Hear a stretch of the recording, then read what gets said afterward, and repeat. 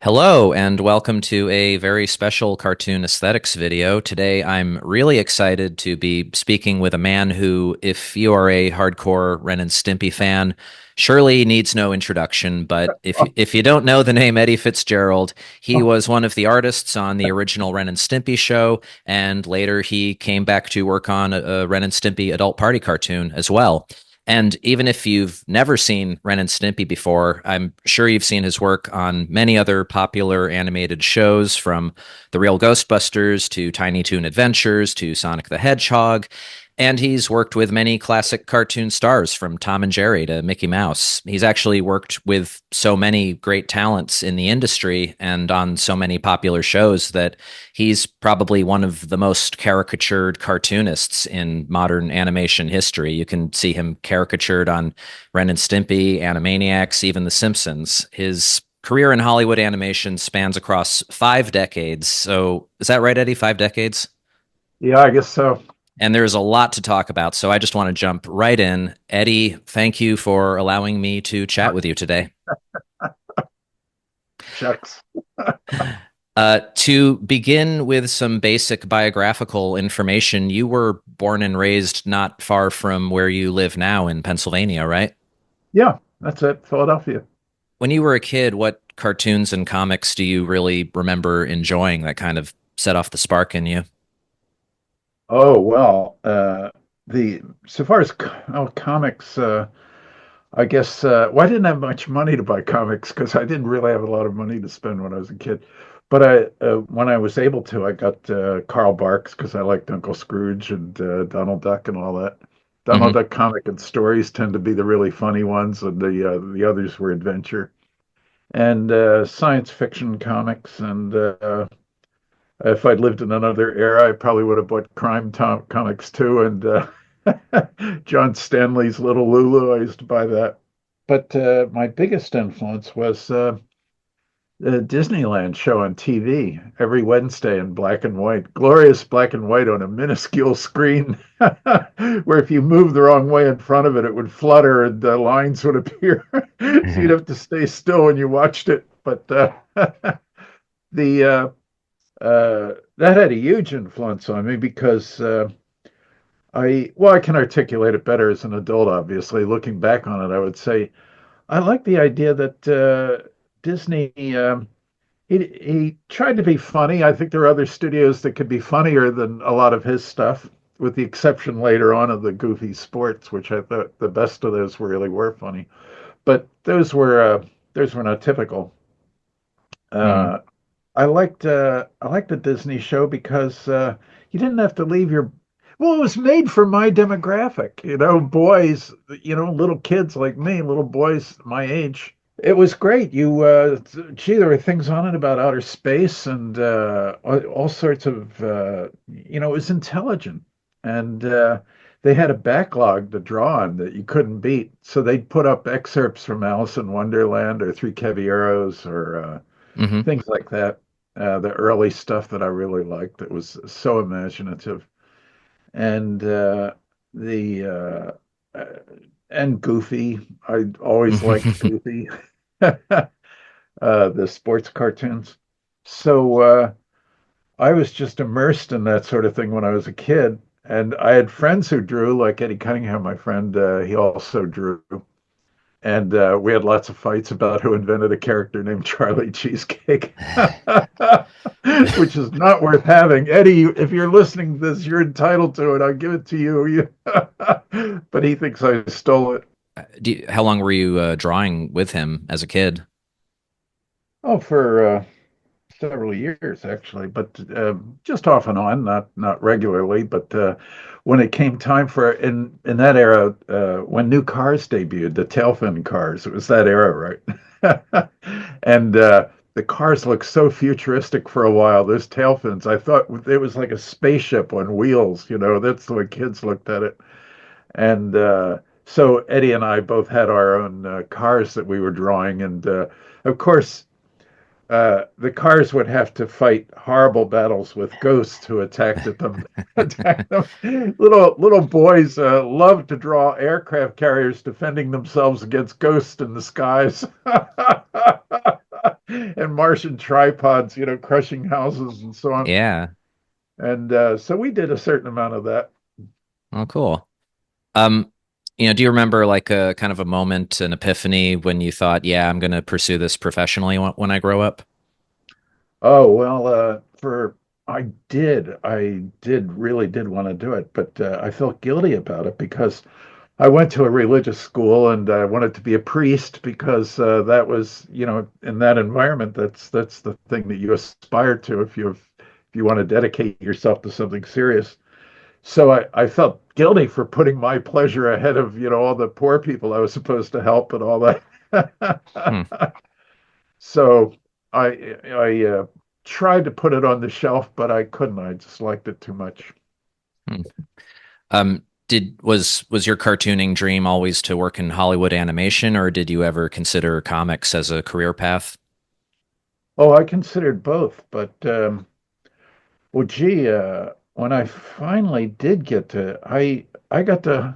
Shall I tell you the story of how I found out about Hollywood? But I have Please. to say, first of all, that my advice to anybody out there who's serious about wanting to be a comic artist or especially an animation artist, if you're not living in Hollywood, maybe New York, I'm not sure, but if you're not living in LA, you're in the wrong place. There's nothing for you where you are. You're just spinning your wheels. You're wasting your time. Hunt where the ducks are. And the ducks are all in Los Angeles for the most part, if you live in America. And I suppose with the internet and everything, that could change. But so it didn't dawn on me to do that. So I kept trying to improve myself, my animation and so on. Uh, when I got out of school, I was constantly drawing and so on. But it was sort of self-taught because I did go to art schools, but I didn't finish at those art schools. Um, I didn't have the money to to go to California and go to Cal Arts or anything like that. So I tried to teach myself, and at that time there was no videotape or accessibility to cartoons that I knew of. Maybe little reels that they advertised in the back of magazines that had a few minutes of animation on them, but it would be nothing you could count on. So I was sort of self-taught for a long time, and that has good and bad aspects. Uh, I remember my first day in art school. I they told me the idea of negative space. Holy cow! It's a great idea. And you know what I'm talking about, right? Yeah. And well, if you never heard of it before, that's a pretty big insight. And there were some other things like that about color and so on. So that was all very useful. But yeah, mainly I developed a style of my own, torturously. And but if you love something, you do it even though you do it badly at first. You just Hmm. persevere because it's just the act itself is kind of fun. Yeah. Which art school did you go to? A lot of them. I never finished any one of them. Yeah. Just whenever I had money, I would try to, bail out and live for a while, doing art full time, in school, but I just couldn't. Was that in Pennsylvania or on the East Coast? Is that were you Yeah, still living there Pennsylvania. then? Yeah. Um, was animation school even an option at that time, really, or was there just Cal Arts? I didn't know there was such a thing as an animation school. I thought Yeah. you just had to be accepted at a place like Disney and you learned Yeah. on the job. Hmm. Kind of foolish of me, but that's what I thought. Yeah. Was this dream something that you could share with anyone besides Eddie? By Uh, by which by which I mean, was that like something that you know, did you have encouragement from him or from any friends or family while you were doing this? not really. I grew up with my grandparents, and they were very old world. Yeah. Animation meant less than nothing to them. My grandfather would tell me, "Why don't you get serious and do something, where you can really make a living out of it? You can't make a living out of that. If you become an artist, your job really will be drawing women's lingerie and purses and socks and so on.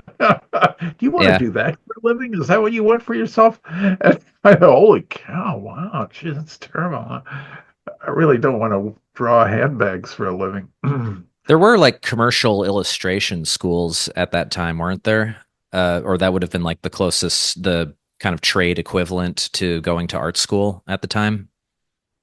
Oh yeah, but I didn't know about them. I really didn't have a clue. Like I said, I grew up in a household of very old world, older people than myself, my grandparents, Yeah. and they lived in a different world. And in those days, nowadays, if you have some talent, there's half a chance you can get a Pell Grant or just something to a school.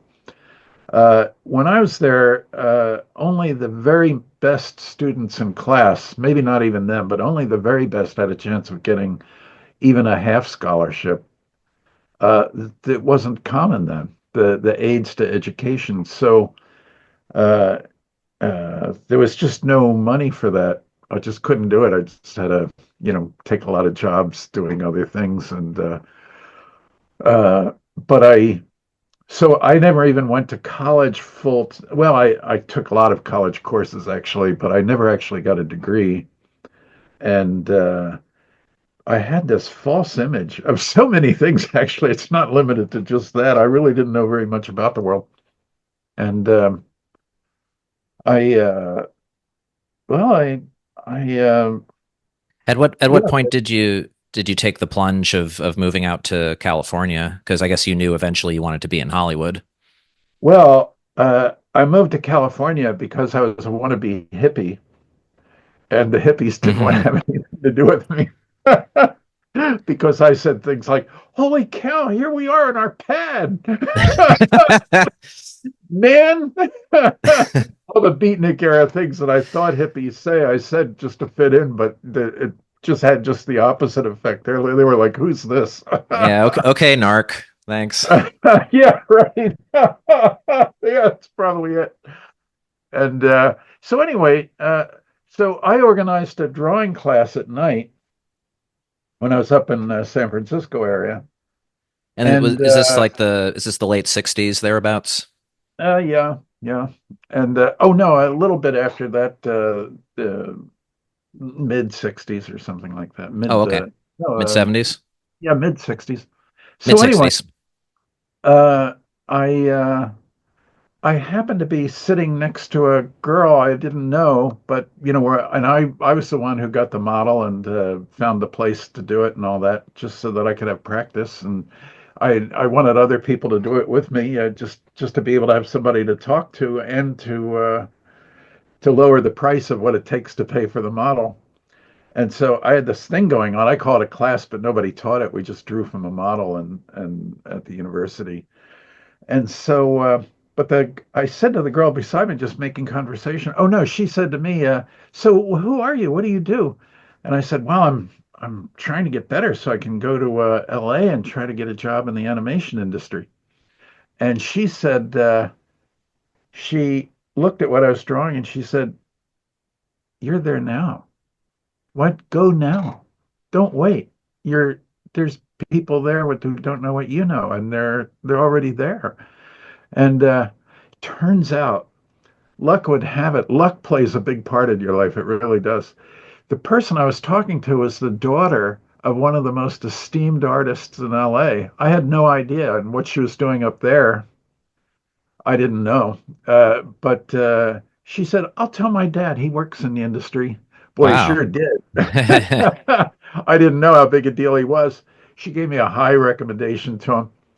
So I went home and told my wife, I said, "Wow, I have to get a bus. I'm going to LA. I'll call for you, as soon as I get a job." And I thought maybe I'd get a job overnight, just getting off the bus, which incidentally is what happened to Stan Freberg. I don't know if you know that story or if you know No, who Stan Freberg I is. do, but I don't know that story. He's a No. comedian. He's not around anymore, but he was a really Oh funny yeah, no, I comedian. I'm familiar with Stan Freberg, but I don't know that story of his. Oh, he Well, he tells people, he said, when you get off the bus in LA, you're not familiar with it. It's a new city. You don't know where to go. You don't know where the studios are. If somebody told you the street name, you wouldn't recognize it. And you only have a few dollars in your pocket. It's just a classic story of throwing yourself into a situation without any preparation.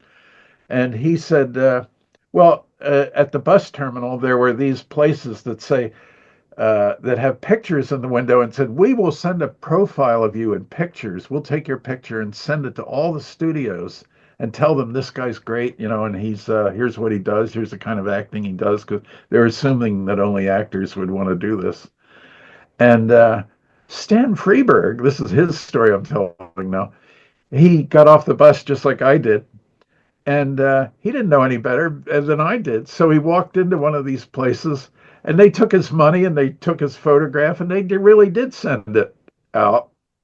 And of course, that's a joke in LA. Nobody ever gets a job based on that. But Hmm. Stan Freberg, Hmm. he got a call from, of all people, Friz Freleng at Warner Brothers. Whoa. Oh, They were doing the whoa. Bugs Bunny cartoons. And he said, hey, why don't you come in? We'll take a look at your stuff and see what happens. Your tapes or whatever. He was a voice talent Yeah. and a comedian, and so they liked what he did. They liked the voices that he did. He just went to a studio where they were recording that day, and probably met Mel Blanc and all that. I'm assuming, and so they said, "Well, come in Monday. You're hired." Amazing. Well, so, and I had similar luck. I take my portfolio around. I find out where the streets are. I take endless buses to get there. Didn't know anything about the city. Didn't know anybody who was there. And knocked on the door of Hanna-Barbera. And when I told the receptionist who I was, she didn't understand correctly what I was saying. I guess I wasn't articulate enough. She thought I was saying that I was going to marry Mo Golub. That's the guy whose daughter it was that I met Yeah. up in the middle of the state, and that I was her fiance. And I didn't say that at all. I never claimed that. I never thought of myself that way. So all of a sudden, I was treated like royalty because evidently he wasn't in the studio and wasn't able to deny it. He was gone for some reason. So they brought me up, introduced me to Harry Love, who was a guy who you would do that with, and animator and so on. He took me around to the offices of all the really big people at H&B and said, "This is Eddie. He's a fantastic artist. Mo Golub loves him and all this stuff." I never met Mo Golub. I never heard of him before his daughter told me about him. So anyway, and I was treated like royalty, and it was just assumed that there was a place for me, as the child of, Yeah. and the relative Mo Golub, relative to be, who's going to marry his daughter. When I finally, and he'd take me to offices, and people would greet me real enthusiastically, and tap me on the shoulder, and oh boy, it's wonderful to meet you, Eddie, and all this stuff. And I was thinking, boy, people in LA sure are nice. But then it dawned on me after I went to the third or fourth office, and with effusive, slapping of the shoulders and so on, that he was telling them that I was going to marry Mo Golub's daughter, which was ridiculous. I hardly knew her. So I said that, and all of a sudden, well, let me say this: within minutes, I was out on the street. Yeah. So that didn't work out, but it gave me the courage since I'd seen the inside of a studio. And I realized that this kind of art was done by human beings and not supermen, which I thought before. I thought you had to be at the talent level of Rembrandt just to get at least, beginning job. Just to So draw a that snooper once and I blabber, realized it yeah. was possible, I then went to Filmation, which just happened to be close, and they took me in. They said, okay. They liked what I did and the stuff I showed them. So they said, yeah, all right, we'll give you a shot. We'll give you a test. You stay around for a month or so, and we'll see whether you can hack it or not. I said, what? I called Mary on the phone. Mary, you're not gonna believe this. I got a job. Get rid of our stuff. Go, get on a bus. Come down here. I'll find a place. It's gonna be great. And it was great. I have to say, my time doing that, a lot of people, Filmation had a reputation for being the worst of the big studios. The least talented people ended up there. Presumably, that's what people said about it, other artists. Actually, Don Bluth had worked there and had just left, actually. Mm. Maybe his leaving was one of the reasons I got a job there Hmm. because they had Yeah. jobs that had to be filled. And maybe because they were doing superheroes before that, but it looked like the comedy revolution was sort of on the horizon and they were looking for a different type of artist. And then I happened to knock on the door at just the right time. Yeah. So this time I didn't tell, they didn't think I was married to anybody's daughter. Yeah. And they put me in with the greatest set of people that I really enjoyed working with. Wonderful guys. And I can't tell you what a relief it was to uh, to be with people who got it, who understood that animation was a very great thing to do, that there was plenty that hadn't been done yet, that we were all going to revolutionize the industry. And just met all these wonderful people there, including John eventually, John Kricfalusi. Uh-huh. Uh, but not right away. That was after I was working there for a bit. And so every day, I mean, I felt like I was in church, to be in Yeah. a real studio, and everything was done under the same roof. Cells were painted. There was a recording area of the studio where they recorded voices. There was endless rows of desks and so on, bullpens, and just all the stuff you would expect, where everything is done in house. So I was one of the last people to be able to see what a studio looked like where everything was done in house. Yeah. When you And it say was just, I'm I sorry, would go walk on. down the corridors just, like, oh, I thought I was in heaven. Yeah. When you say revolutionize the industry, what year was it that you arrived and got your first job at Filmation? Oh, Thereabouts, late uh, 70s, right? Or mid perhaps 70s? uh, 70, 78, 79, somewhere in there. Okay. Well, I ask because, I think by that point it maybe might have seemed obvious that TV animation quality had taken a dip since the 1960s. Even like at Hanna-Barbera, if you compared the early Flintstones, say, to the Flintstones iterations that they were making the next decade, you could see that they weren't being drawn as well, that maybe standards were declining a bit. Was that something that you were aware of when Oh, you went absolutely. out there? Yeah. So Absolutely. when you say revolutionize, like, did you feel like, oh, maybe they just need some better talent? Maybe they need Yes, me. I thought it just hadn't occurred to them because they would like to do they would like to do something better just like I would. Well, the guys I was with were all in agreement with me. They all wanted to do something better. Yeah. But the management, who are nice people, by the way, as human beings, they were real nice. But they just didn't have a clue. They older people would tell old animators who were there, old MGM animators and so on, who might have been in betweeners when they were working in the class, for Tex Avery or something, but now they were full blown animators. But they would take me aside and try to help me by saying, it's all been done before.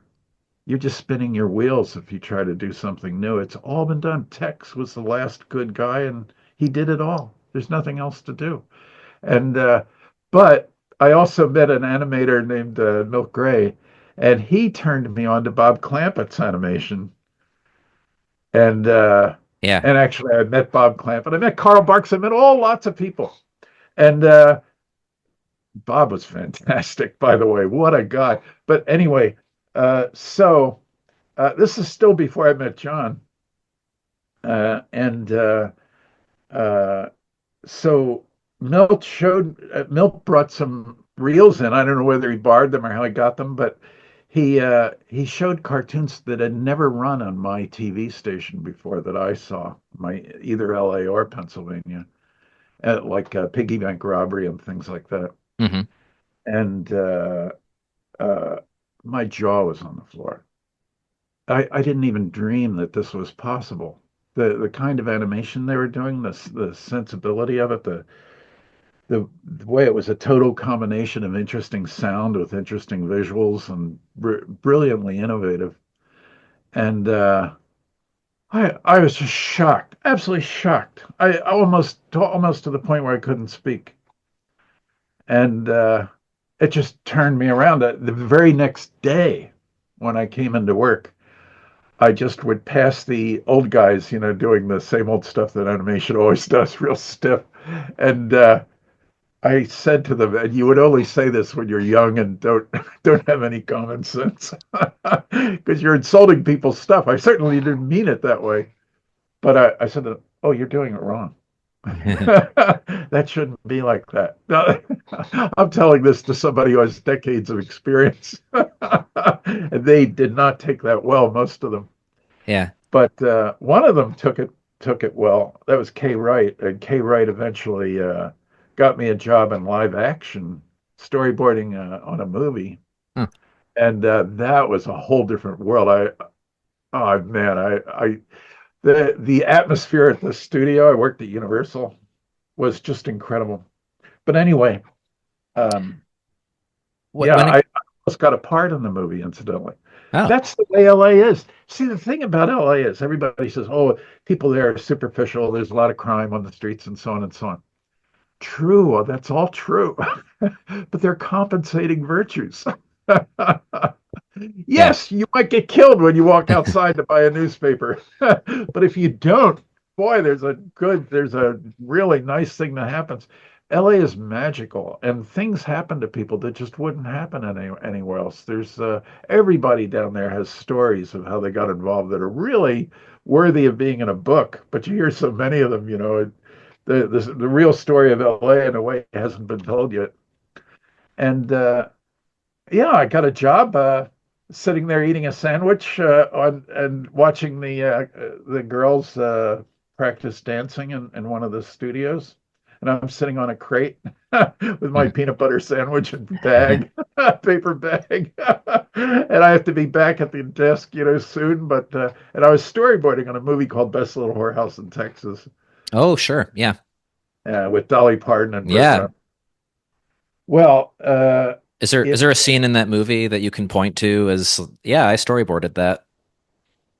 oh I don't know. Well, I've seen I got in trouble for, it, but they still liked it. Was where Burt Reynolds punches the evil guy who's trying to stop the action in the film from happening. Yeah. He just puts his hand back and punches him, and he goes sliding across the floor. Now this is in the capital city of Austin, and you're under the dome of the city uh, main city building, and well, they use that, but I got in trouble for it. But anyway, there were other things like that.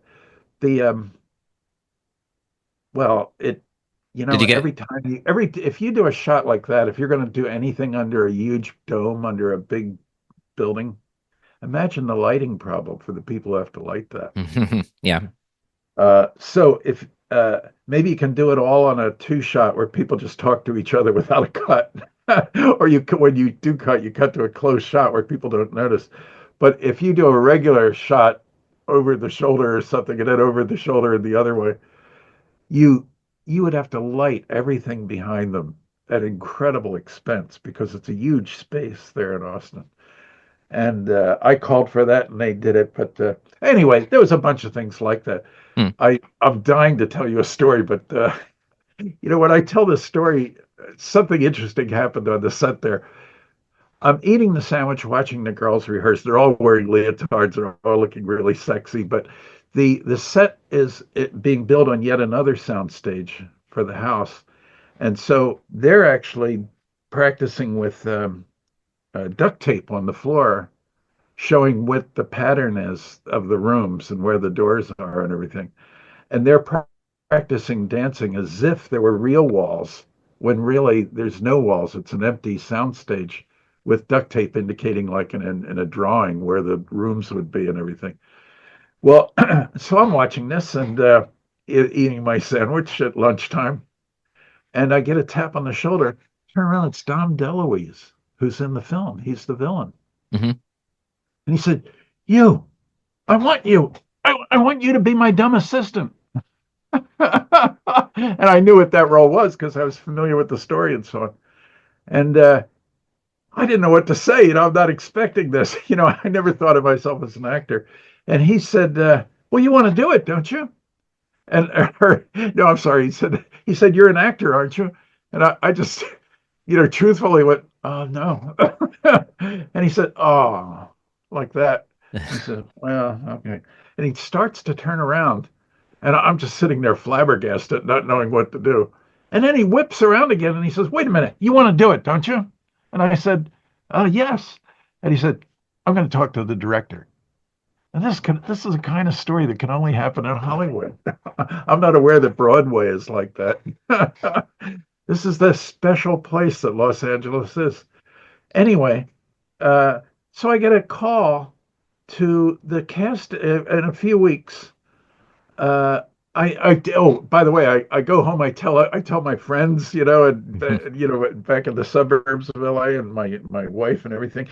We're gonna be rich. We're gonna live in Beverly Hills. I'm gonna walk a cheetah down the street with a silver chain. It's we're the most. I'll wear sunglasses that are so expensive you can buy a car with that money. It's great. Oh, Mary, we hit it. Our ship has come in. So so anyway, uh, so uh, but friends talked me out of it. Friends that I knew who were also in the industry all said to me, they said, "Eddie, you haven't been here long enough. You don't know the situation in LA. There's a lot of promises don't get delivered in this town, and it looks like you've just been, in there yourself." And he said, he's probably a nice guy, and he'll forget it tomorrow that he made the offer. That's the way things work around here. And so, oh, really? So I just said, well, okay, but I was still having fun doing the job I was doing, storyboarding the film. So a few weeks later, I get a call to the casting director, who I had never met before this. She's in a separate building. And so I thought I used to have a temporary office down there in casting because they didn't know where to put me. And so I thought, oh, I must have left some pencils in the drawer or something. So I just went downstairs to get the pencils. I walk into a room and there's like 5 guys in there who look just like me. I forgot to say, when Dom DeLuise talked to the director called me into his office and said, "Dom is in here and he's saying he has to have you." Can you believe this? Wow. And I have no experience, and I've never taken an acting lesson or whatever. Yeah. Anyway, he said, "Have you ever acted in anything?" Well, because I had a little time to think about it, I mentioned every grade school play I was in and so on, as if it was a big deal. And he could see through that immediately. I had amateur written all over me. But anyway, so he goes to the window and he just hesitates for minutes that seem like hours, and then he turns around and he says, "All right, you got it." What? That movie had a budget of $27 million. At the time it was made, that was second only I think, to Cleopatra, for Oh, money being spent on a film, yeah. which is now considered kind of an inconsequential film, but just the budget alone, filled you with awe. Yeah. And to have a role of the villain's assistant in a film like that, this could only happen in LA. And but I walk into this office when I'm called there, thinking it's not really going to happen.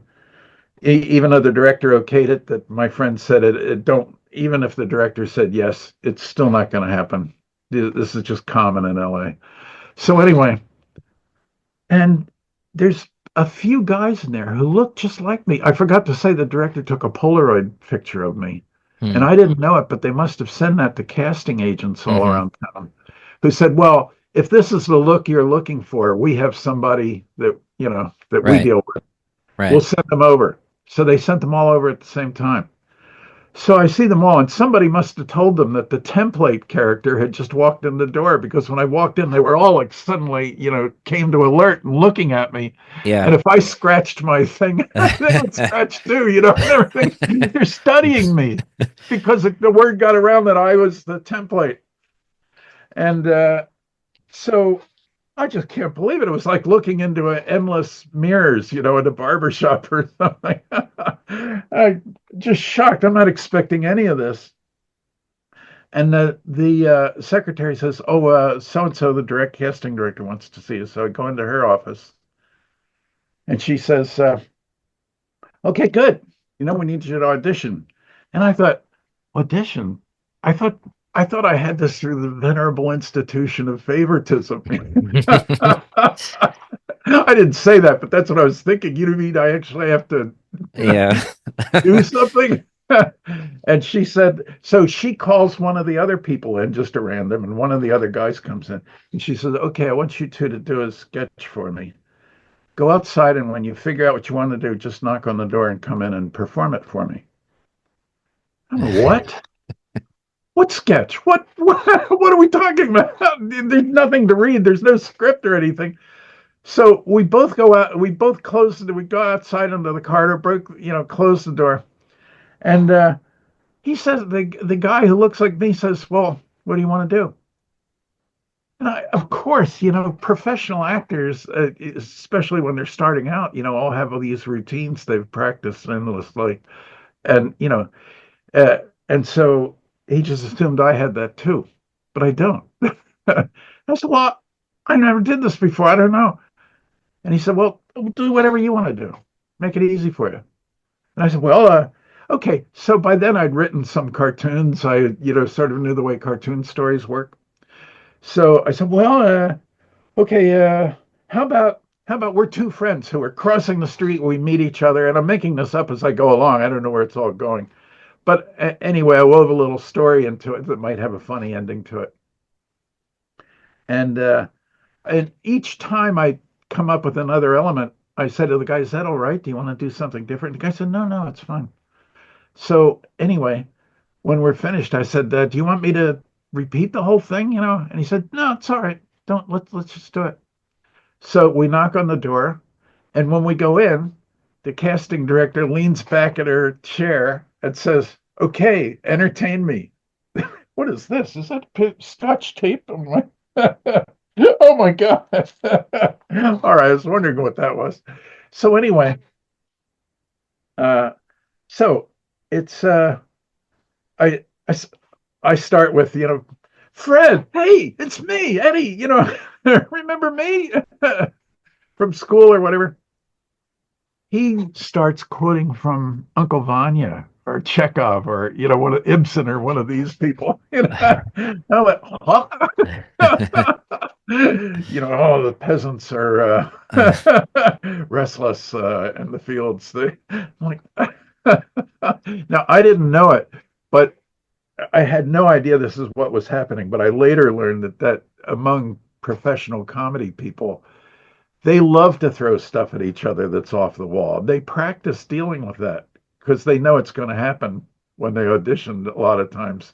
So they're ready for anything. And just to steel themselves up for that, they practice, giving each other off the wall things. I had no idea that even existed. So I'm like, Fred, like I said, remember me, Eddie? And so he, and yes, the peasants, they're here outside, and Aunt Martha's going to deal with them, but I don't think we'll have to get our uncle the doctor, and or and all this. Like, so this keeps going on, and I'm scared so much that my lip begins to quiver. And my voice begins to quiver. I'm like, my whole body starts to shake. and, and the guy keeps going on with this Uncle Vanya stuff. And so with Chekhov, for Pete's sakes. And so so I'm there shivering. I can't even talk, right? And the casting director puts an end to it. She says, "Well, okay, that's it. I'll get in touch with you. So on the way out, just tell the next two guys in the bench out there to come and talk to me. Yeah. So I go out like this, and all of a sudden, all the heads in the room that are still there, look at me, trying to do it, because I'm still the template, right? And so my whole acting career just ended there. Oh boy. I did not get that part. Yeah. Wow. Well, now next time I watch that, I'll have to picture you in Dom DeLuise's assistant's role. Um it, Oh, well, get this. It it's turned out that Dwight yeah. Harden said, I want to get a record from this movie. And I came up with another song that I didn't know I'd do, and it's a really good song. But we're going to have to. And they said, well, that's fine, Dolly. We'll put it in. We like it too. And she played it for them. But we'll have to delete some other stuff from the film to make room for it. So they delete it because she had a couple of extra songs. They deleted my part. Oh, There was the guy who played the dumb assistant was still there, but it was just sort of yes and no dialogue, and yeah. not much to speak of. And Hmm. which is amazing because the end of this story, which is almost unbelievable and could only happen in LA, the very end of this story, which I'll say fast, is when before I knew that any of this was going to happen, when I was just storyboarding, and I'd have to go into the director frequently and say, "Well, here's what you told me to do. I staged it like this. Is that what you want, or do you want to change it?" Because really, I'm there just to be his wrist. I'm not.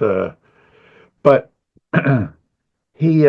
I said, I just happened to say while we were talking, I said, well, uh, I probably wouldn't it be funnier if the bad guy had somebody to talk to? Because we want to hear what's going on in his head, and he needs to tell somebody, maybe an assistant or something like that. And the director said, Colin Higgins said, yeah, yeah. Now, I don't know if he thought about this before and somebody talked him out of it, and he was hearing it again from me, or whether it was just he hadn't thought of it. But it's hard to imagine he hadn't thought of that. That's pretty standard stuff. So anyway, he said, well, okay, well, if we do that here, and he takes a red pencil, he said, then we'll have to set it up by putting some dialogue and right in here to introduce that idea. And if we do that, flip, flip, flip, we'll have to put it in here. So I was instrumental in creating that role, which I didn't get, but which is okay because I didn't deserve it. So I have no reason to complain. But it was so nice to be considered for a while. Yeah. But the whole thing really fell apart when they told me, "Hey, Burt Reynolds wants you, and he's going to be in the film. He's going to play the sheriff." And they said he has to go to a building that's on the other side of the lot, and he doesn't know where the building is, and we know that you know because you've been there. Can you just walk him there? And so Burt Reynolds comes in, and okay, oh hi Burt, and whatever. And I was shocked. He's a movie star, and I'm me. So we're walking along outside, and of course, he's done a zillion movies. He must have known where this building was that we were going to. It's just an excuse to look at me without calling attention to it. Yeah. And I guess he must have said, "Look, I don't think the guy can do it," Hmm. because that was really the definitive end of that thing. Ah. But Um, But anyway, it was such well, LA is full of stories like that. The guy who's waiting on your table there at the hamburger joint, he'll tell you a story like that about him, and it'll be, just as weird, if not weirder than what I told you.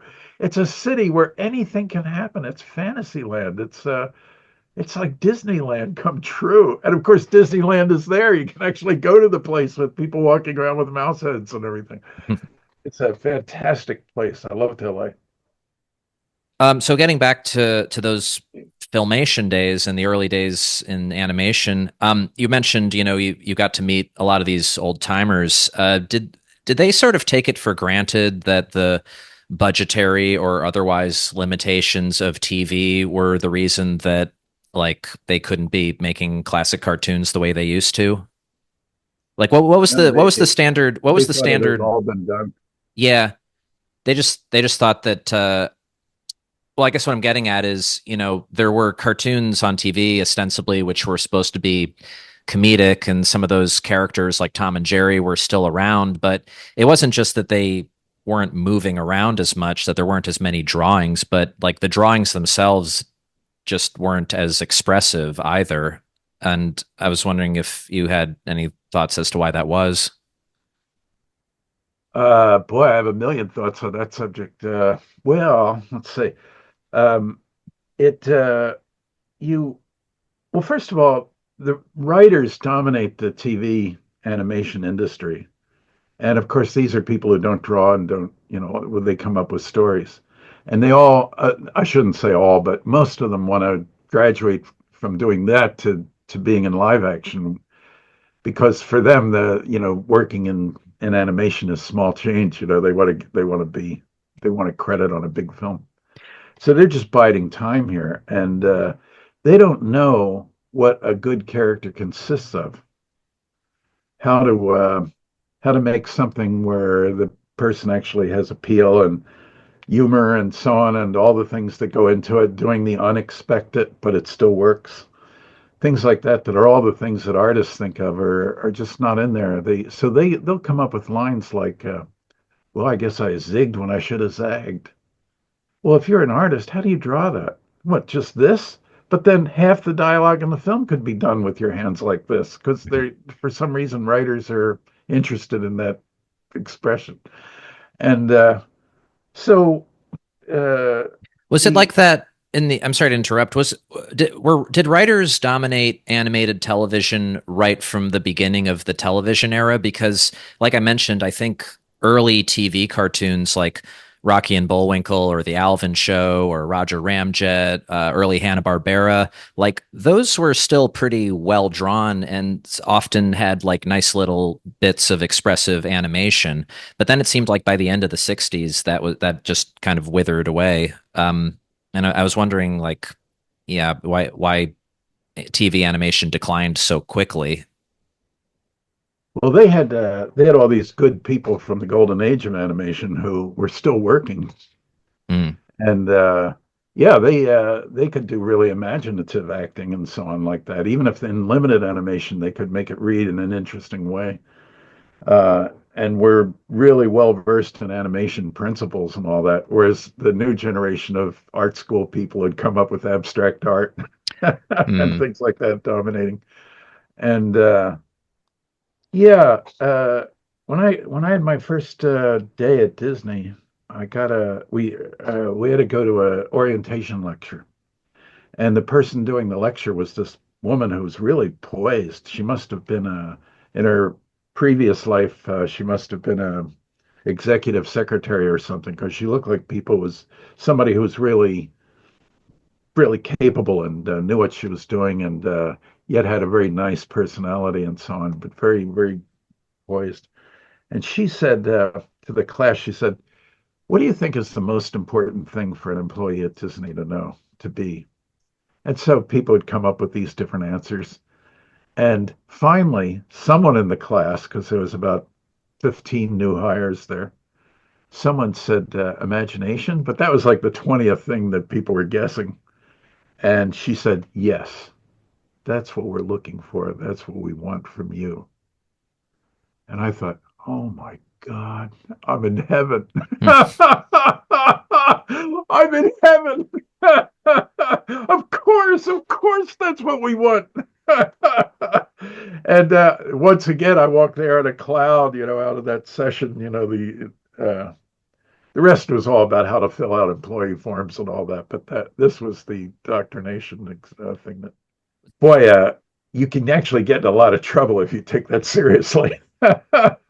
Because you discover that it was, Walt and some of the hardcore people there who are still really good.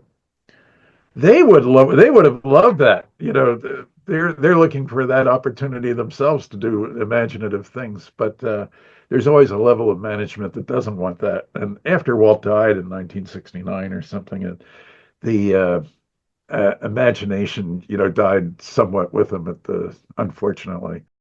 Well, I think the average person and maybe even a lot of animation fans aren't necessarily aware of how many changes the industry has gone through over the years. I always think this when I see people refer to Bugs Bunny or Tom and Jerry episodes when they're talking about theatrical shorts from the 40s or 50s. But to the degree they are aware of changes, they tend to think those changes are just about art styles that are popular or what kind of content is allowed.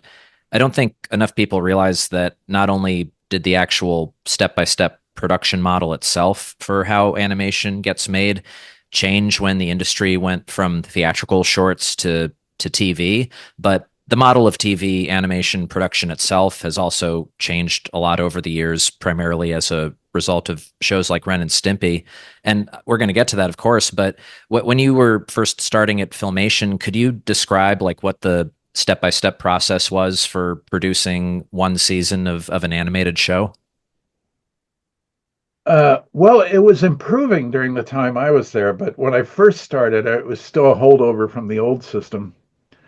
And in that system, well, the head of layout there took me aside, and he was one of the people who said he was trying to help me out. Who said you can be you can try all sorts of weird things, and you'll get in trouble, but they won't necessarily fire you.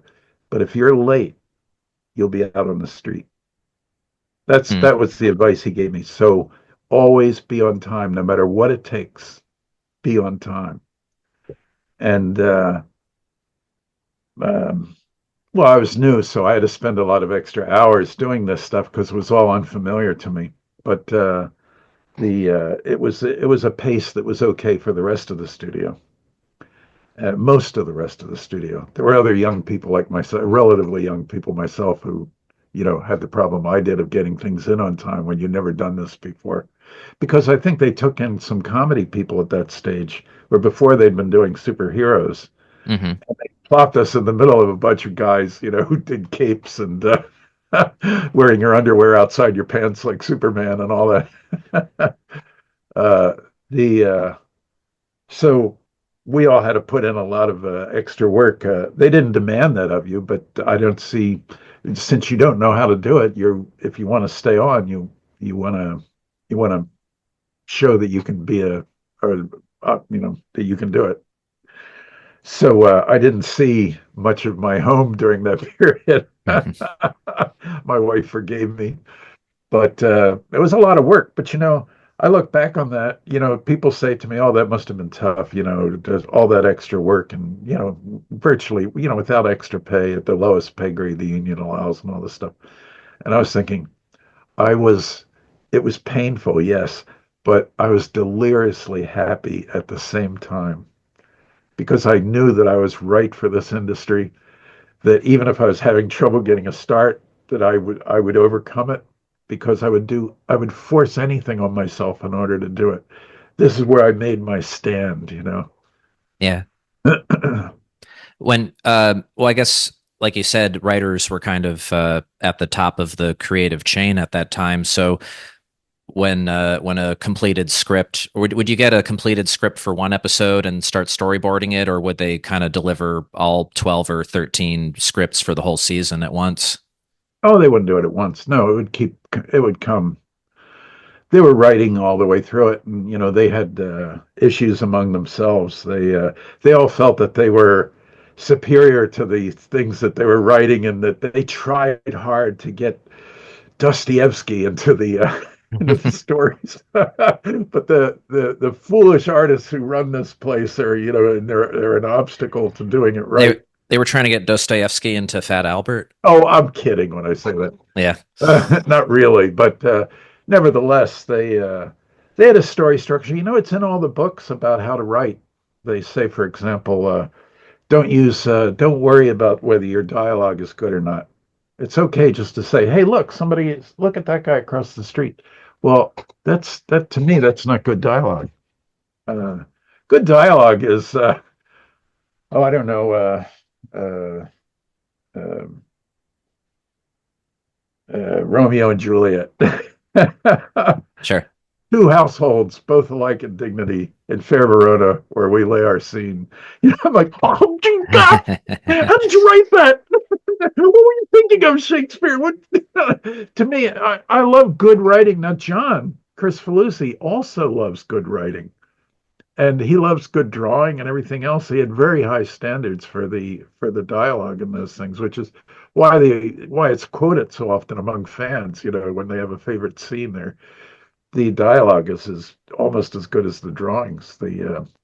But uh,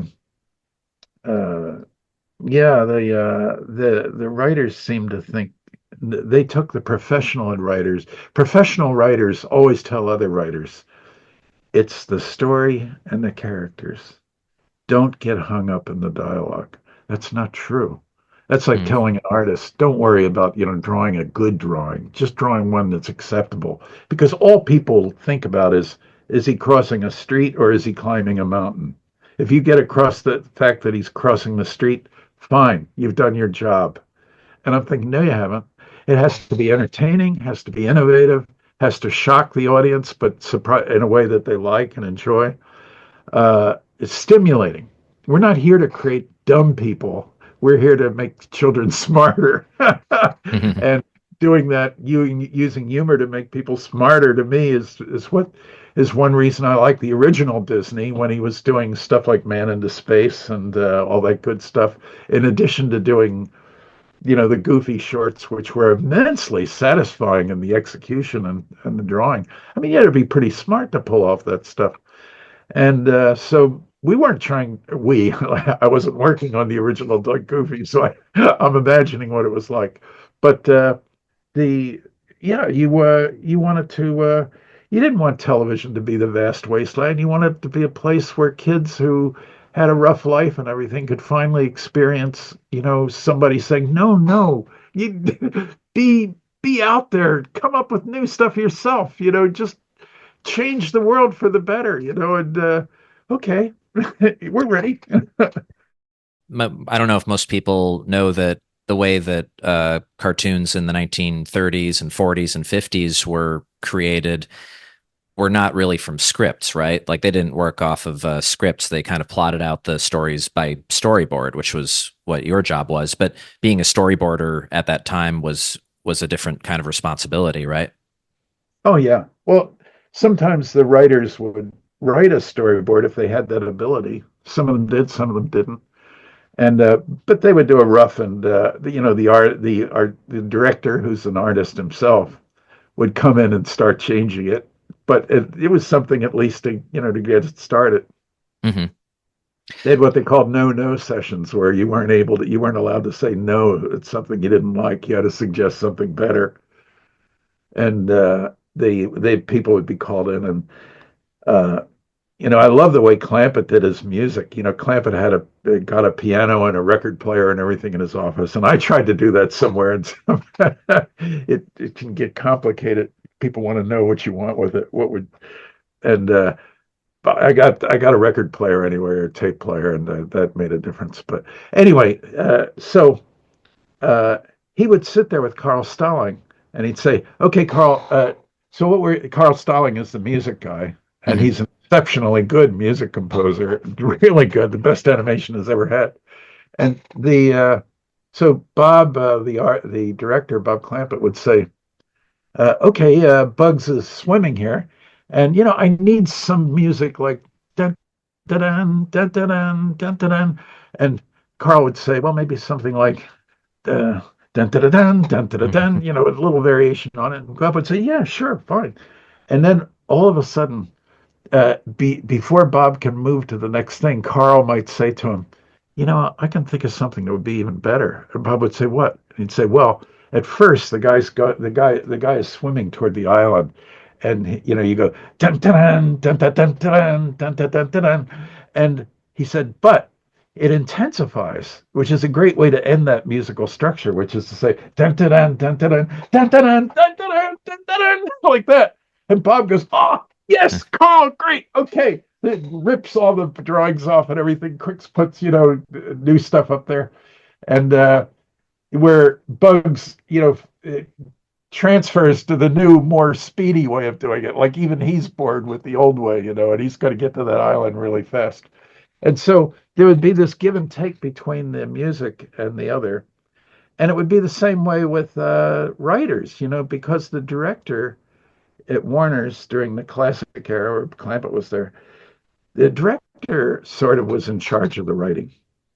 And so he could hire and fire he could hire and fire a director, a writer. And the writer knew they had to please the artist or they couldn't have that job. They had to Yeah. please the artist director. So consequently, you had art was the main thing, art and acting and fun, Yeah. opposed to the modern method, which is, well, there's a way to do all these things professionally, like they say in the books. Uh, don't get hung up with dialogue. Don't get hung up with trying to be the funniest person in the world. Just keep thinking of the thread of the story and the emotion of the characters. And I'm thinking, oh, come on. Come on. That no funny person thinks like that. We want to Yeah. say, what I was always thinking at the time was, I'm making this film for the kids who are going to talk about it in the schoolyard the next day. Yeah. So one kid tells another kid, "Oh, you should have seen it. You should have seen it when Bugs did this or that." And that's what I thought to myself, what's going to make kids do that? And but you you start doing that, and you run into management problems Yeah. because to them that's Well, you said that the management at Filmation were nice people, but do you feel like they really appreciated the art of animation or appreciated like funny drawings or good cartooning? well, I think first of all, you're right. Most of them were really nice people. There's nothing wrong on that issue. It's just that they didn't understand that you always have to be trying for something better and something new, and you may not be able to achieve it. But if you don't try, the thing is going to be desiccated. It's going to be not worth seeing. People appreciate an effort, and if it fails, that's not as good as it could be, but it's still worth looking at. But try it. If it fails, it fails. No big deal. But and that's what they thought they were preserving the industry for what they believed might be a comeback in the future. They couldn't imagine what it would consist of, but there had to be a skill level that was nurtured, and that they felt they were keeping this alive. Hmm. So they consider themselves the nice guys, the guys who run some of these studios, and they're not all villains at all. Yeah. Well, I mean, do you feel though that the average TV cartoon of the 70s and even going into the 80s was like reflective of the capabilities of the artists who were working on them? Not at all. Not at all. No, no, no, Because, no. well, because yeah, and I don't think so either. Because we have IMDb now, and I look back on the credit lists of Ren and Stimpy artists or whoever, and I see that they worked on these shows in the 70s and 80s, and I think, boy, you'd never know it because they sure weren't allowed to draw like they later would be allowed to on that or on Mighty Mouse or whatever came later. Yeah, it was really frustrating. And boy, John came along and he expected it to be funny. As a matter of fact, he felt bad if you didn't give him something that would excite him. Hmm. And I thought, oh man, this is great. I got the same feeling I got at that lecture in Disney where they said imagination. I thought, yeah, man, this is I'm with somebody who's the real deal. This guy is great. Yeah. And you were talking about, Clampett as a director being able to direct his composer, direct the writers how he wanted. I was reading one of your blog posts on Uncle Eddie's Theory Corner.blogspot.com, which is a really terrific blog that you wrote for many years and has a lot of wonderful articles, not just about animation, but architecture, Your check will be in the mail for saying that. Go ahead. sculpture, literature, fashion, all kinds of things. And in a post you did on storyboarding, you wrote, quote, in the TV era, writers and executives effectively got rid of directors. Can you elaborate on that? Like, what was a TV animation director's job at that time if they didn't have that kind of directorial authority that guys like Clampett or Chuck Jones would have had back in the golden age? Well, now they call them showrunners. Hmm. It's a That's something that the writers sort of got through in the union as a union demand, and the I'm guessing, uh, but it showrunner uh, is maybe more often than not as a writer, and uh, sometimes it's done by an artist, but uh, the well, the writers are the ones who get to meet the clients, and the artists traditionally in TV animation never met the clients. Maybe the top two artists in the whole studio would do it, just on one occasion at a party or something, but not on a regular basis. The writers felt that they had insight into the needs of the show What and what does sorry to clients interrupt. What does clients mean in this context? advertisers Yeah. Okay. and people who are willing to bankroll animation projects. Yeah. Okay. So if the writers were the ones meeting with the clients, then I guess cartoonists and animation artists seldom, if ever, got to pitch their ideas or develop their ideas for new shows, correct? Yeah, and now things changed after Ren and Stimpy. Uh, you have Cartoon Network and things like that in the very beginning that where uh, where artists did have more of a say in things. But I'd say before Ren and Stimpy, sort of Roger Rabbit and Ren and Stimpy, but especially Ren and Stimpy, really changed things and made things a lot better for the artists. And well, there's but at first, John knew exactly what he wanted to do. He wanted to structure the studio on the way that it was structured in the Golden Age, where the director was responsible to the main producer in the studio, but only that, nothing else. And so that guy could fire the director if he wanted to, and there would be nothing he could do about it. But there was now it's Billy Wilder said the difference between now and the golden age of filmmaking was he said then you had to please one person, one well he Hmm. called it asshole, but you had to please one person. That was the guy who ran the studio. He said now you have to please 15, have to pass on what you do. The money coming in is coming from different directions under different expectations and so on.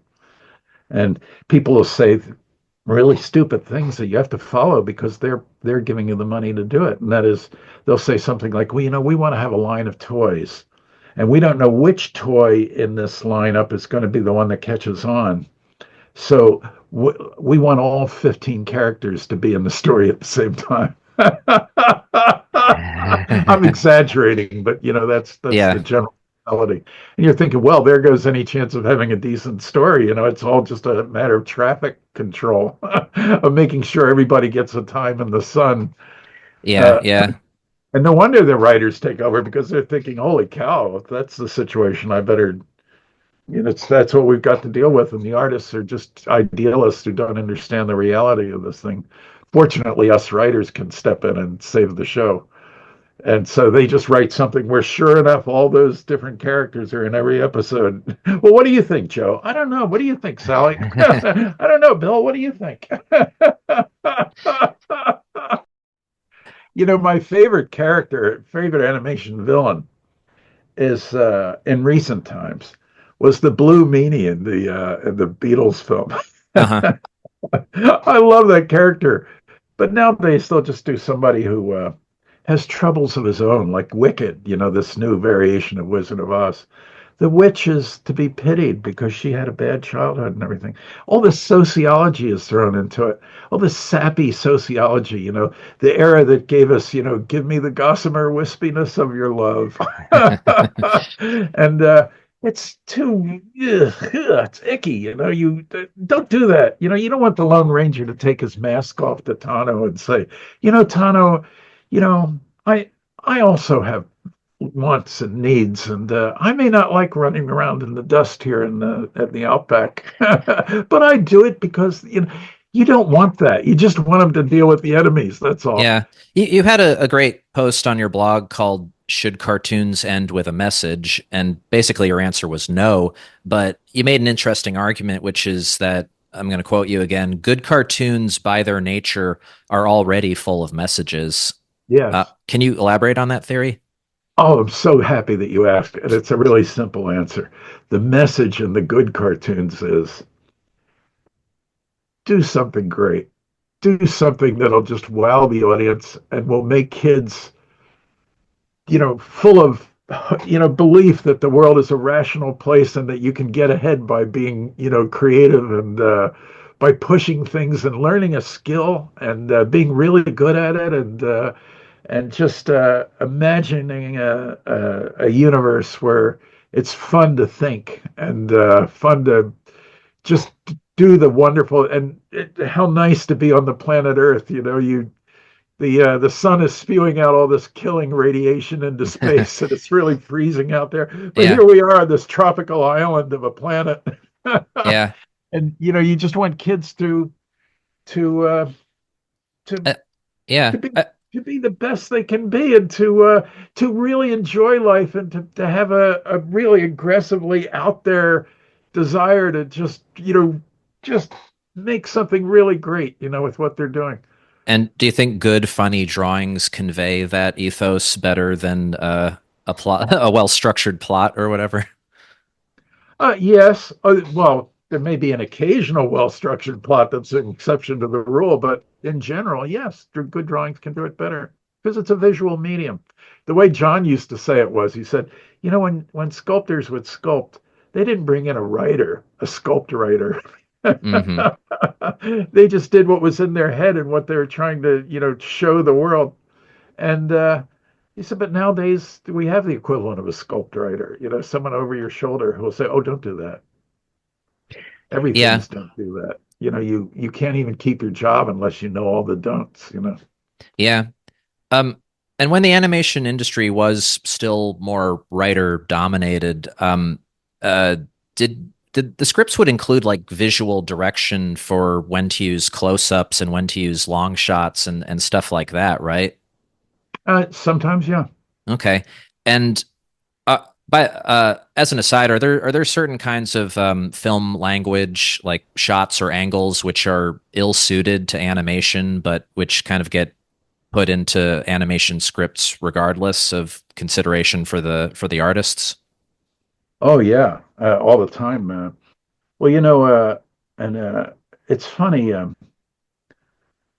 If you look at the great live action comedians like Jackie Gleason and the Honeymooners, or I don't know, Sid Caesar, Ernie Kovacs, just all the funny people from that era. They have a unique thing they do. It's shtick that they sort of did it in front of an audience until it used to be. There's a tradition in vaudeville which was do it if anything goes wrong, if the audience doesn't laugh, as soon as the curtain comes down, have a crisis meeting. Because while you're performing all the time, it was a big deal in its era, which I guess ended in the 20s essentially. But it was a big deal in its era. And there would always be somebody in the back talking to the boss who ran the theater saying, do you see that? Do you see what's going on stage? Nobody laughed at what he just did. Now, if you got me and my dog act there, then Mm. you'd get a laugh. This guy's a bozo. Why did you even hire him? So there are people bad mouthing you all the time because it was a very competitive industry. And so consequently, if there wasn't a laugh, instead of just saying, well, I guess a bunch of bozos walked in that morning, and it's their fault, the bad audience. In my opinion, you never blame the audience, even though occasionally it may be true. For all I know, maybe there is such a thing as a bad audience. But for you as an artist, you should never think that.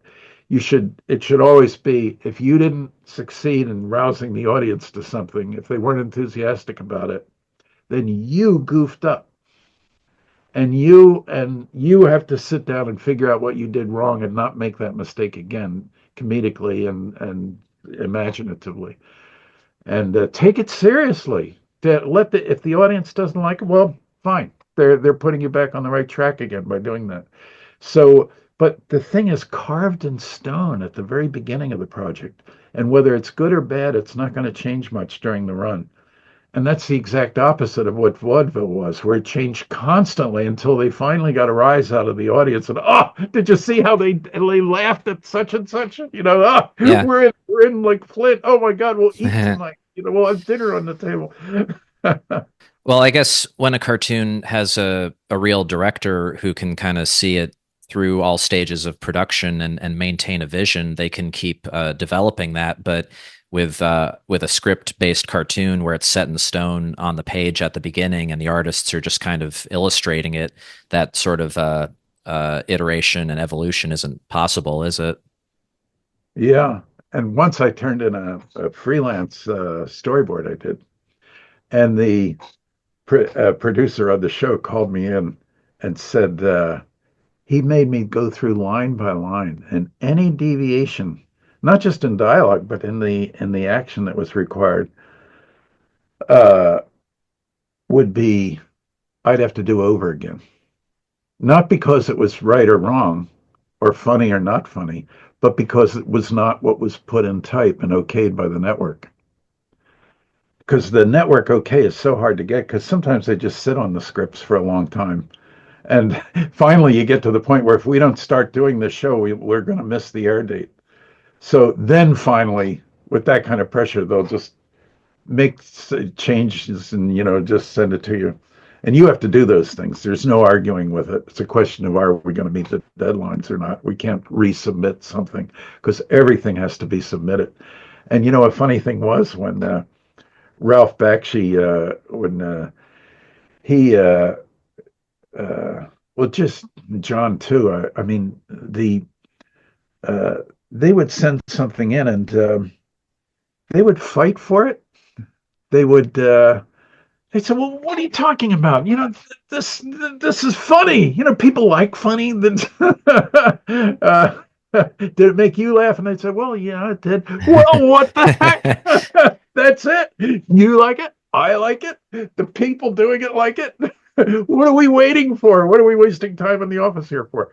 And I love that. That's a great attitude to have. And Judy Price, when John did his first cartoon for TV, was Mighty Mouse. Hmm. She she had a reputation for being really hard to deal with and not accepting any deviation from the scripts and so on. When she saw what John was trying to accomplish on that show, she said, "Yeah, go ahead, do it." This is from everybody thought was a witch or something, Yeah, who could. yeah, But she said, I was hard on these other people because I thought they were taking advantage of kids by giving them schlock just in order to sell peanut butter or something. yeah. And uh, and you guys are obviously out to do something that really is different and requires thought on the kids' part and so on. Uh, I'm, great. Go ahead. And whoa, that was great. That was great. Oh, if only there were more people like that. Yeah, that's awesome. Well, prior to I hope to get to talking about Mighty Mouse and that kind of the beginning of that era soon. But I just want to ask a couple more questions about the Dark Ages because it's one of those things that it's like I guess like the real Dark Ages, there isn't enough factual recorded history to kind of like tell us what it was Yeah, really yeah, like. yeah. And I know I'm fixated on it right now, but we'll move on soon, I promise. So when you got like a script that was boring or unfunny or had bad dialogue, it doesn't seem like you had any authority to say like, well, let me at least try to draw it as funny as it possibly can be. Were you kind of relegated to only drawing characters the way they had been drawn before on a series or what they looked like on their model sheets? Oh, you got model sheets that were very strict about what they look like and turn around, and you would get attitude sheets showing them doing different things, and that was the characteristic things that person was supposed to So do. there were like pre-approved expressions for every situation, and you were just kind of were you just kind of plugging them in? Yeah, occasionally you could get a little something different, but in the main, what you just said, yeah. Hmm. What I think to this day, among animation fans and maybe even amongst professionals, there seems to be some contentiousness about the definition of of being on model or off model. Can you describe the dogma around that concept within the industry of staying on model? Well, I have to mention John again. And John was the antithesis of all this, so of course you quote him. But he didn't want model sheets. He maybe a basic model just to show what the character looks like, Hmm. but it's meant to stimulate your imagination about how they could do unique acting that isn't on the model sheet. That's what he was hoping for. But unfortunately, even John had to live to up to deadlines, and occasionally, uh, people would not do that. They would just give him something that was more traditional, just in order to get the thing done on time. And John would get mad, and this is not what I wanted. For God's sakes, breathe some life into it. Make it funny. Make it whatever. And that was at Spunko, John's studio. You were expected to make things better. Unfortunately, you had to follow John's style. John was the preeminent line artist of his generation, really. I can't think of anybody in the fine arts, for example, who could do things with a pencil that he could do. He was the best. You never think of somebody as being the best who lives, a car drive away that you can go get a hamburger with. Yeah. You always think, oh, well, somebody like that must have a beret and a baguette and live in Paris with a lot of it, with John Paul Sartre, coming over for a wine that night, and everything. And it's not like that. It's really the best of something can be somebody who's next door and you just don't realize it. In my neighborhood back in LA, I lived near and didn't know it until the guy died. The guy who did the jungle design for King Kong, the original black and white movie. Oh, How lush that jungle was and how yeah. mysterious and grand and awesome it was.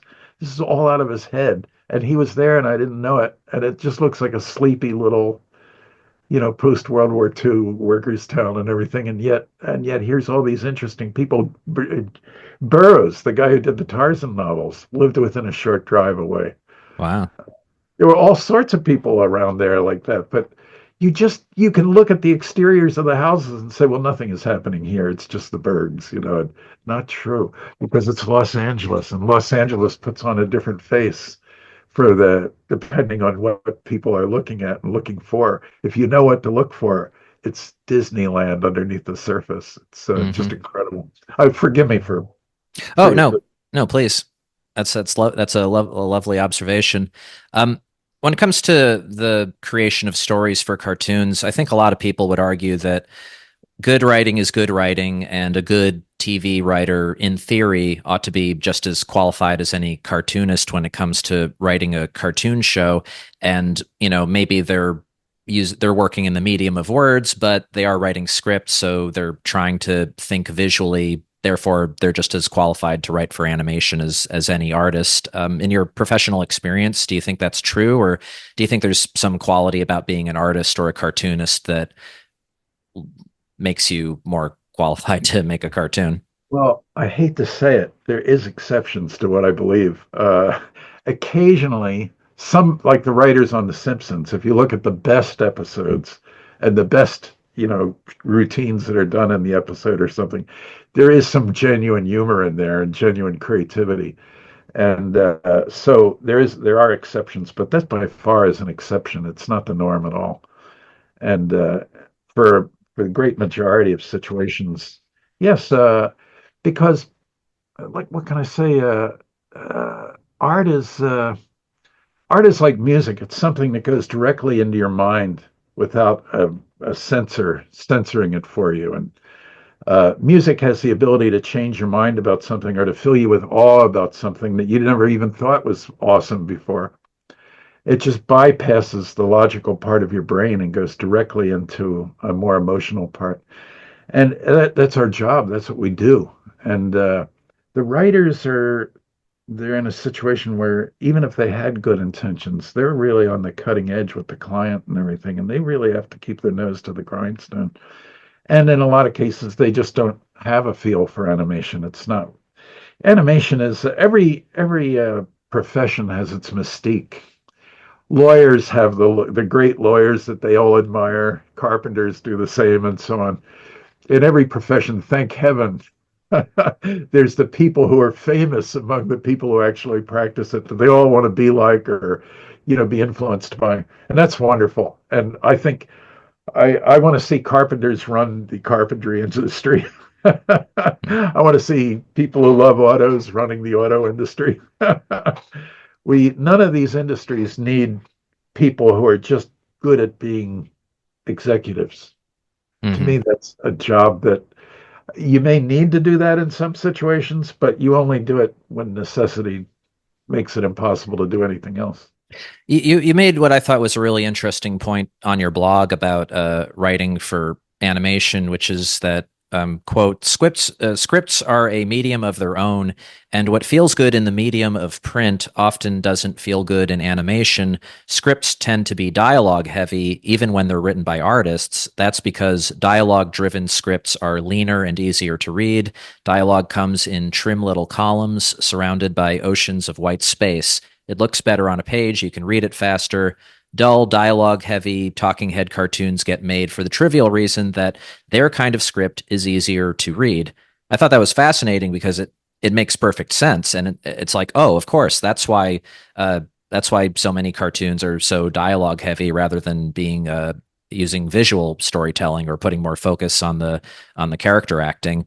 Do you think modern TV cartoons being so dialogue driven is just an unavoidable consequence of the TV medium, which tends to be more dialogue driven, or is it more like a dictate of the industry that it needs to be dialogue driven to hold people's attention, perhaps?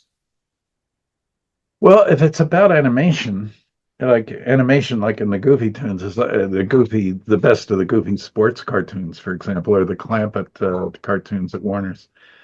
These are things where movement was everything. It was obviously what you were getting at, doing things in a funny way, and as well as doing the voices that way. Like you could say, oh no, you don't, or oh no, you don't do that.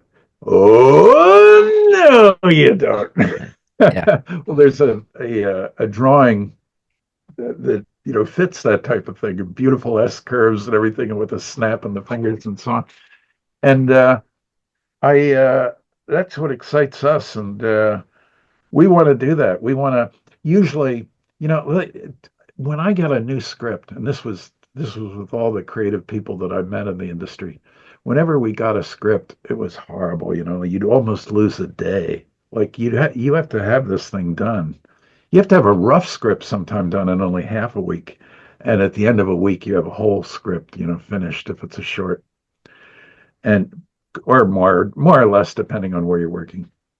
And you would just you'd be there like, oh no, why do am I a loser? Is that's why I'm in this industry? Is because I'm chained to doing crap like this that nobody wants to see and only exists because people can't imagine anything else. And it just you just go out and you try to psych yourself into it and everything. But then when you come in the next day, you've already lost a day, a whole day, and we're always on tight schedules.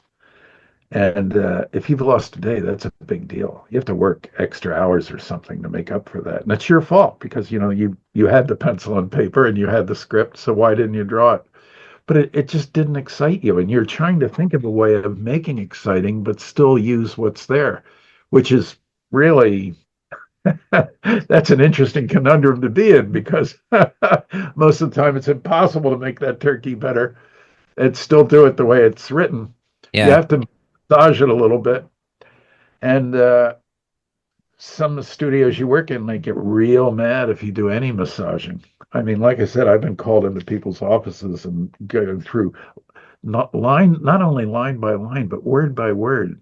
Was that word expressed here? Did you do it the way a writer said that he imagined it? When the writer said, maybe I should have zigged when I should have zagged, which I consider the height of stupidity. I lose utter respect for anybody who would come up with a line like that.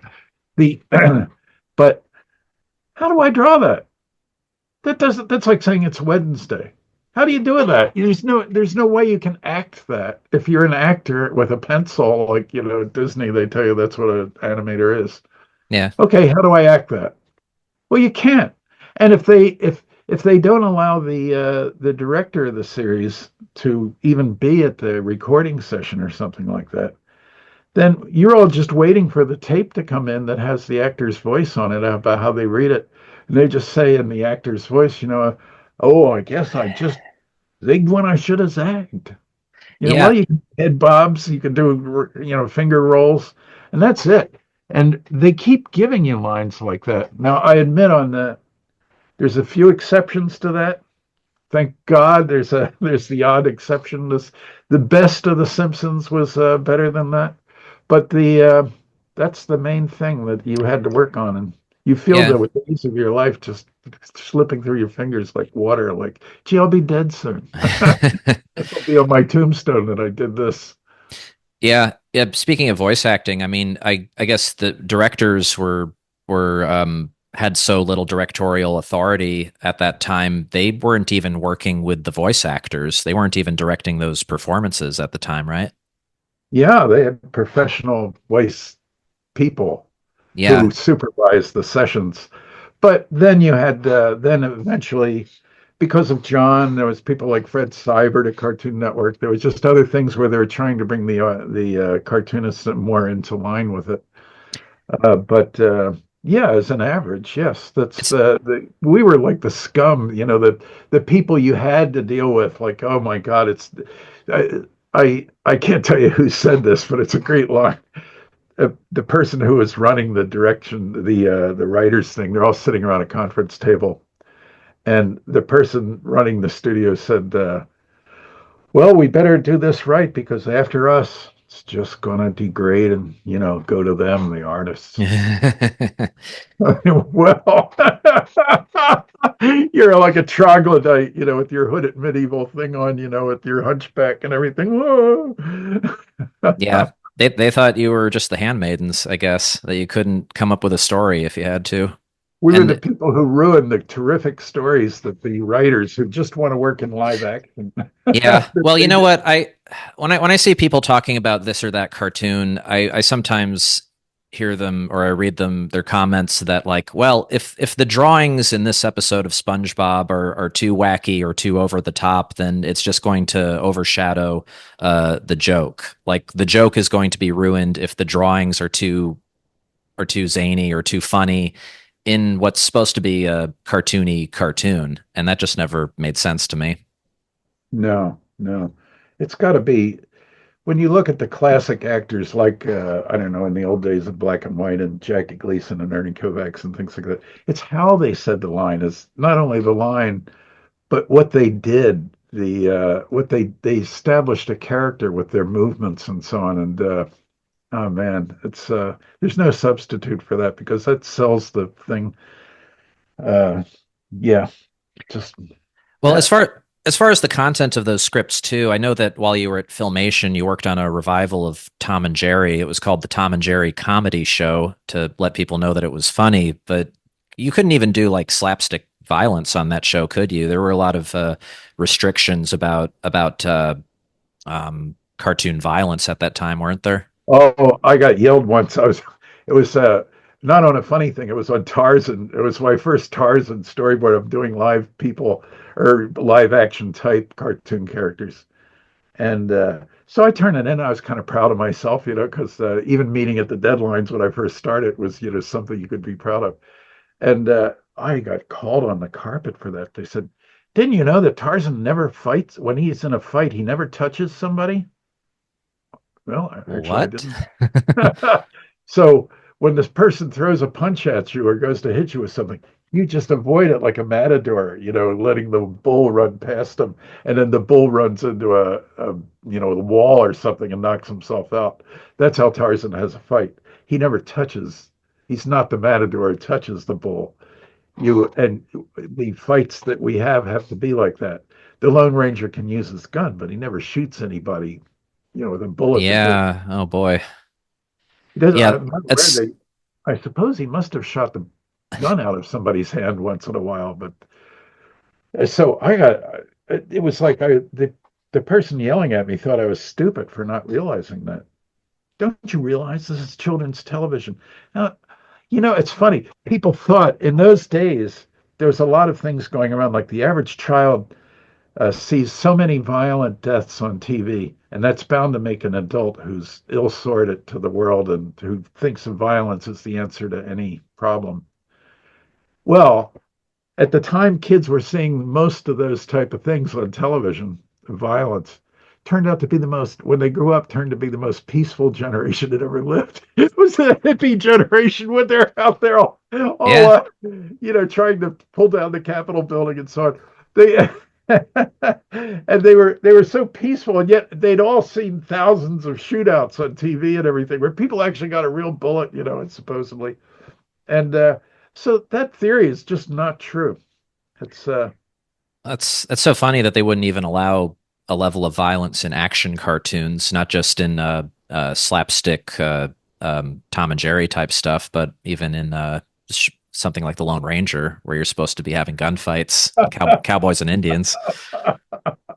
I mean that really adds to the awkwardness and the stiffness of some of those old shows for sure, because you have these arbitrary limitations placed on it.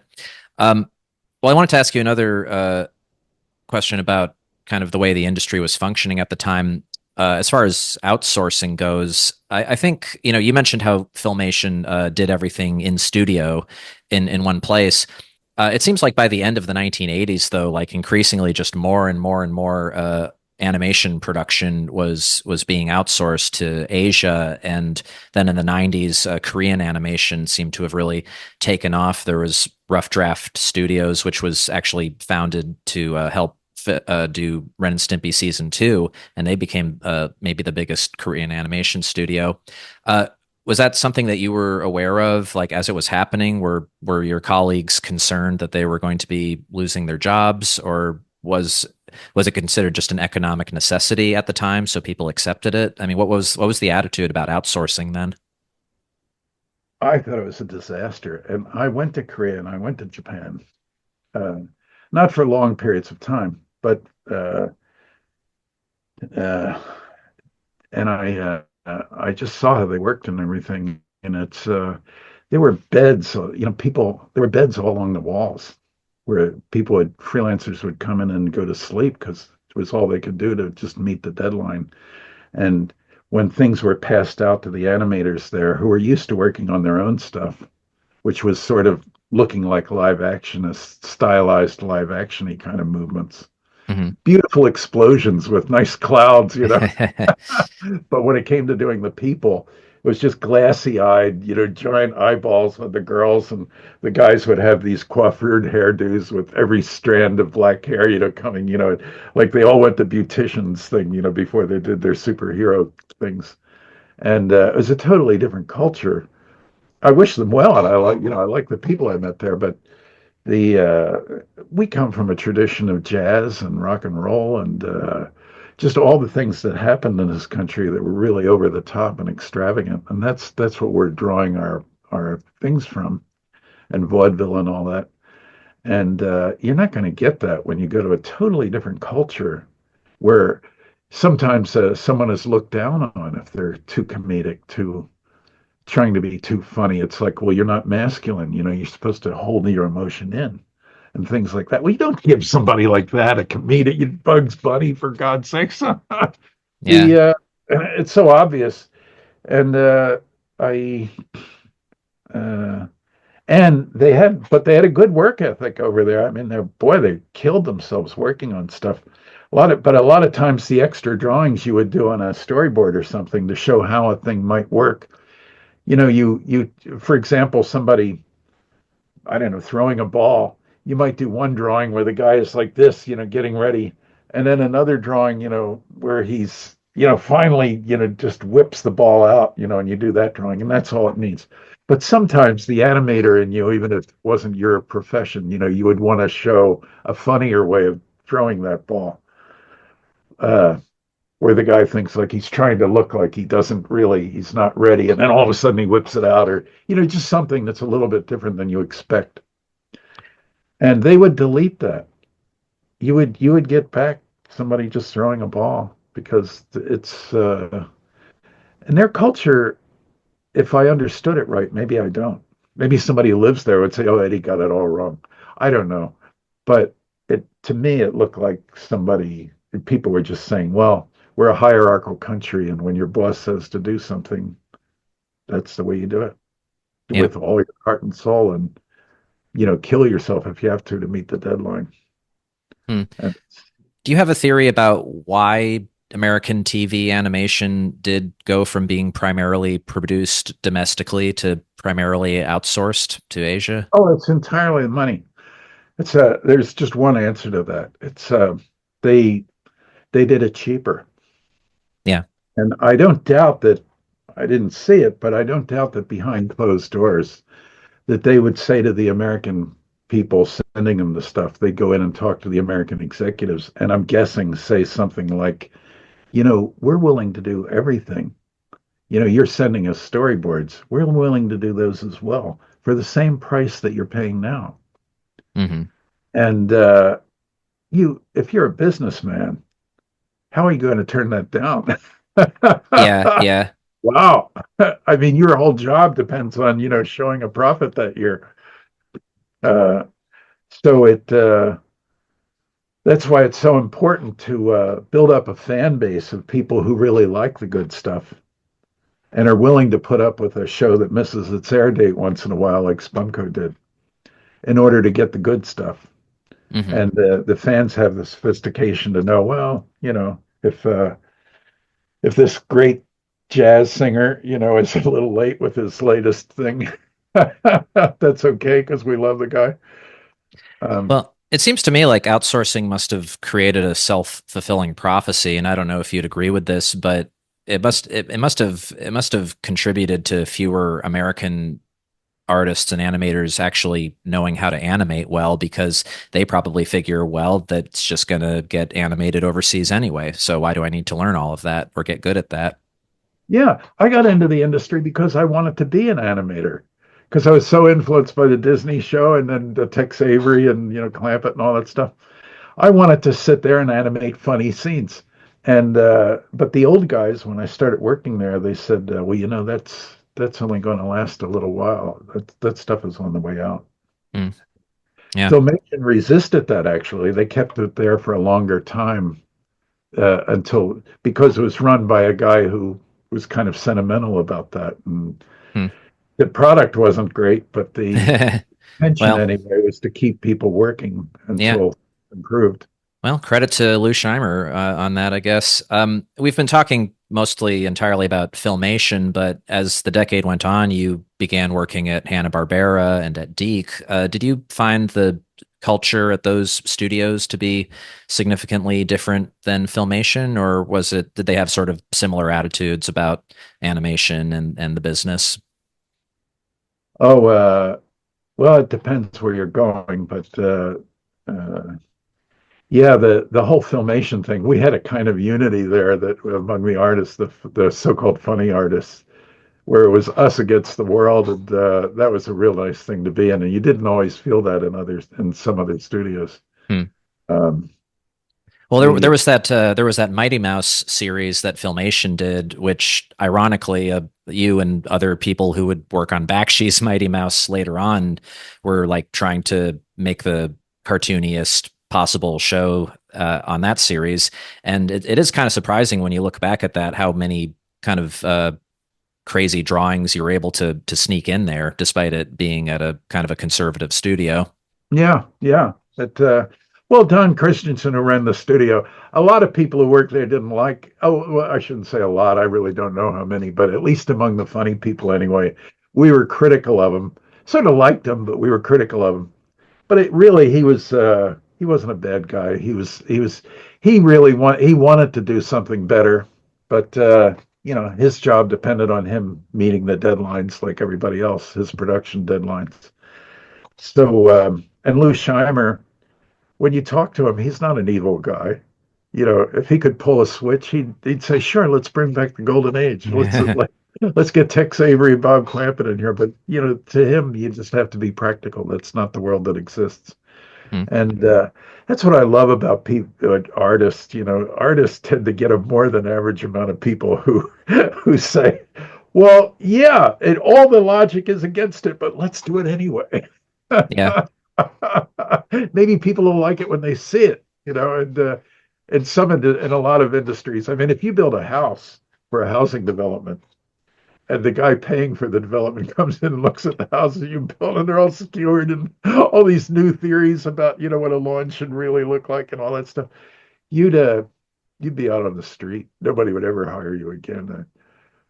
It, I have to imagine that. I mean, it's great that you had that kind of camaraderie there. I have to imagine that, like, the number of people working in TV animation at that time must have been just like a small fraction of what it later became. Was it an environment where everybody kind of knew everybody?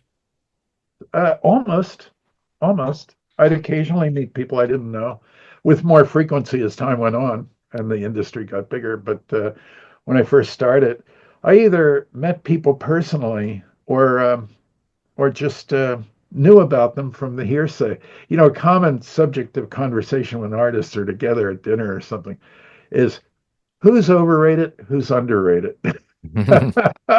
And your reputation at those dinners, it's like the Algonquin table or something. It really is. You better be. You want a good rep in the industry. You want other artists to like what you do, and if you run afoul of that, well, the word just gets around that you're not one of the people to be taken seriously. That doesn't mean you won't work, because there's still a financial incentive to get people like that in there. But yeah, artists are really cruel to each other. Somebody's a bum. I saw something he did, and once I did one of the worst moments I had in animation, almost bar none. I had the head of storyboard at Filmation was uh, was Bob Klein, and he was a really good artist, mostly a superhero artist, but he was really good at that. And uh, so I and everybody else, including the funny guys, the rest of the funny people there, we wanted to please Bob, because he knew that you couldn't do it the way you really wanted to, but within the restraints of the studio, he had good taste. He would know something was good, even if he'd still say to you, "Well, you got it done on time, okay." Uh, the so he meant so it meant something to me to look good to Bob, because we all knew he was trying and that he was a good artist himself. It was discriminating. Anyway, so I'm working at Disney and Bob is working there, and I didn't know he was working there at the time. And he heard that I was in the studio, so he came to see me, and I wasn't in my room. Well, the worst drawing I ever did, which I had to redo a couple of times before I got it right, was sitting there right in the middle of the desk because I just stepped out for some reason. I don't know what. And people told me that, oh, Bob Klein was here and he was asking about you, and he went in and he looked at your drawings. And I thought, oh my God, the worst drawing I ever did in my whole history up to that point in animation. It's sitting there on the desk, and that's what he had to see. I know you're thinking, well, so what? Everybody takes that in stride. But I found that heartbreaking. Just it ruined my month afterwards to know that somebody I wanted to impress had seen my very worst work. And I have this theory that is, if you do a bad drawing, which of course everybody will, I'm sure Da Vinci did bad drawings occasionally, rip it to pieces, throw it in the waste paper basket, pour coffee into the waste baskets, so that nobody will rummage through it. Because the way the universe works is, if you do a bad drawing, it would be a reputation killer if it ever got out there.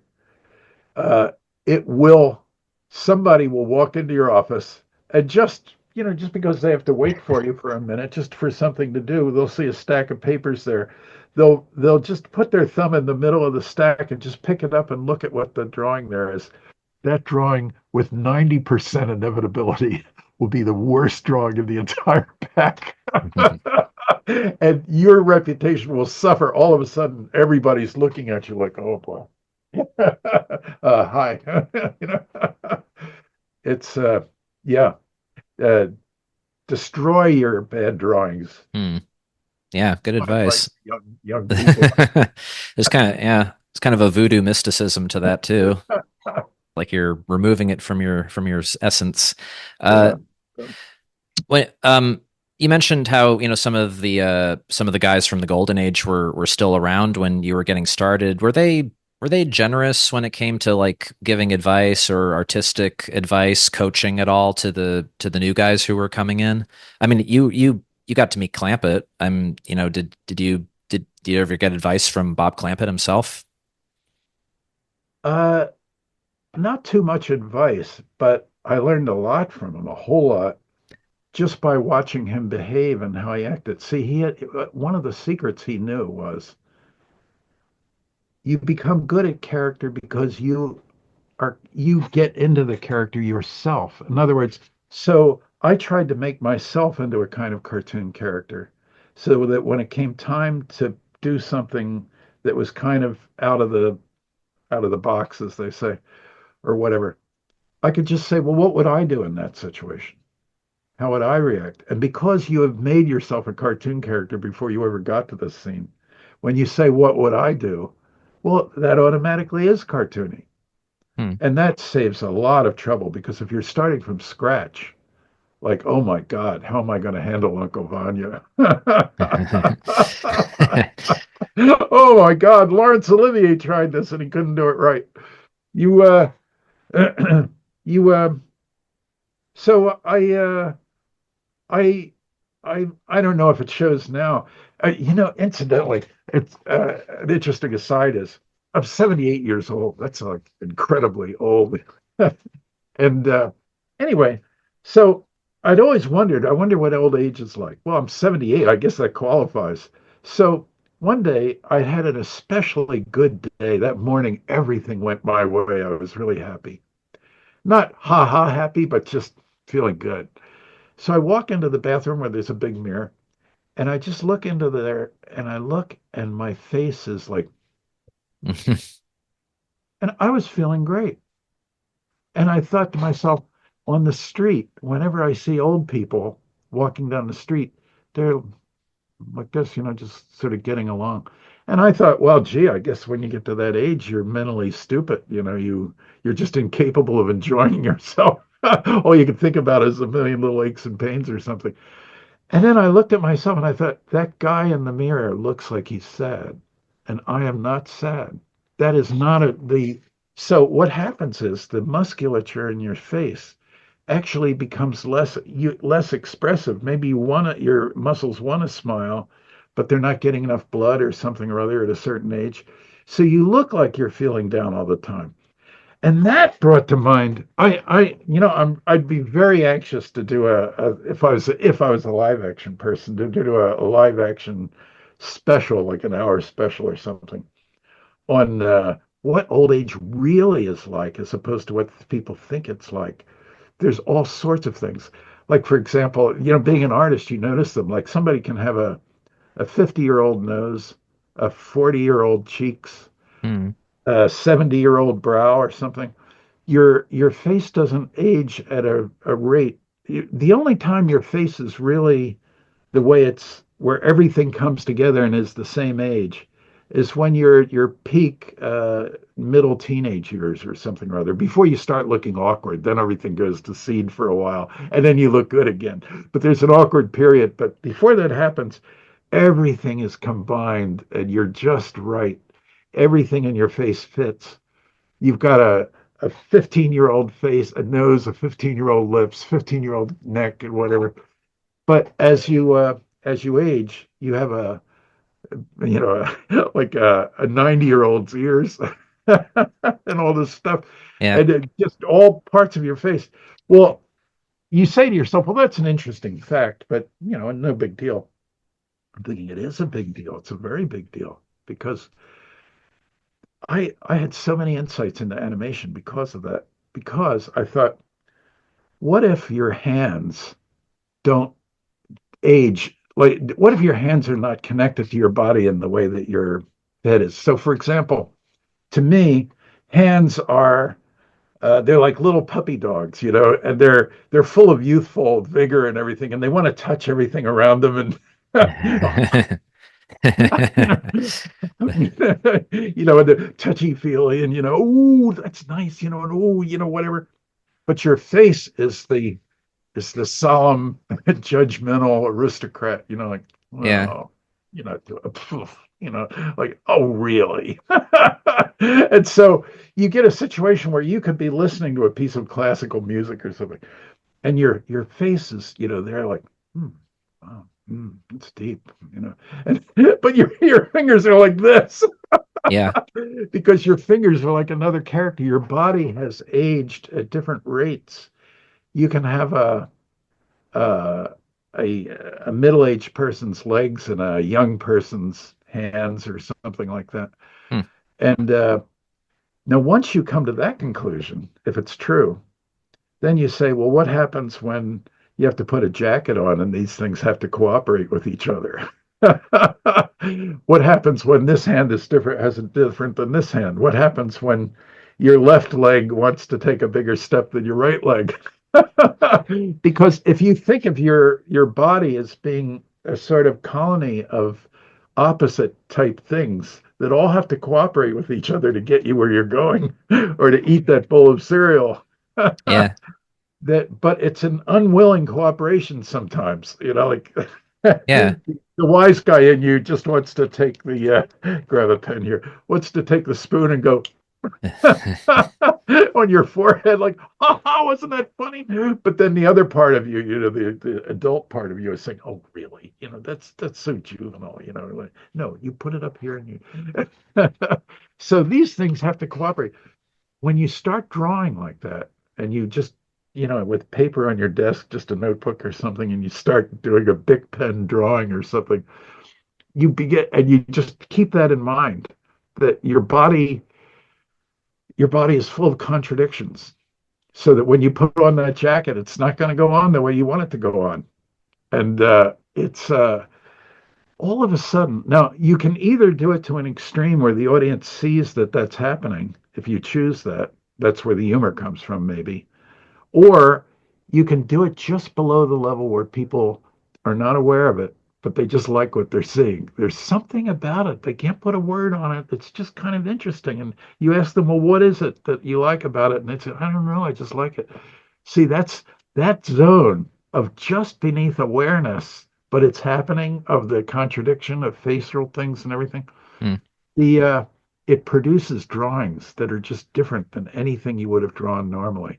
So you can do both. You can deliberately exaggerate it a lot farther, or you can deliberately bring it into the zone just under awareness. But in both cases, you're looking for that aspect.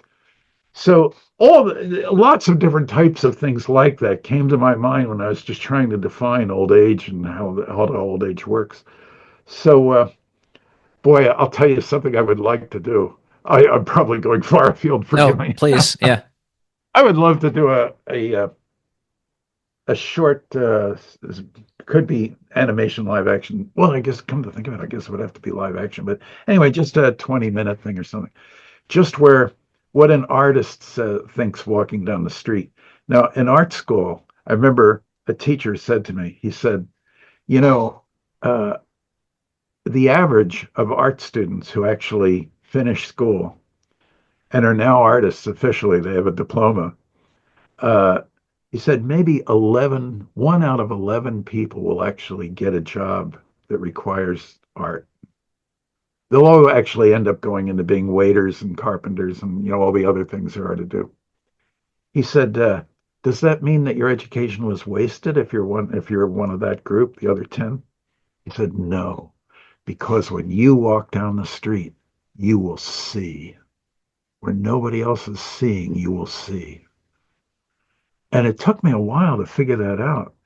But at times when I remember that, and it's one of the classic things in the top of my list of things to remember all through my life, you walk down the street and it's an adventure. I swear, just if you were putting a letter in the mailbox, it's an interesting experience.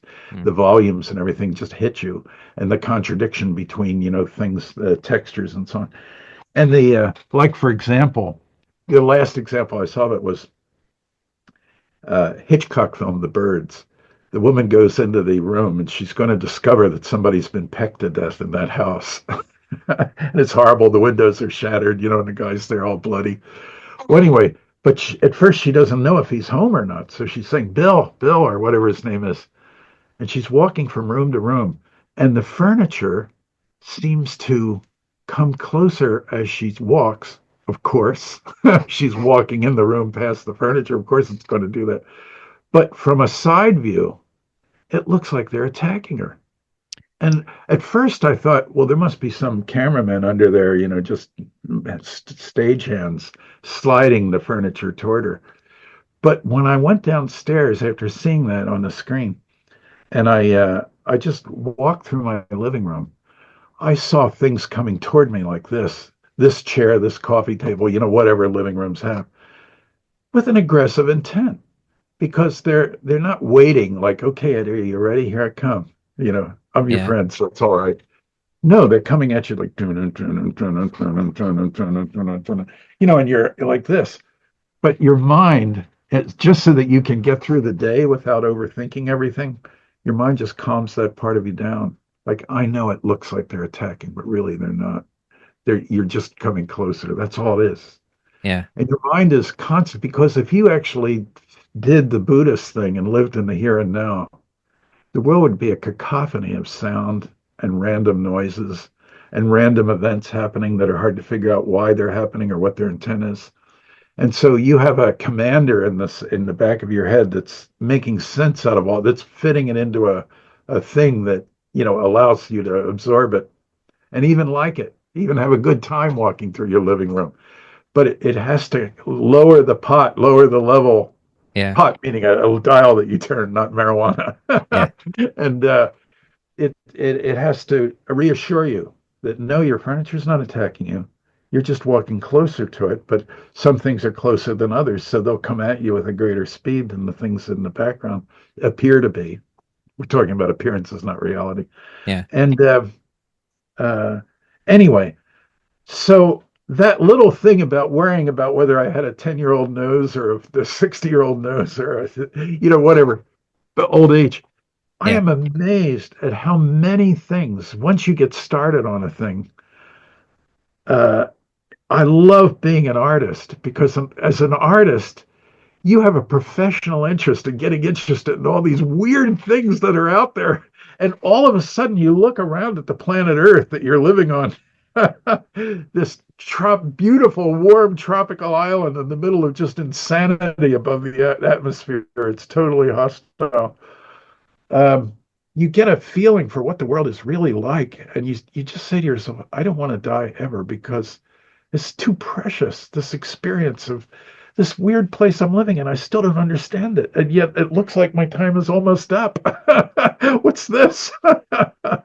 So I forgive the digression. Oh, no, that's really beautiful, and I really appreciate that sentiment because that's one of the things that's so engrossing in the things that you've written about on your blog is just your observation of everything in the world around you, how it's all kind of one piece, the experience of life, and how that informs you as an artist. Because I guess when you have a creative interest, if you're really into writing or drawing, it's probably too easy to kind of focus exclusively on the works of art in your field of interest. But you have to be able to take influence and experience from everything else in the world around you, almost holistically, I guess.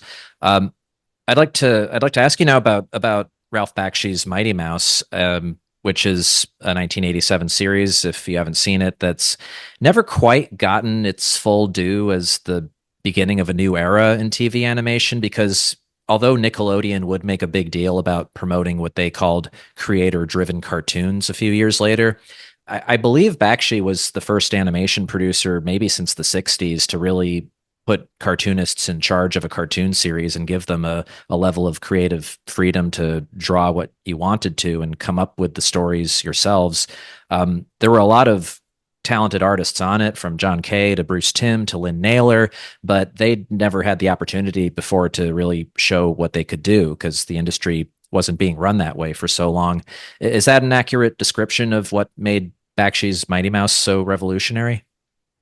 Yes. And well, Ralph himself is an artist, and he's actually a very good line artist. You look at his cartoons that he doodles all day long in between telephone calls and everything, and they're amazing. I mean, you just want to beg to go through his wastebasket or something, but of course you can't do that. It would make people self-conscious. So he's a good artist, and he appreciates the good stuff, and he has to do things sometimes that are not like that to put bread on the table like we all do. But his basic sympathy was for the artists, and he's a big bull moose of a man. How did Like you first this. meet him? Uh, well, when John left Filmation, uh, he worked for Ralph for a while, and I went to visit him at Ralph's studio. That was the first time I met Ralph, and he and I looked at John's storyboard that he had on the wall, which I hadn't seen because there was another studio, and I thought to myself, oh my God, he just started doing this type of storyboard, and already he's employing techniques and everything that work, but have not been done, at least in my knowledge and my experience. The creative evolution that he did in the short amount of time after he left there and when he started working for Ralph was just shocking, absolutely shocking. I thought to myself, oh my God, there's a new wind blowing in the industry. This is going to change everything. And I and he wasn't then as good as he was later after that, but he had jettisoned his former self to some extent. He still had it in front of him that he wanted to do funny drawings. They always had to be funny, no matter what new artistic principle he was putting into it. It had to be funny. Well, Ralph appreciated that, and Ralph let him do that because Ralph couldn't say no. Ralph told me when I first started working for Ralph, he said, "Look, I'm an older guy. I got to think about my retirement now, and this is my first TV thing because people think I'm a pornographer or something, and I'm not. But that's what gets around." And he said, "I have to I have to do something that establishes my reputation as somebody they can deal with who's reasonable."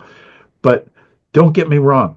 As soon as I get to that point where they say, now we trust you, I'll let you guys do all sorts of things. But he said, don't ruin me on this. Uh, uh, I'm going to trust you guys. Yeah. And he And yeah. And because that wasn't being done at the time in the industry, how did Ralph organize the production of Mighty Mouse in such a way so as to give the cartoonists and the animation artists creative control? Well, Ralph let John do a lot of really big things, and because Ralph was incapable if somebody really good was doing something that Ralph knew was good and good for the industry and everything, but it was bad for his pocketbook because it might get him in trouble with the network. He must have had horrible fits of, arguing with himself at night about whether to accept these things or not. But in the end, he was an artist and he couldn't say no to something he knew was good. Rembrandt comes in and does something, you don't throw it in the wastebasket, with a regret. You just let him do it for God's sakes. And so Ralph had the discipline that only an artist who appreciates it could have. Yes, John, go ahead, do it. But he hired a studio manager who was much tougher. I'm not going to say his name. I don't want to diss the guy or anything. But anyway, this guy was real, do it by the book kind of thing. And he that was to balance it out. I guess Ralph felt he had to do that just in order to stay on schedule and do the things that had to be done to keep the studio alive. But Ralph couldn't bring himself. He was so much of an artist and a human being, really nice human being in spite of his exterior gruffiness. And on the exterior, it looks like he wants to beat you up and yell at you and everything. And inside, he's just a very sensitive guy. So he, Ralph, we had that contradiction, but it worked because Ralph's ultimate thing was to favor the artist and favor doing the new thing. And he risked everything on that show. because the word was out. Judy Price is overseeing this show, and she's hard to deal with. And Ralph did everything he could to soothe it there. It turns out he didn't need to soothe it too much. He didn't know that at first, but he didn't know that she actually wanted to see something different. But nobody was giving it to her, and she felt, well, if you're going to use the kids just to make money, then I expect it to be professional and everything. So she would hold people's nose to the grindstone. Whereas when she realized that something new was being attempted here, she all of a sudden was, oh, well, let's see what you do with it, that sort of Yeah. thing. And We were, Ralph helped that along with his personality. He's a very persuasive guy when he talks. mhm. We were talking before about, animation writers versus animation directors and who has the creative authority over the cartoon. Was Mighty Mouse organized in such a way that the artists could be directors in the old sense of the term for the cartoons that were being made, like a Looney Tunes director? Because I know you actually got to direct a couple of episodes on Mighty Mouse, correct? Yeah, I did one that was well, there were in my whole career, actually, I only had two cartoons I could actually do the way I wanted to. Isn't that interesting? Oh, Uh, I could do little pieces of things in a way that were better for that, but the overall cartoon was still done in a way that I disagreed with. And the two were one I did for called this a Mighty Mouse episode, yeah. and one I did for Tales of War and Paranoia that I did for Cartoon Network. Oh, yeah. And so the first one was that I did for Ralph was I still had it in me that if you want to keep your job, you have to follow the rules, and it was sort of radical in comparison to what else was being done before John, but it was more me trying to be a team player and all that stuff. And John later got the authority from Ralph to sort of be the dominant director of the directors, but at first it was a little less clear what the situation was. And so I did it, and I take responsibility for it. I thought it was just not a great cartoon, really. I'm not exactly ashamed of it, but I'm glad it's behind me. It's something I don't think about, creatively. Whereas Was, Tales of War and Paranoia, I really put a lot of yeah. thought in. Was that Witch Tricks? Was that what the episode was Witch called? Tricks, yeah. Yeah. But okay, so even though maybe it didn't turn out the how you'd hoped, you did feel like you had real authorial control over it as a director. Yeah. And although, I kept in mind, I thought if I'm a professional now, that means I have to take the whole thing into account. And Ralph said to me, like I said, he said, "Don't get me in trouble with the network. This is my nest egg. I need to retire. I'm getting to that age." And I wanted to keep that in front of me. Not that I wanted to, but it was my responsibility. And so I pulled back, and but it looks like I needn't have done that because uh, John was really going ahead, trying more and more things which Ralph would accept. It took him a moment to, qualm his fears about it, but yeah, okay, go ahead. And uh, so I needn't have been as conservative as I was on that cartoon, but on Hmm. the other hand, but I guess I still have to take responsibility for it. But so when I did Tales of War, oh, it'd be out of place to talk about it here. That's a big thing in I've my I've got life. a bunch of questions for that when we get to it for sure. Um, well, also about Mighty Mouse, did this was a show where okay, the artists are allowed to draw as expressive as they want to. They're allowed to have funny bits of animation. Did the network have to spend more money per episode on Mighty Mouse to allow you guys to be able to do that, or were the budgets comparable to what you'd been working on before at Filmation or Hanna-Barbera or Deke? Uh, the answer to that question is I'm not sure. I don't know. Um, You didn't have but anybody saying like you can't do this or that because that's going to cost too much money. well, it was uh, Ralph had his production person, and that person was meant. by Ralph to keep him on track financially. And so he must have done a good job. He he got rid of me Oh, because on I think it's on that film. If it wasn't, it was some other one I did there. The because he had told me before I ever started on this storyboard that I'm going to talk about. He said the production manager said, "Look, don't do anything on ones." Because we just went overboard on the last film we did, one of the other films that went through here. We have to make that up. Otherwise, the next film is going to look bad because we're just going to have to skimp on it really bad. So don't do anything on ones. And so, and for those who don't know, doing something on ones is basically like full animation, correct? yeah, don't do any full animation. And so it was just one scene, one long scene where a guy goes through a door, throws the door open, goes into the room where there's another closed door, opens that real fast, goes through the next room real fast, and just done it, done it, done it, done it, done it. Okay, that kind of thing, if you know animation, can't be done on less than once. Fast action actually requires you get a flicker otherwise. So so I allowed that to go through on ones. And I got fired for that, not by Ralph, but Yeah. by the production manager who said, who showed me a folder that had my scene in it, the drawings and everything. And it said on here, do this on ones. And he said, am I reading it right? It says do this on ones. I said, oh, yes, yes, that's what it says. Uh, And he said, and did I not tell you? Don't never do anything on ones. We're at a crunch here. And I said, yes, but that scene is an exception because it has to be that way. And the reason we have to do a scene like that is because of the music. Well, I may not have said this to him, but it's what I was thinking. The musicality of things is there's a flow where you constantly need to put something in that's a contradiction to the regular thing. Otherwise people get ahead of you.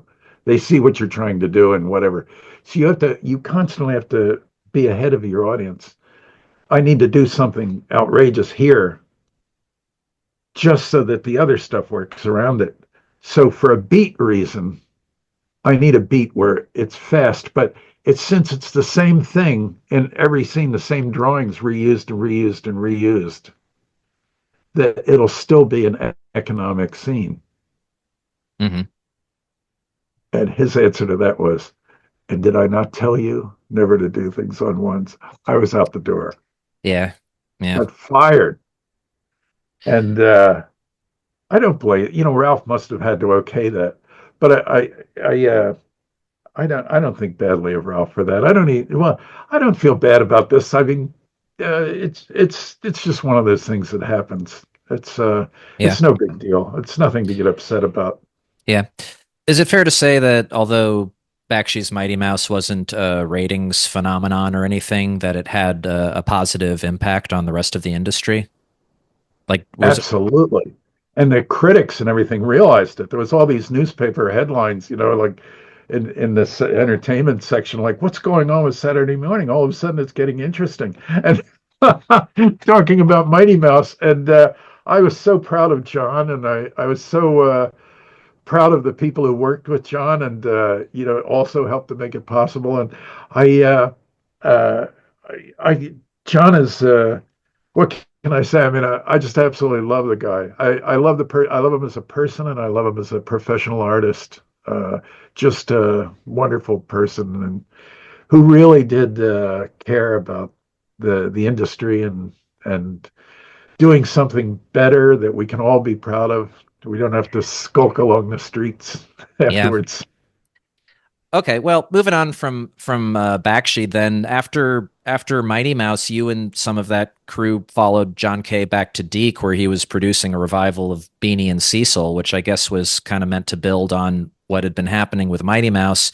I don't think a lot of Ren and Stimpy fans even know about this show because something like 4 episodes only made it to air, even though it's kind of the missing link between Mighty Mouse and Ren and Stimpy, because apparently it was a production fiasco. Can you tell us what went wrong there?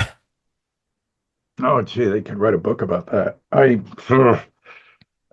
Well, it resulted in the one of the most fundamental animation stories that I tell myself all the time that I like remembering.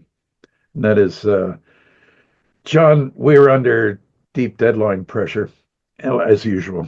And so people would come in with portfolios and everything. They'd come in unannounced.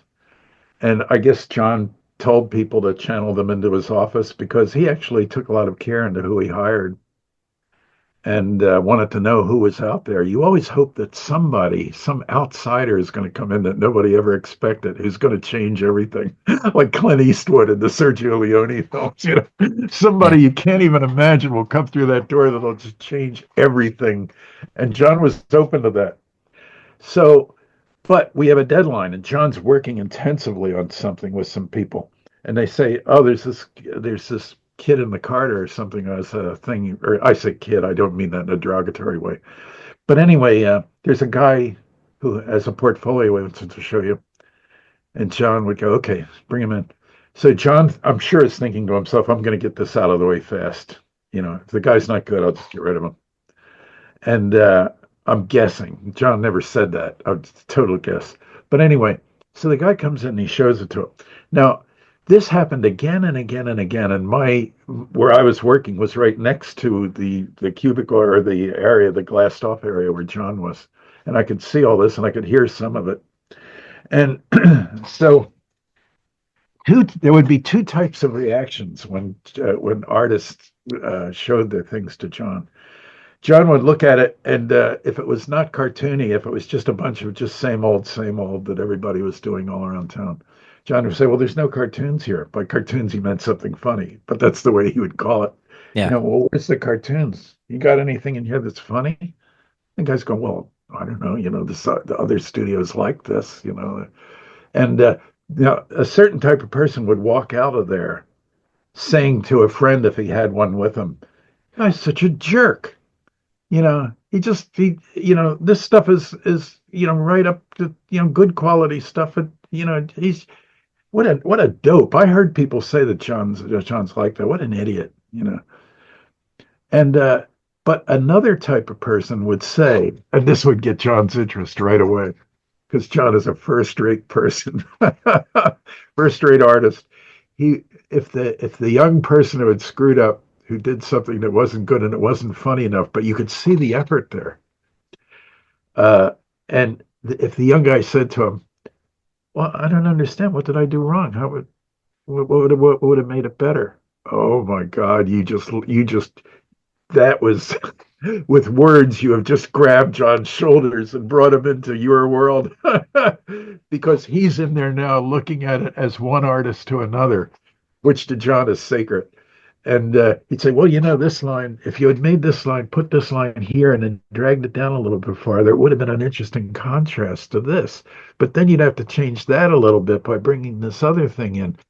And the guy would just walk out of the office like he was on cloud nine. He had just been refused a job, and yet he would, with the person he came with, because normally people came with somebody, he would say, "I learned more from this conversation with John in half an hour than I did in art school in 2 months." Yeah. And man, my respect for that guy saying that would be, "Yes, now you see it." It's what we here can see, and now you see it. And I hope you'll join us, down the line. You're going to love it here. It's for people like you. That's Yeah. why we exist. That's Well, I guess even at Beany and Cecil, you're still kind of picking up people here and there along the way who would all come together on Ren and Stimpy. But there was one more intermediary step before Ren and Stimpy, I guess, when you were hired onto Tiny Toon Adventures, which seems like it was Steven Spielberg's attempt to use the success of Roger Rabbit as a way to kind of reboot Looney Tunes for TV. And more than one of your former Spumco colleagues who worked on it, though, would later state that although there were some lofty promises about getting to make cartoons the old-fashioned way, like the old Looney Tunes, they soon found out that wasn't necessarily the case. Was that your experience too on it, or did you have a better experience on Tiny Well, Toons? yes and no. Once I did deviate, and I did it uh, almost Clampett like, uh, and just to see what the reaction would be from Spielberg. He loved it. He, as a matter of fact, he called when he was working, I think, on Hook or something at the time, Yeah. and he was having trouble with that. So I was amazed that he took the time out to comment on this. But he called in the morning, the early morning, usually before I got to the studio, and would just leave a message. The person, his secretary, would leave a message saying, "Mr. Spielberg wanted to talk to you, but you weren't there, so we'll call again." Okay, I tell everybody, God, Spielberg called. It was for me. The call for Eddie, and but everybody said, "Well, you know, you missed it. The guy's busy. He's having problems on this film he's working on." And so, but the next day I'd come in, and earlier a message had been left again early in the morning because some people like that do all their business in the morning that's not directly connected with their work that they have to do the rest of the day, but they just get this stuff out of the way in the morning. Agents tend to be like that. They call really early in the morning, and if you're not there to take the call, too bad. Hmm. And so, anyway, um, okay, so now I missed two calls like that. And I think to myself, well, he's not going to call again. Called a third time. Wow. And I wasn't there. And so after that, I came in like it was still dark. There wasn't one glimmer of sunlight when I sat down at my desk, just staring at the phone, waiting for it. Didn't ring anymore. I goofed it. I uh, thought, well, I'll never know. Uh, the person or the secretary was said he liked your board, just wanted to tell you or whatever. Okay, so I thought, oh, what a lost opportunity. And then, oh, I don't know, a week or maybe 2 weeks, a week or two later, Doug Wood, who was his assistant, came in, who's later became a producer himself of live action and so on, but then was Spielberg's right hand man. He uh, he said, "Oh, I have a letter for you from Steven," and he gave it to me, and I open it up, and I still have it, and it says, it's from Doug Wood, actually, wrote the letter, but he said, "I'm writing this to tell you, Stephen wanted me to tell you what he wasn't able to tell you on the phone. And that is that," and then he said all sorts of good things about me and how he liked the way I handled it and everything. And he said, "The only regret is that, you had put on there, cut for time under some of the things he really liked." And, he knows that you have to do that in production. Even he has to do that himself, but he felt sorry for you because he thought it was really good. So I thought, wow, it was so nice of Spielberg to do that. But it wasn't in line with the way it was more of a Clampett treatment of something as opposed to a Chuck Jones treatment of something. hmm. And so when I did it, I was putting it out there to see what would happen. And it turned out Spielberg liked it. But that's for one reason or another, that's not where the studio went in that direction. It that now I'm sure he also must have written, I'm assuming, or must have talked to the powers that be there and said that he liked what they were doing as well. I'm guessing, I don't really know, because all I know is that the studio didn't take that direction.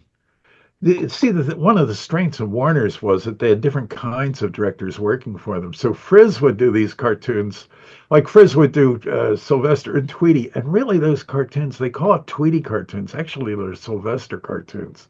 He didn't know what to do with Tweety, so he just made Tweety cute and all this stuff. Clampett created the character originally, but so when he got it, when Friz got it, uh, he put all his effort into making Sylvester's reactions to Tweety the real thing that the cartoon is about, which is like the Great Gatsby, like the Great Gatsby is about uh, a person that you really don't see. I mean, the title of the story is Gatsby, and yet Gatsby only has a short role in the film.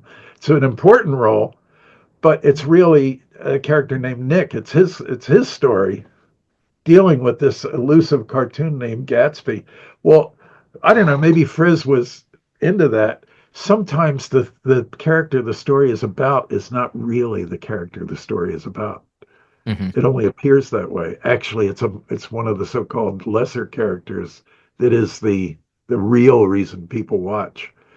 And so uh, yeah, it God, I forget how I keep getting off on these tangents. I'm sorry. Oh, it's fine. It's fine.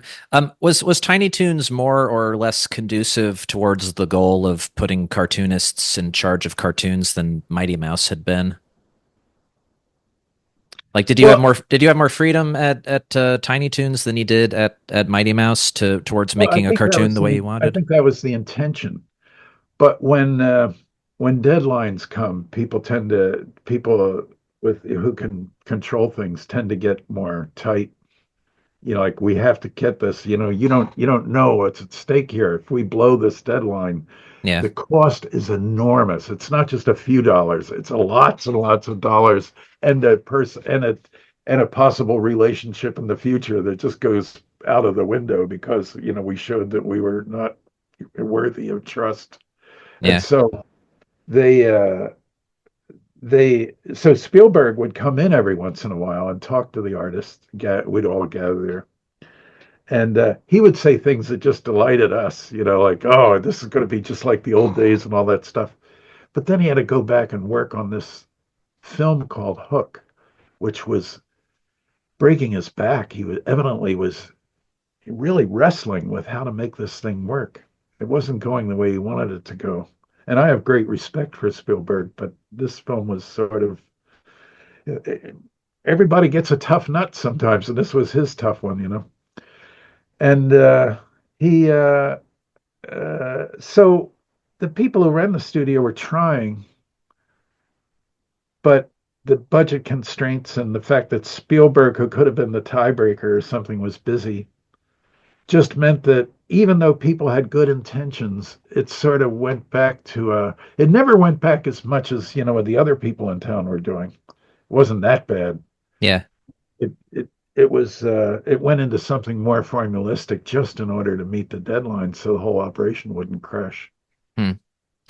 Well, just to jump ahead briefly, later on you storyboarded a couple of episodes of Animaniacs, which was Spielberg's follow-up to Tiny Toons. Was Animaniacs a more or less cartoonist-friendly show than Tiny Toons had been?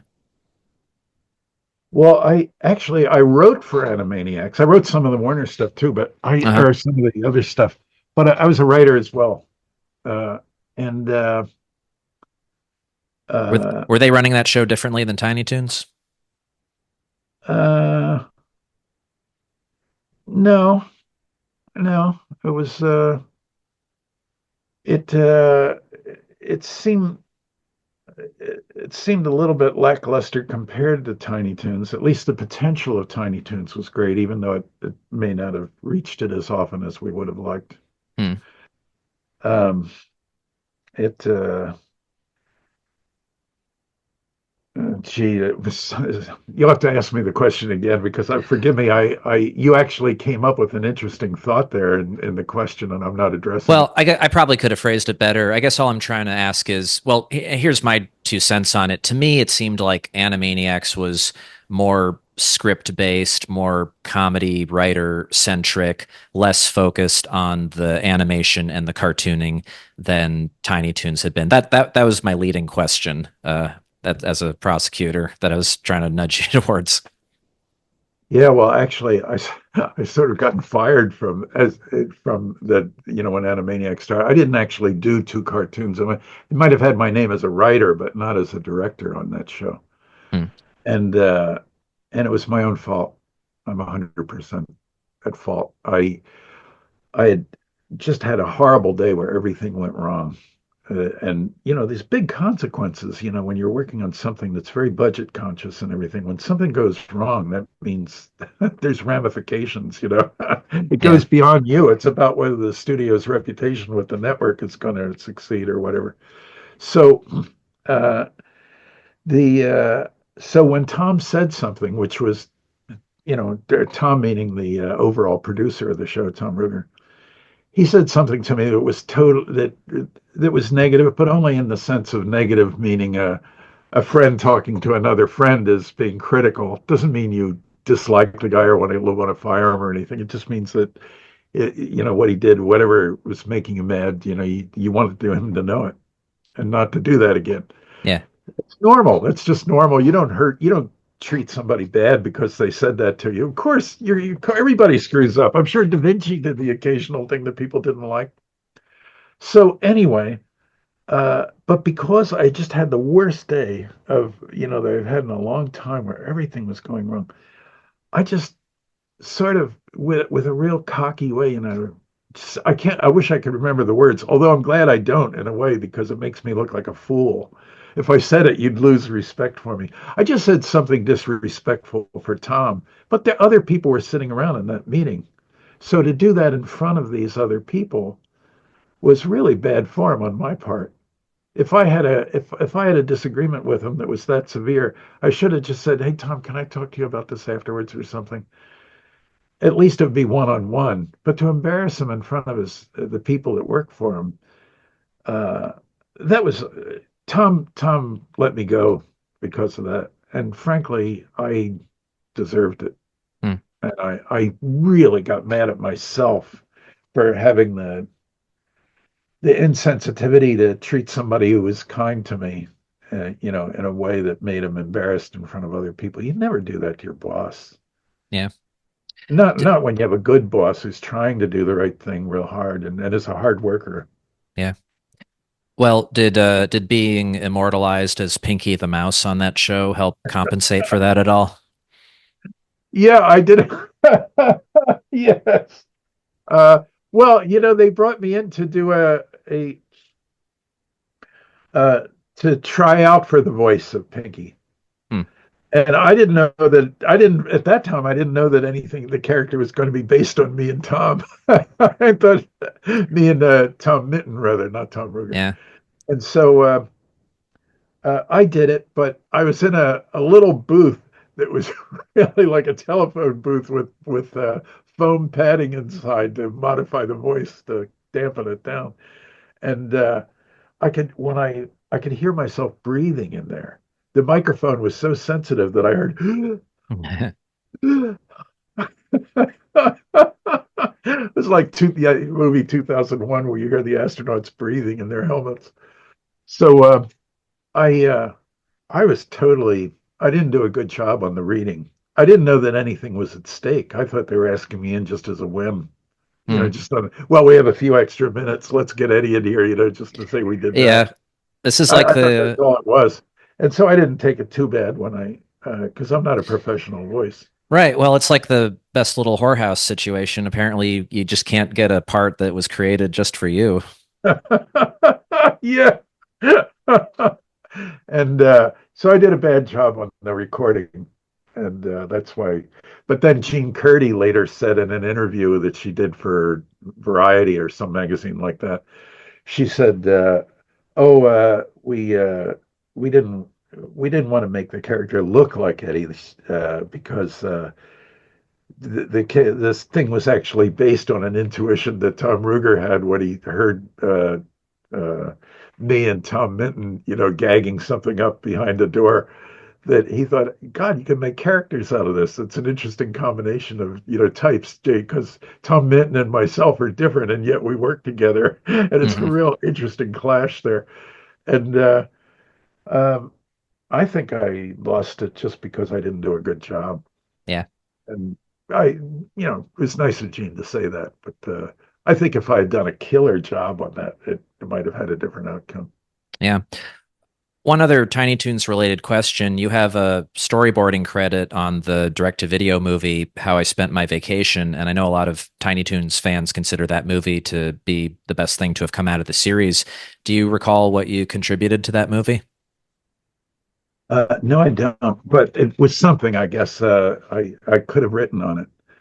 And the way writing works is the new rule is if you're given a story, you're a writer and you're on the writing crew and you get things to write regularly and you're working in house, especially, you, but yet it's taken away from you because somebody else who's even better at that sort of thing the story is about is now available and they want to give it to that guy.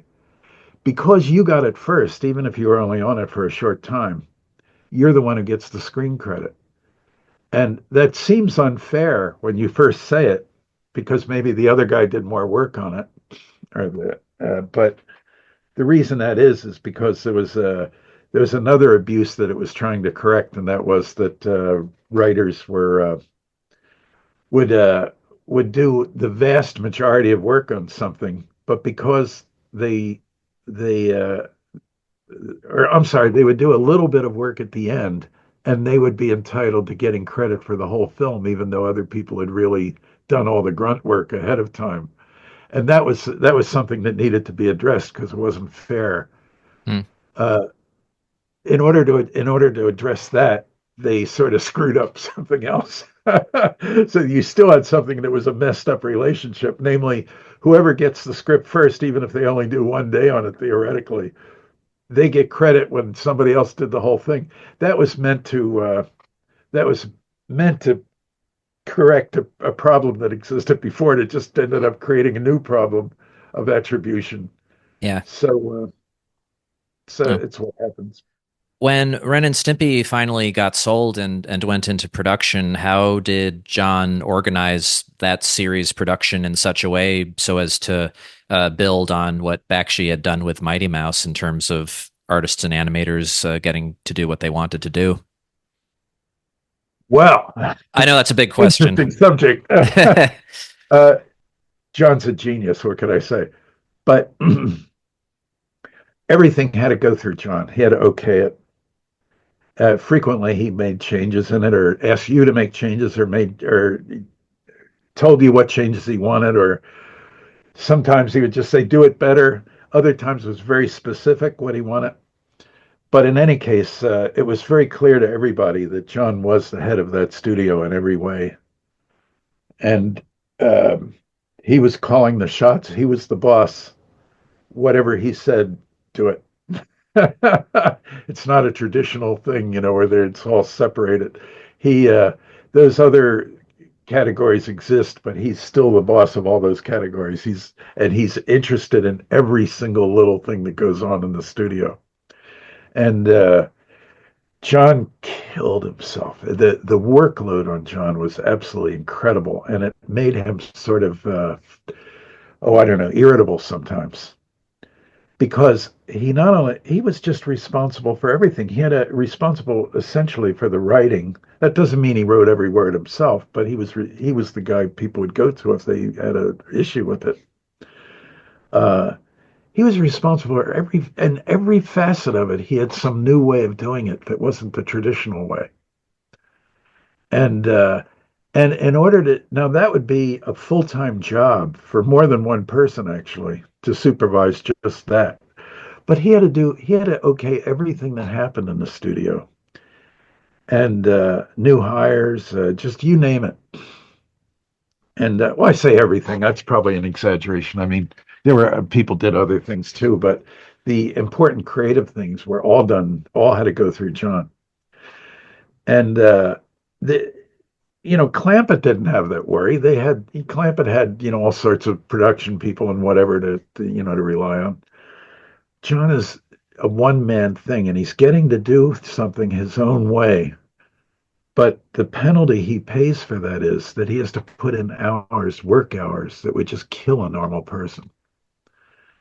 And so every once in a while, it would just get to him that something wasn't done the way he wanted it to be done.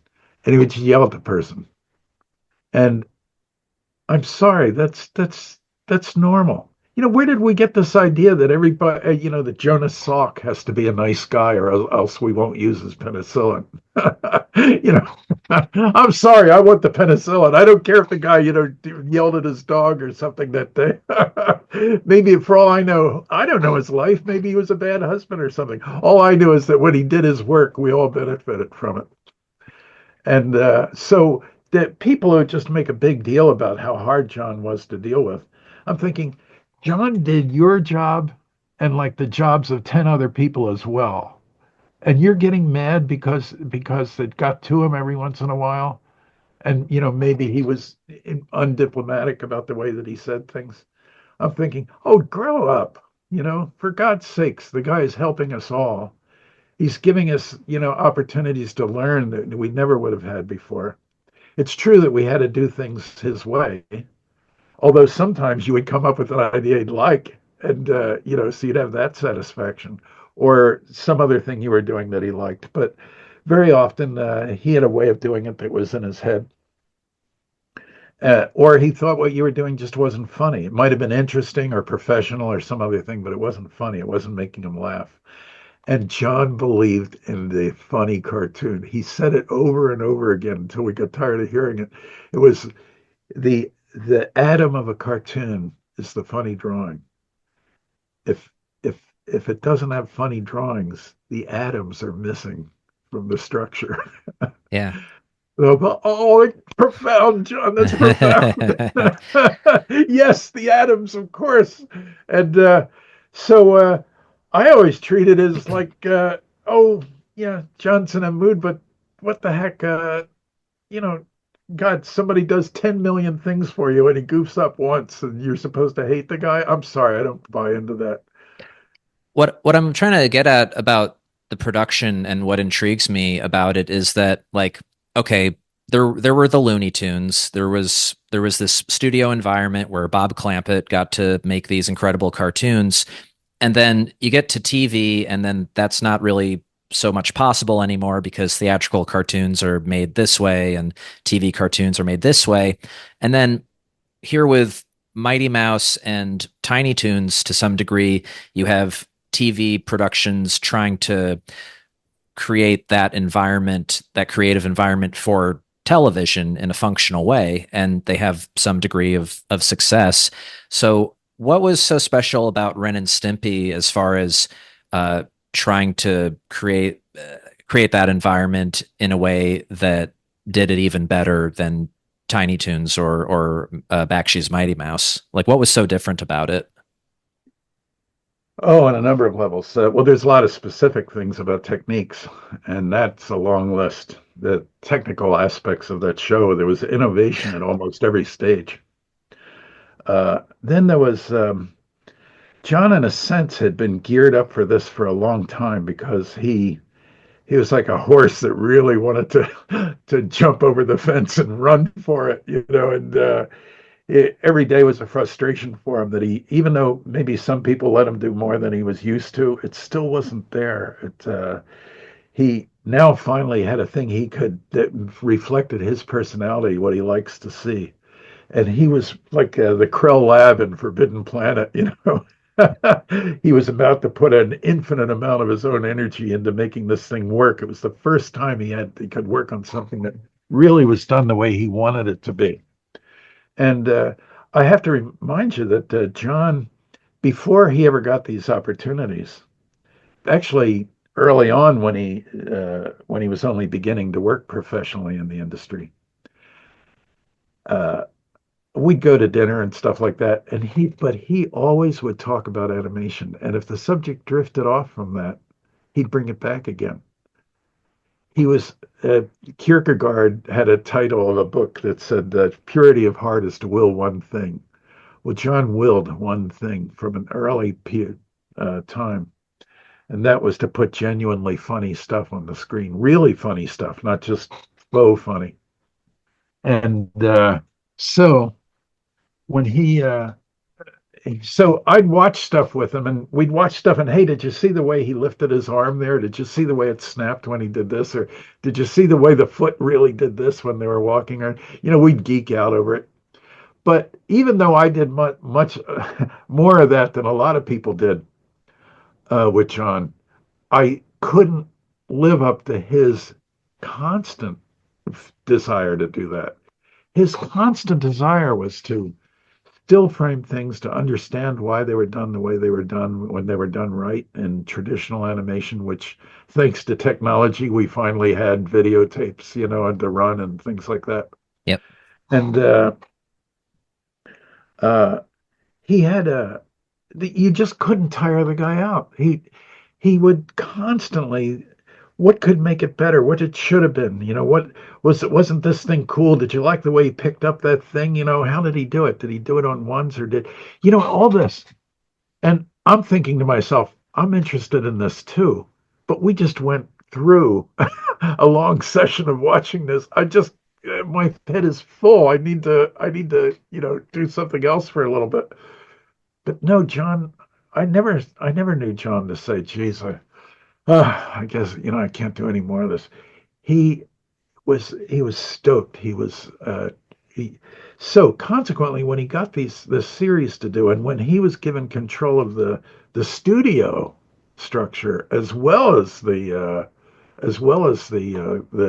quality of the cartoon itself, he went into it with the knowledge that he had from all this time of thinking about it. He was just a spring that was ready to uncoil and just spring like crazy. He and he devoted his whole self to it, and I have the greatest admiration.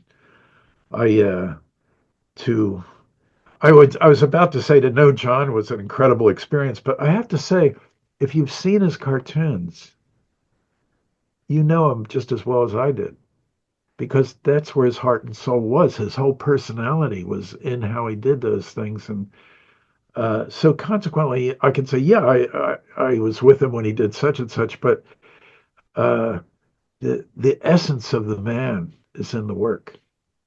Yeah. And Well, sure. Yeah. No, I the mean, more you it's, understand that work, the more you understand how he is at his fundamental self. yeah. And I think some of those Ren and Stimpy cartoons are they're just built to last. They're just going to be studied in the future the way that we study Coal Black or the Great Piggy Bank Robbery or something like Man's Best Friend or Stimpy's Invention. Um, as far as your role on the show, why did John want you to work in the layout department on Ren and Stimpy when the majority of your experience had been as a storyboard artist? Well, he liked storyboards from the past that I did on other projects, but so far as picking up his style of drawing and everything, which uh, a layout man is supposed to take what the storyboard man does and make a good drawing out of it, because the storyboard man will take shortcuts. But the essence of the gag will be there, of the expression and the acting and so on. But every line isn't connected and everything. The layout man has to do a good drawing based on that, which retains that amount of energy and maybe even pluses it. John wasn't beyond plussing things at that stage as well. To him, layout was a thinking stage. It wasn't. He didn't want just artists. He wanted thinking artists. Hmm. Uh, Unfortunately, the things we were supposed to think about were things that he himself had invented, and was, you're trying to put yourself into somebody else's mind and yet do something totally true to yourself. And there's a contradiction there, which takes a while to resolve. Of just doing it for a while before you can merge the two. And I never really did it totally successfully, because I was used to on storyboard taking chances on drawings and everything, and just right up to the deadline, just keep making changes in what I did, repasting things, putting panels over panels where I did a better. I thought of a better idea for it. Oh, he could lift it this way and it'll be funnier. So that I just erase my stuff, even though it would have been perfectly fine to meet the deadline. So right up until the minute the thing has to be taken off my desk by the associate producer or something, I'm changing stuff to make it better. And to me, that was just a normal way of working. But John really needed layout to be drawings that were really tight and really had full of energy and humor, and the unique point of view of the world that he had. Hmm. And Uh, S- doing that, I was, I don't know, I was okay, I guess, but not the best use of me. On the other hand, I was absolutely delighted to be doing it. As a yeah, matter of fact, I left a situation where I was offered a better job for a lot more money, and I turned it down just so I could do this. Uh, and I never regretted that decision. yeah. To Oh, of see a course, yeah, working studio with a genius at its head is it's like if you lived in Florence, in that time, that period, the golden age, and Da Vinci says, hey, will you come work with my guys? yeah. And you're going to take it no matter what. You'll take it if you have to do it for free because it's a chance to see what art is really capable of instead of just what it's, normalized for. Yeah. So was layout elevated even more as an important creative stage on Ren and Stimpy than it had been on Mighty Mouse or Tiny Toons? Yes, absolutely. Well, in John's point of view, in a sense, everything we do in the studio here is supposed to be creative. But he's a little bit contradictory about that because you have to be creative in a way that he would like to see done, uh, or that he could agree with once he sees it. He might just not like it on a technical level because he thinks you can do better, or he just has a new insight, and you have to do that. Whatever it is, you have to fit in. You have to reconcile that you're going to do you're going to accept the contradiction of doing it John's way and make uh, redo yourself in a way that you can sort of anticipate, the type of thing. You can't anticipate the actual gag itself, but you can anticipate the way he would handle something sometimes if you were lucky. And so it was a difficult job, even for people who were really, really good draftsmen. There were some excellent draftsmen there, but they all felt the friction of Mhm. working. I have to do this John's way, and I have to do it my way, and they both have to coincide. And only John, you can't. It's Yeah. an impossible situation. Well, But I believe in asking people to do the impossible. I think that's totally legitimate in art because it forces everybody to up their game. yeah. So, Well, it seems perhaps he was like compensating for how compartmentalized and spread apart the creative process had become in the television environment where there's like the writing department and the art department and the music department and nobody's talking to each other. And on Ren and Stimpy, obviously it was like the strong producer director uh hand guiding everything, which probably had never really been done to that extent in TV animation ever before that. Uh, Layout, I guess, is not also, we were talking about outsourcing, not done domestically on a lot of animated shows anymore. Is that true? oh yes, and it's horrible. It's I'm sorry. I really admire the Japanese for what they've done with cartoons. Um, in that sense, I'm a fan in the sense that I admire it. But do I want to do it? No, because I grew up with rock and roll, jazz, Hollywood, just all the inputs you have growing up in America, and that's what's in my pores. That's what I want to do. I Yeah. don't want to do a guy with a coiffured hairstyle, that has just the right amount of hair, line, black hairs, going over his forehead, and who in an upshot or an extreme downshot, or all these weird shots. I I think it's fine. I don't think badly of anybody who likes that. I understand why they like it, but I'm sorry.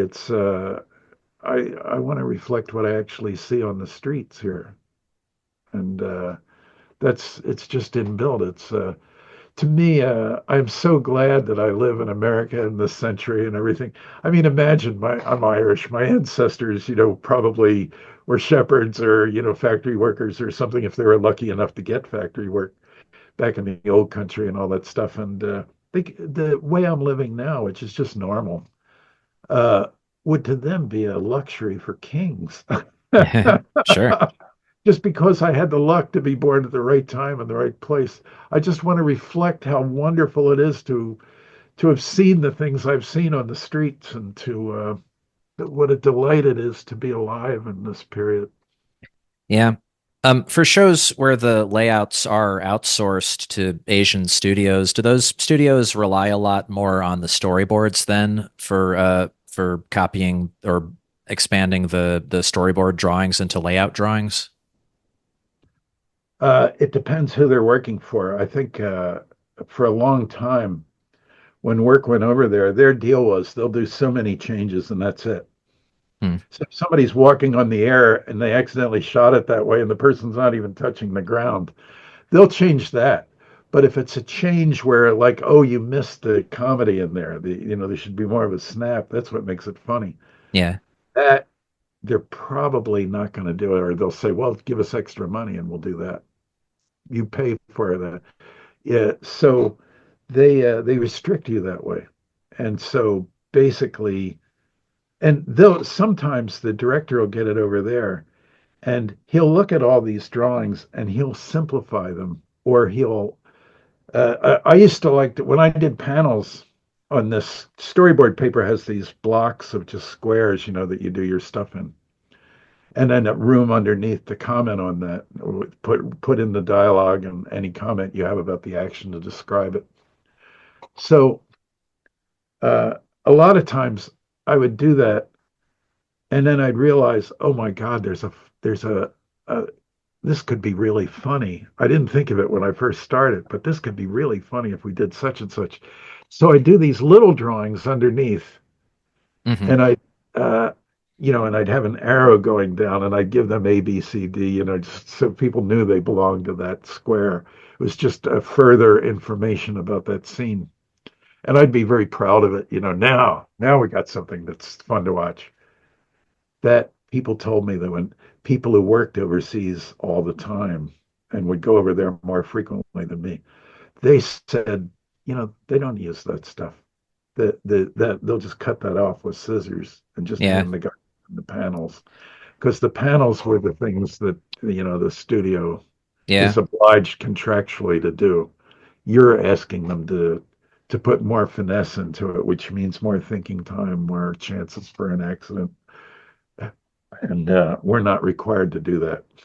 And they would make that decision themselves. They wouldn't tell you that because you wouldn't see the stuff until it comes back. And in vaudeville, like I said, there would be a crisis meeting if the audience didn't laugh. Well, Yeah. you don't have that in animation because when you turn something in, you don't see that thing on the screen again for a long time. And if you could see it the next day or shoot it on some device, well, then you could see right away whether what you did works or not. And you'd modify it if it needed it. But when you see it, a month later, 2 months later, or something, it you can't remember what you were thinking at the time. Yeah.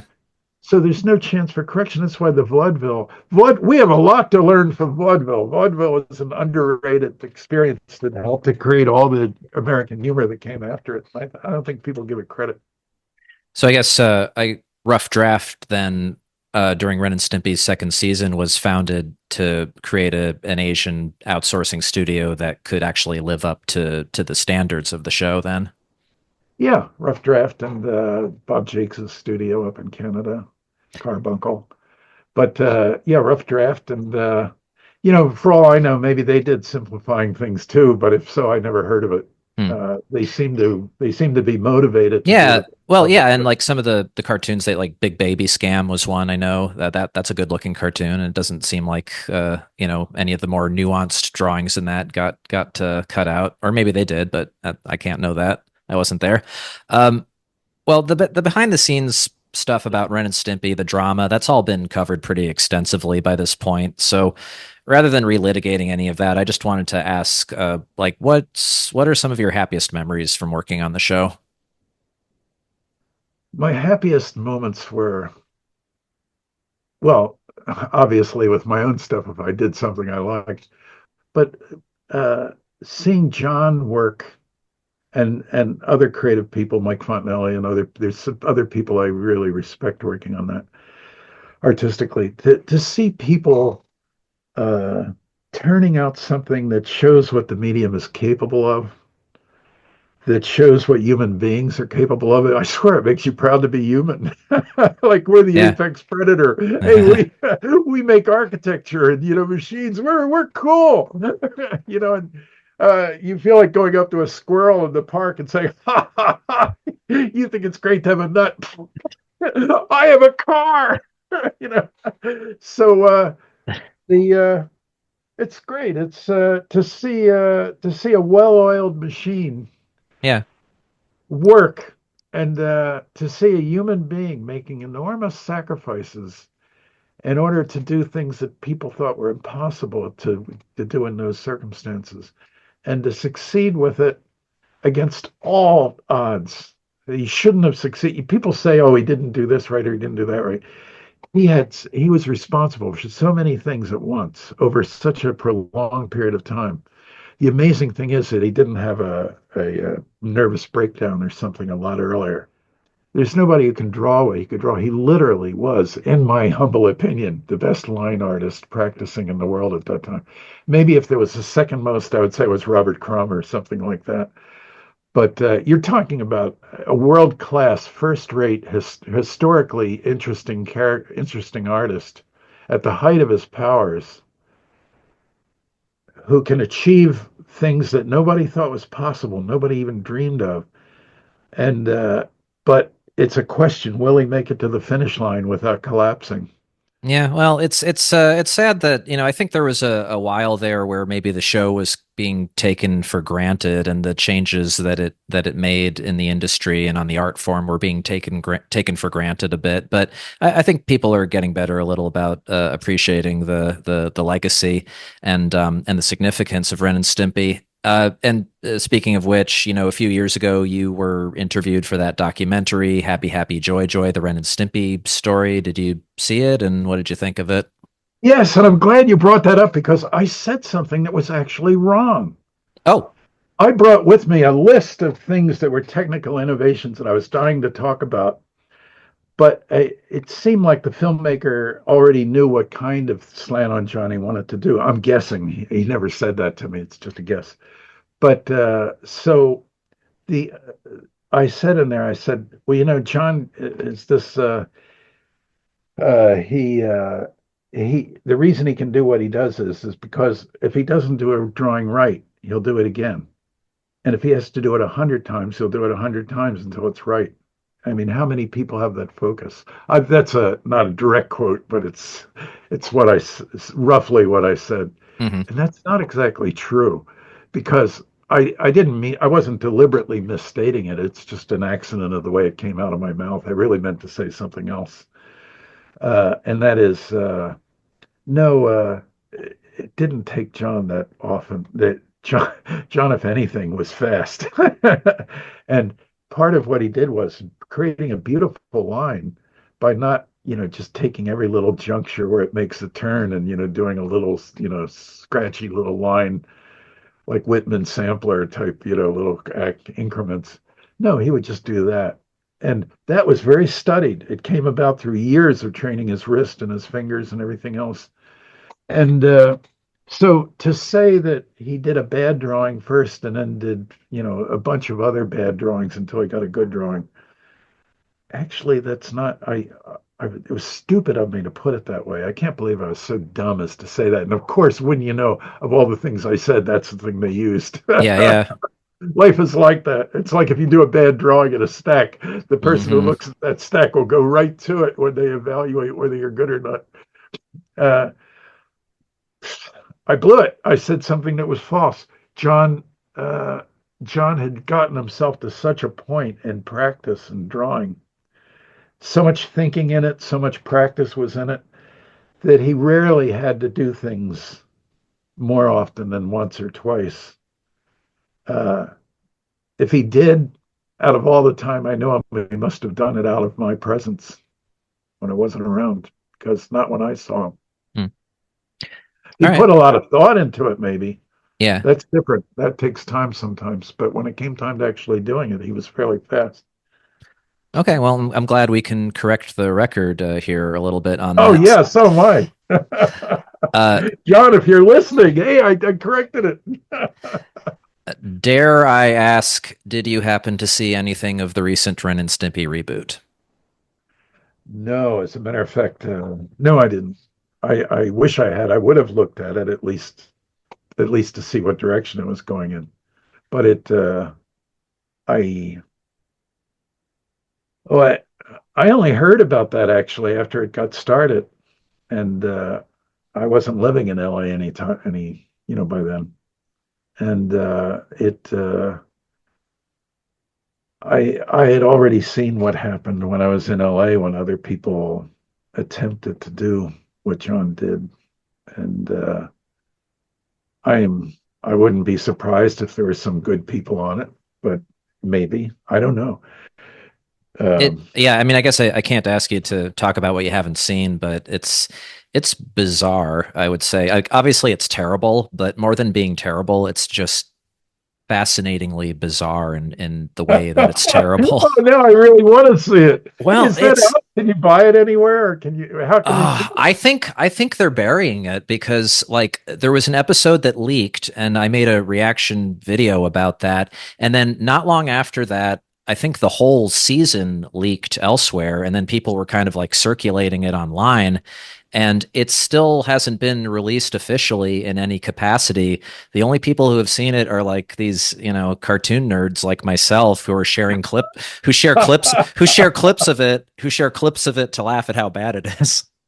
Oh So man, I'm so sorry to hear that. yeah, But, but it, I loved what you did on you did a post about it on YouTube, and I thought that was there was a lot of really incisive things going on there. well, I'm glad you thought that was amusing, even if you hadn't seen what I was criticizing. But um, so when you left Ren and Stimpy and went back to regularly working on shows for other studios, did you feel like it was immediately apparent that the success of Ren and Stimpy had made some changes in the industry? Like, were you and your fellow storyboard artists being treated differently than you had before?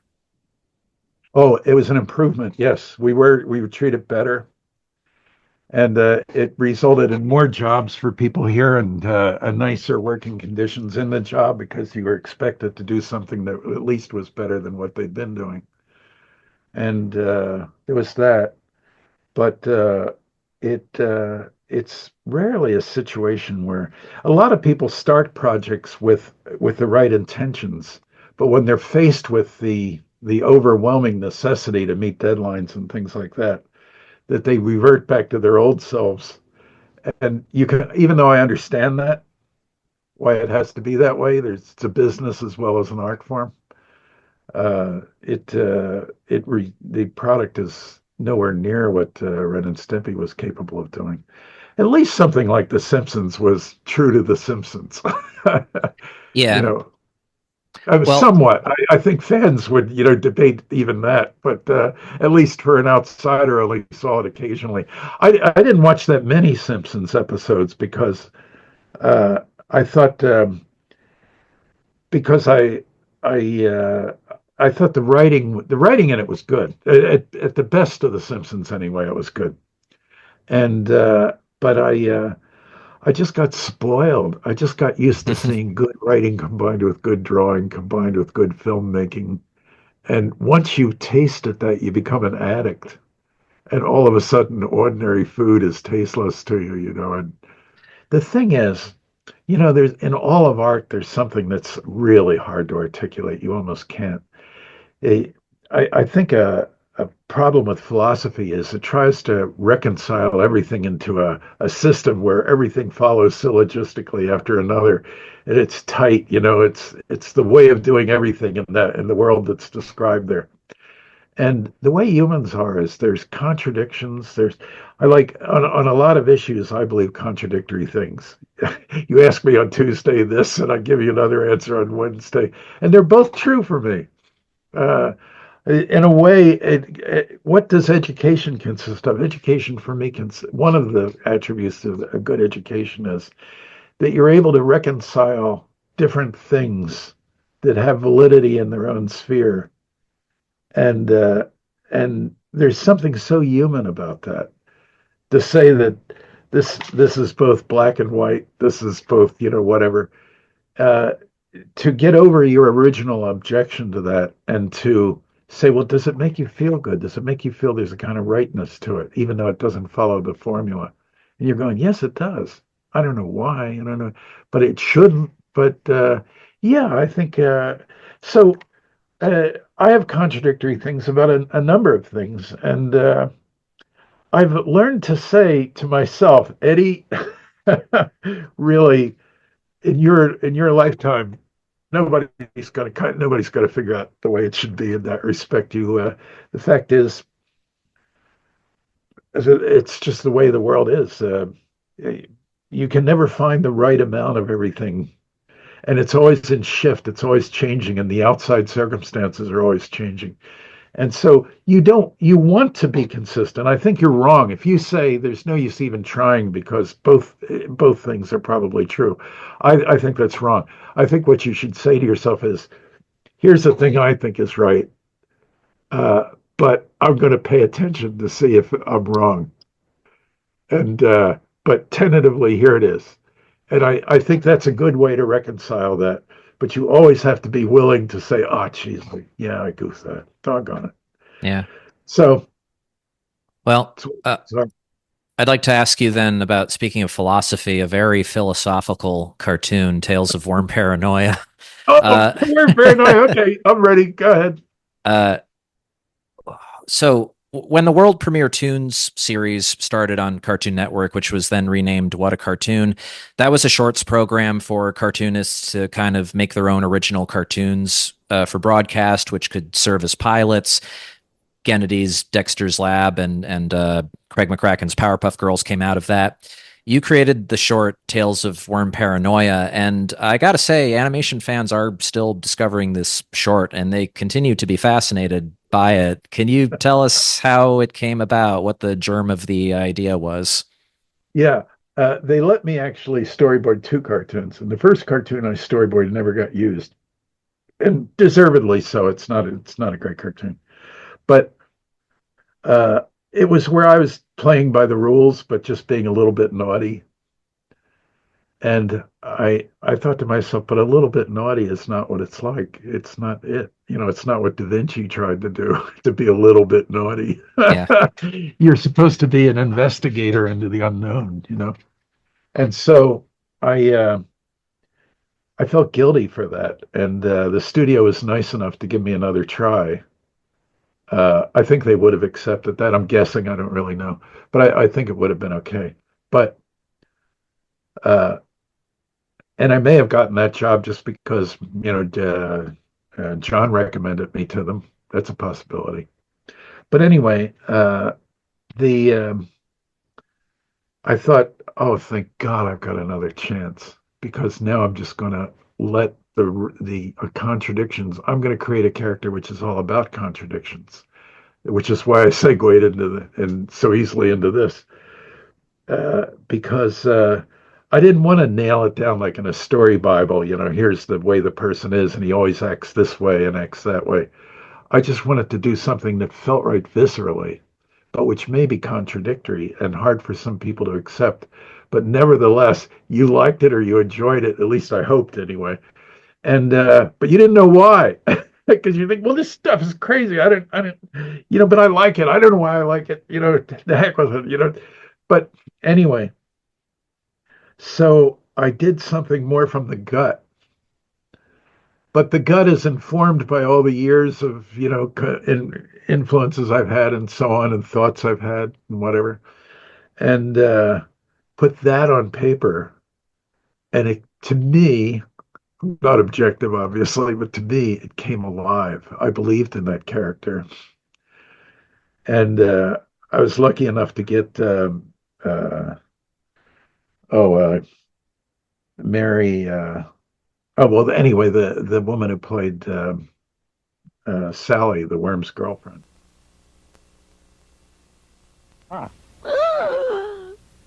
Johnny, I don't know you anymore. Johnny, remember that cute little worm I met under the drain pipe? That brave, funny, idealistic little worm with the trendy reproductive band. The Hmm. voice on that is fantastic. And Patrick, who did the voice for the worm, was great.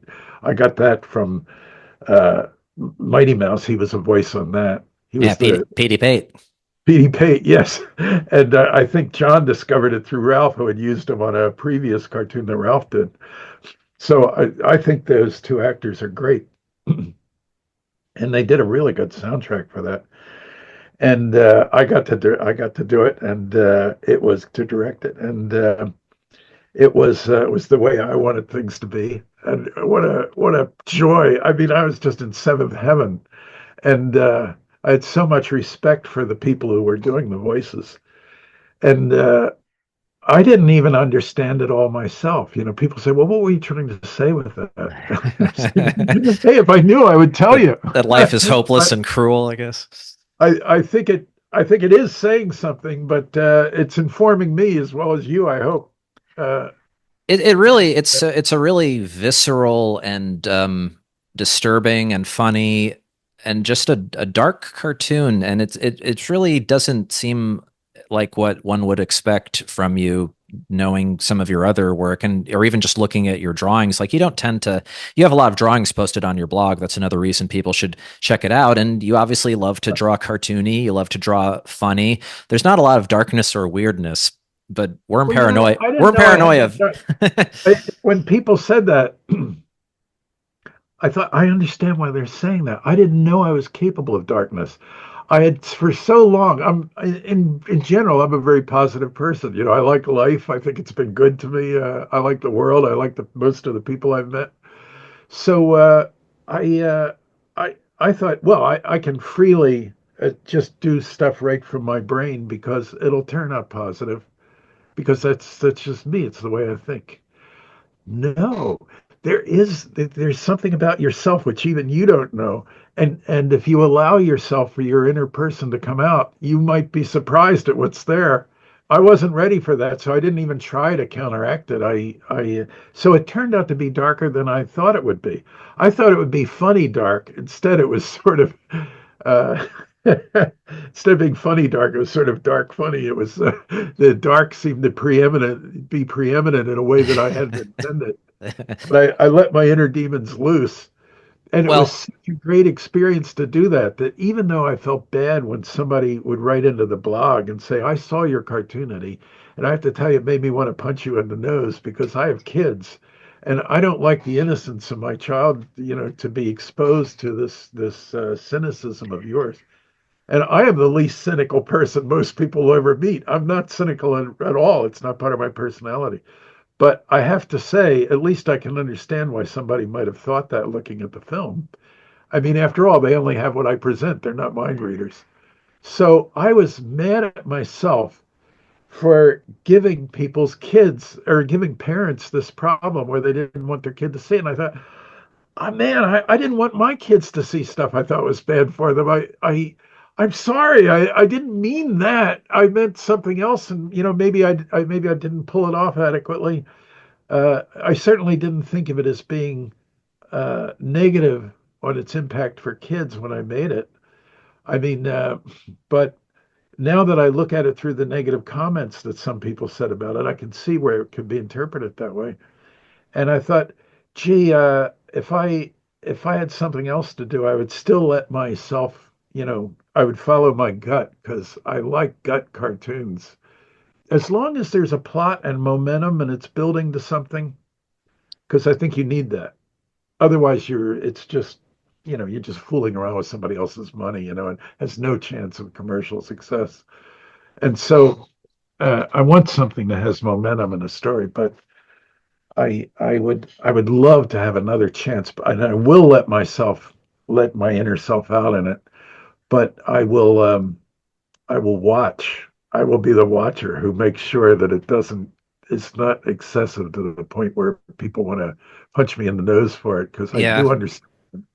Well, I mean, like you can probably tell. I think it's a great cartoon. I think maybe the context of the series was what threw people off, because a lot of those world premiere Toon What a Cartoon shorts are pretty. I mean, a lot of them are good, but a lot of them are just kind of innocuous, or they're not like they're pretty sedate, a lot Hey, of can I them. tell you a story about this? Oh, please. Okay, all that. Get this. I was supposed to pitch a second cartoon.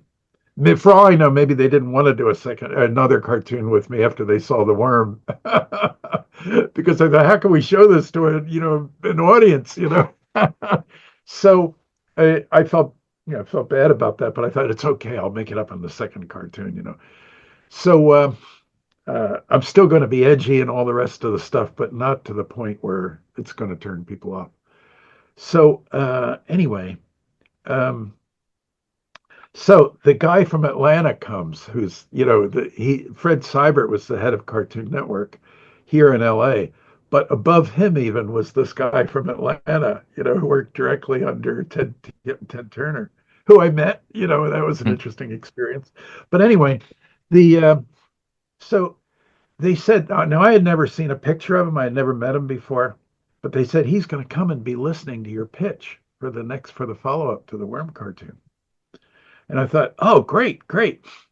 So the day comes, and I'm really busy because all these brush fires came up in the execution of it, and which needed total attention. And so I couldn't give much attention to the thing I was supposed to be pitching. But anyway, but I knew it in a general way, and I thought, well, I can wing it; it'll work. So anyway, um, so all these guys come into the conference room, these strangers from Atlanta, and wearing impeccable suits, really good quality, good tailor, personally tailored, and they all look like, successful types, and people used to being in boardrooms and, getting away with things and so on, but yet also with a sense of humor as well, whatever. And so, and then this grungy guy comes into the room. And it was during the period, grunge rock and roll. Oh yeah. Yep. From Seattle and all.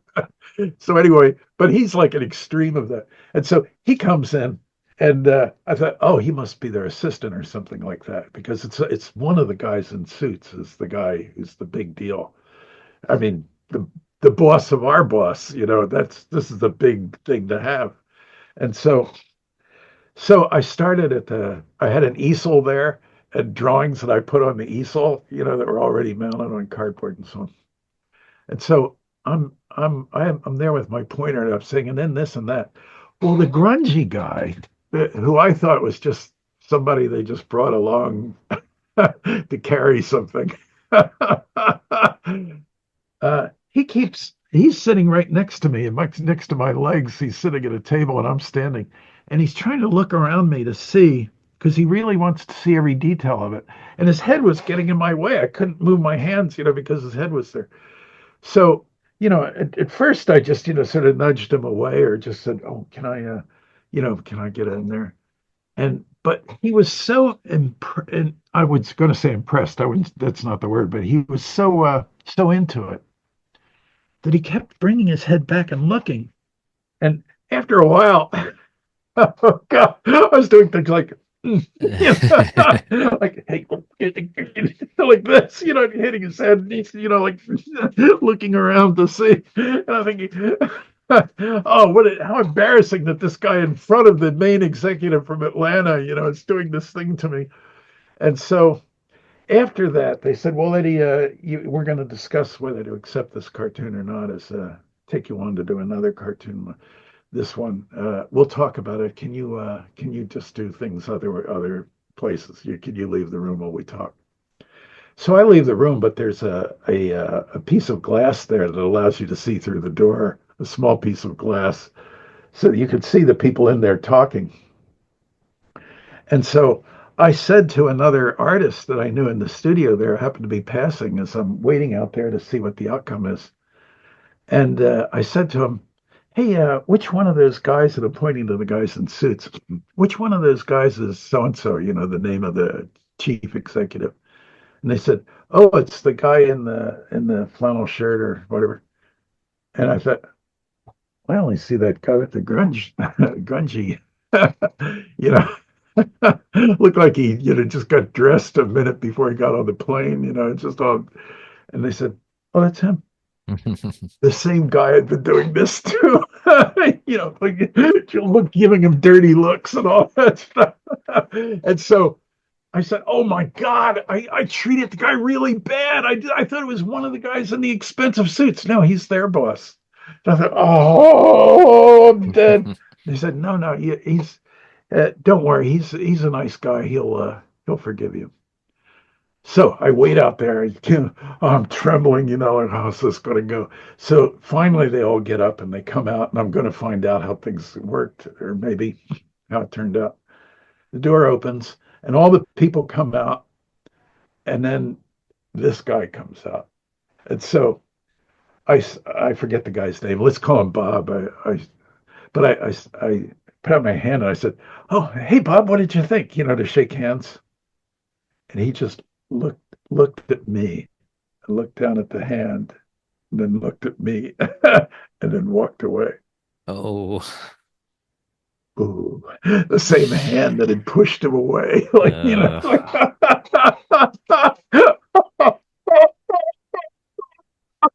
Boy, sometimes luck can go against you as well as for you. Yeah, that is rough. On the production end of things, I just wanted to ask about Worm Paranoia. How did it wind up being animated both at Kennedy and Carbuncle? Was that just a budgetary necessity, or Well, did you think Glenn Kennedy was an artist I admired. He was an animation artist, and he worked for Tiny Toons, which is how I found out about him. And but he wanted to establish his own studio overseas that where he would be the main creative person, but he would take all this work from America. And he had a unique style. He actually added to, the stuff we gave to him. He made it look a lot better. He made it look, and he gave it an animation feel, which gave it a unique quality. And but somehow, and so I wanted him to to work on this thing, to work on the worm cartoon. And in the beginning, when you see him, you filthy children. mm-hmm. What is it? He says, "You filthy children." I forget. I used to say this to myself walking down the street. It is unto yourselves who you should look. Yes. Yeah. Look at yourselves, why don't you? It is unto yourselves you should be looking. Well, that particular dialogue, I got in a pizzeria from John, because I hadn't seen John for a bit. So he said, "How's the film coming?" And I said, "Oh, it's coming good, but I have this. I don't think I'm starting the film correctly. And I want to show the where it's all happening. I always believe in giving a location up front, just so people feel oriented. And I don't know how I'm going to do that, because it's they keep taking time away from it. We were going to give you so many minutes, but we can only give you this. And then after that, there's some other reason. And they're all good reasons, but nevertheless, it means that you're shaving what you do down to bare bones. And I thought, everything I can think of for beginning the cartoon correctly, the way I'd like it to begin, is not working right. And I was struggling with that. And John said off the top of his head, I don't know whether he thought about this before and didn't tell me that it was a gift from him, or whether he just thought of it spontaneously, which he's perfectly capable of doing. He was a really good spontaneous thinker. But he said, "How about something like, well, you just show him," and he says, "You filthy children." And some variation of, what I just said, look to yourselves, why don't you? It is unto yourselves you should be looking. That Baroque way of speaking, where the words are not in the right syntax, but it comes out really funny. I said, "Oh, it's great. John thinks a million, waiter," because I didn't have a pencil. And the waiters don't like to have their pencil taken away from you. That's how they make their living, right? That's like taking a hammer away from a carpenter, Yeah. But I had to have it, and I'm writing it down, and now John was very kind, and he when people asked him about this, he would just say, "Well, Just happened. I don't know, Eddie. He was so really. I got that first line from John. The one of the other lines of the thing I really liked. I need help on, and this is worth telling you about because there's really a good lesson to be learned here. And that is, there was a guy named Mark Schirmeister, and Mark was had a kind of funny way of talking because he had adenoids or something. But his so far as I could see, because I don't know the whole of his oeuvre, but he of his abilities. But the abilities that I knew of was that he was good with words. He could make words sound beautiful. Now that's a rare thing, even among writers, even among professional writers. You don't come across who actually make a living by writing books and novels and so on. Even they don't frequently come up with really memorable words, like uh, two households in Fair Verona where Yeah. we last seen all that. That's a master. Well, this guy's a master at dialogue, not at plot necessarily, at least not that I know of anyway. But he's good with words. And I had actually recommended him for a job when I realized he was like that. When I hear him talking to people, and I said to Tom Ruegger, who's running the studio, "God, this is a guy we should get him on the writing staff." And I meant that. I don't know whether I said it right or whether I left an important thing out. If I should have said, "Look, he may be good as a fixer, as a doctor who, injects good ways of saying things into something that's already written, or who comes up with a unique ways of saying things totally, and we just skewer the scene to favor him." So he'd be like Ben Hecht, if you know that writer. He was the guy who did Shop Around the Corner and His Girl Friday, one of my favorite Hollywood writers in live action. And anyway, so he comes, but we had to go to a dinner, a really long dinner, maybe even two dinners, I can't remember. And I just knew that there was something wrong with the part of the film that would really benefit from something really pithy, like John had given me for the very first thing that opens it. This is one of those other situations we really had an opportunity if it was spoken right. But when I did it myself, I kept thinking, well, it's got to be something better than this. And so they let me, on the studio's dime, take this guy to dinner. Yeah. And well, he's a good guy. I was glad to do that. But we kept going through, sat there for the longest time in the restaurant, back and forth with things. Finally, what came out was, "From the lowest protozoan crawling on its belly in the lowlands." And then I injected lowlands. And then, "To the great speckled trout that leaps in pristine crystalline lakes in the uplands." Now that is an over the top ornate, way of talking that people haven't done since, the 1600s, the pirate era. But uh, believe me, getting there was not easy. We were arguing about words, and Mm-hmm. rhythms. It's almost like you're writing poetry. But when it came out, it was so satisfying to me. And I thought, man, this guy ought to be permanently on the staff at the studio, uh, and just making things better that already are approved and everything, but just tweaking it so that you get, instead of saying, because that character could easily have said, from a worm crawling on its belly, not knowing what it's doing or having any awareness of the world, you know. But no, it's for the lowest protozoan crawling on its belly in the lowlands, to the Yeah. great speckled trout that leaps in pristine crystalline lakes in the uplands. That is genius, It pure is. genius. Yeah. Oh So yeah. anyway, they hired him.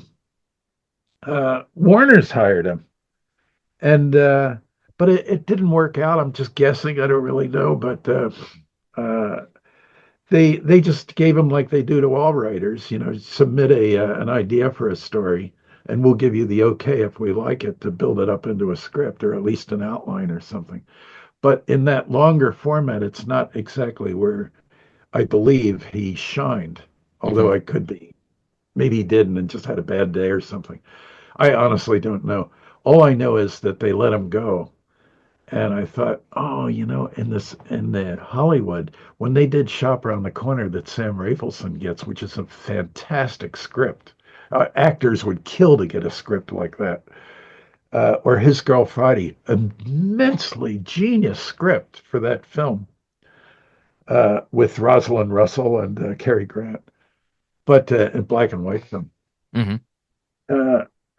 The that especially in the first one, Shop Around the Corner, he took what Rafelson did, which I'm sure was probably okay. It was probably better than what the raw material he got, and he brought it into genius level. He brought it in. He took a good script doctor is like a surgeon. They're to be admired. It's a rarer skill even than people who can come up with good ideas for stories, because this is the micro. This is very few of us know more than a few lines of poetry from classic poems.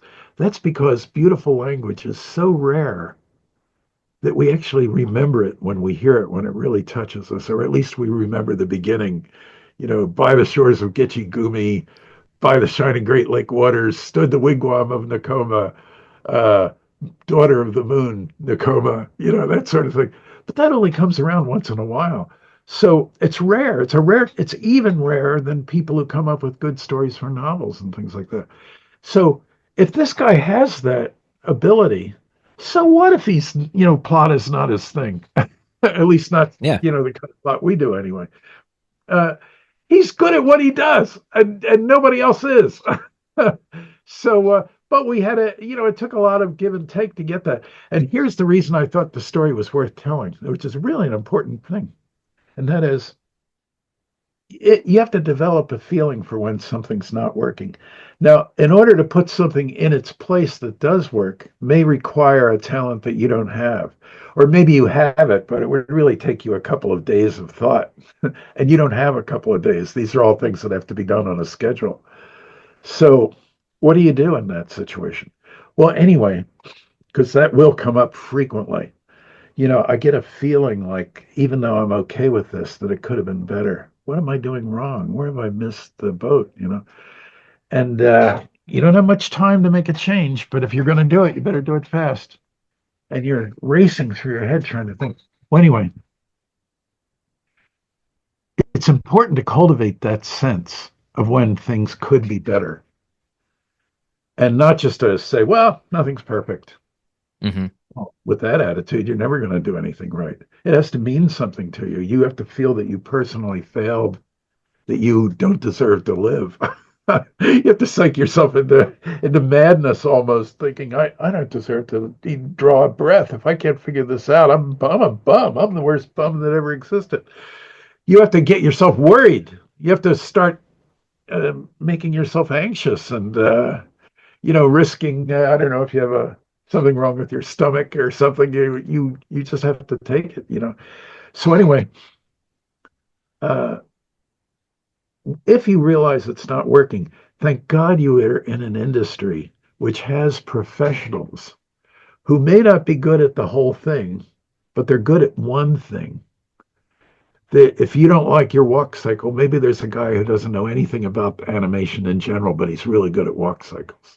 Ask him.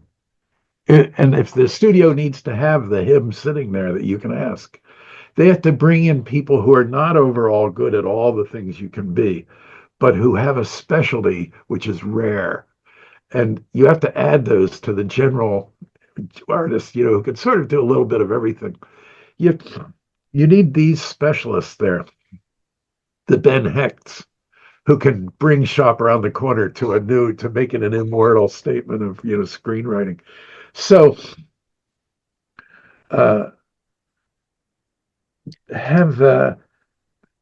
don't be easy on yourself. If something is not up to snuff, granted, if you're home and you're just practicing, yeah, sure, put it down, have dinner, think about it, come back to it tomorrow.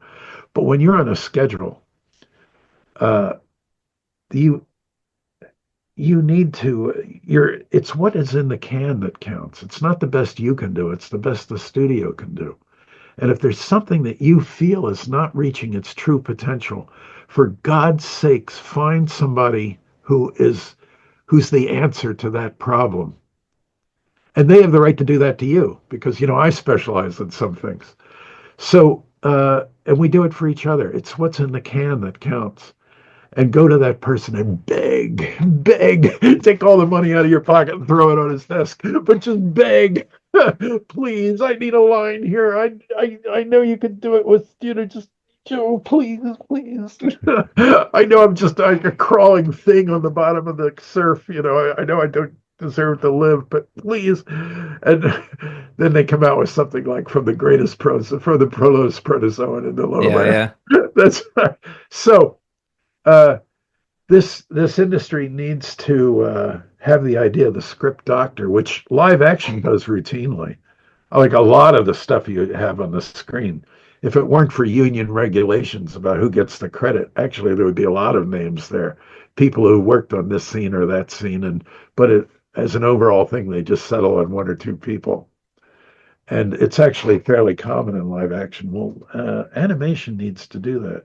Were some parts of Worm Paranoia all going to be done by Kennedy initially, and then you were looking at some scenes and you thought, oh, maybe I need to reach out to Carbuncle for these? Or how did Carbuncle get involved? Carbuncle, well, I've always respected what Bob Jakes did up there.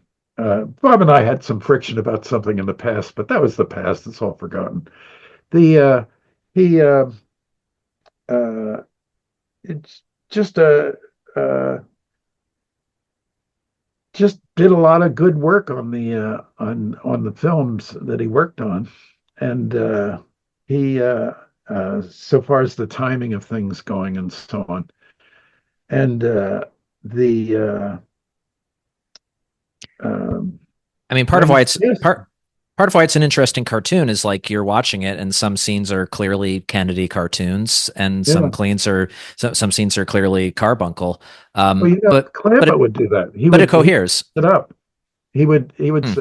he would even take a scene and interrupt it in the middle and say, "You start the scene, you end the scene," with the same character, and because you're the specialist in this type of thing, Yeah. but he has to jump around at the end, and you're the jumping specialist, so you take it over from that point on and do the jumping. And he used to do that routinely, and I was just trying that out, trying to suit Hmm. the thing to the person who's actually working on it.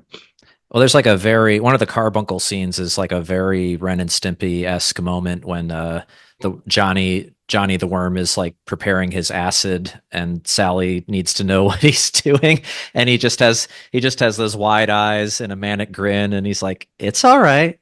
It's okay. I Oh, well, that was understand me now." actually. I did that. But they did good work on the layouts and everything. But It's got those big Eddie Fitzgerald hands in that scene. It's very it's a touchstone or a trademark of yours. yeah. Oh, hands. I'm so glad you said that. I wanted to ask you about, yeah, you're very, very big on the importance of, we talked about hands a little bit earlier, but yeah, you've written about like the neglected art of hand acting and animation Yeah, acting. I used to tell people. I said, hey, you have to imagine your characters are all like Italian homosexuals. And so because Italians like, they have all these gestures like this, and like this, and like and like this and like this. I heard that came about because in Naples, where a lot of that started, that they had noisy streets because of the cobbles and the cartwheels on the cobbles would, so that inside you were just hearing a racket all day long, these narrow streets with the loud sounds echoing off the building sides. So people like to argue a lot in that culture at that time in that place. And so there would be all these balconies where people would go out in the balconies and yell at their neighbors, "You idiot, you did such and such, that's not your underwear, that's mine, and you took it in from the clothesline," or whatever. And you moron, you wouldn't know your own mother if she walked in here. Don't you insult my mother, that sort of thing. Well, anyway, at least I'm imagining that. I don't know if it was really like that, but in my fantasies, that's the way it is. And I like, so gestures because you could, over the cacophony of all these cartwheels on the things, you couldn't hear what the insult the other person was making at you. So they got to do things like this, which everybody knew the meaning of. Hmm. You do this, and the other goes, like just, and so, as a matter of fact, I think that's a really good student thing for a teacher to assign to students, to get them to draw hands and saying, okay, express to me this emotion with like 8, Italian gestures, go Yeah. to a site, look at them, and but add a little flamboyance to it. Don't do it automatically. Look like it's really organic to the character. So, I learned a lesson from a kid when I first met my wife. We were both at a summer camp. This is 10 million years ago. And 1969, I think it was. I was a counselor in a summer camp, arts counselor, and Mm. Mary was the cook. And so there was a little kid there, and his dad was some TV star who was on TV at the time, but I didn't know who it was because I hadn't seen the show. So I just treated him like everybody else. But the little kid liked to draw. He was just a tiny little kid, but he carried around a sketchbook. And I was dying to see what was in it, but it's none of my business. I didn't want to interrupt or make him. Sometimes you can make people lose confidence, if you look down, because you don't like what you see. They see that and then they don't want to draw anymore. So it's a little precarious, walking on eggs a little bit, but can I see? Can I see?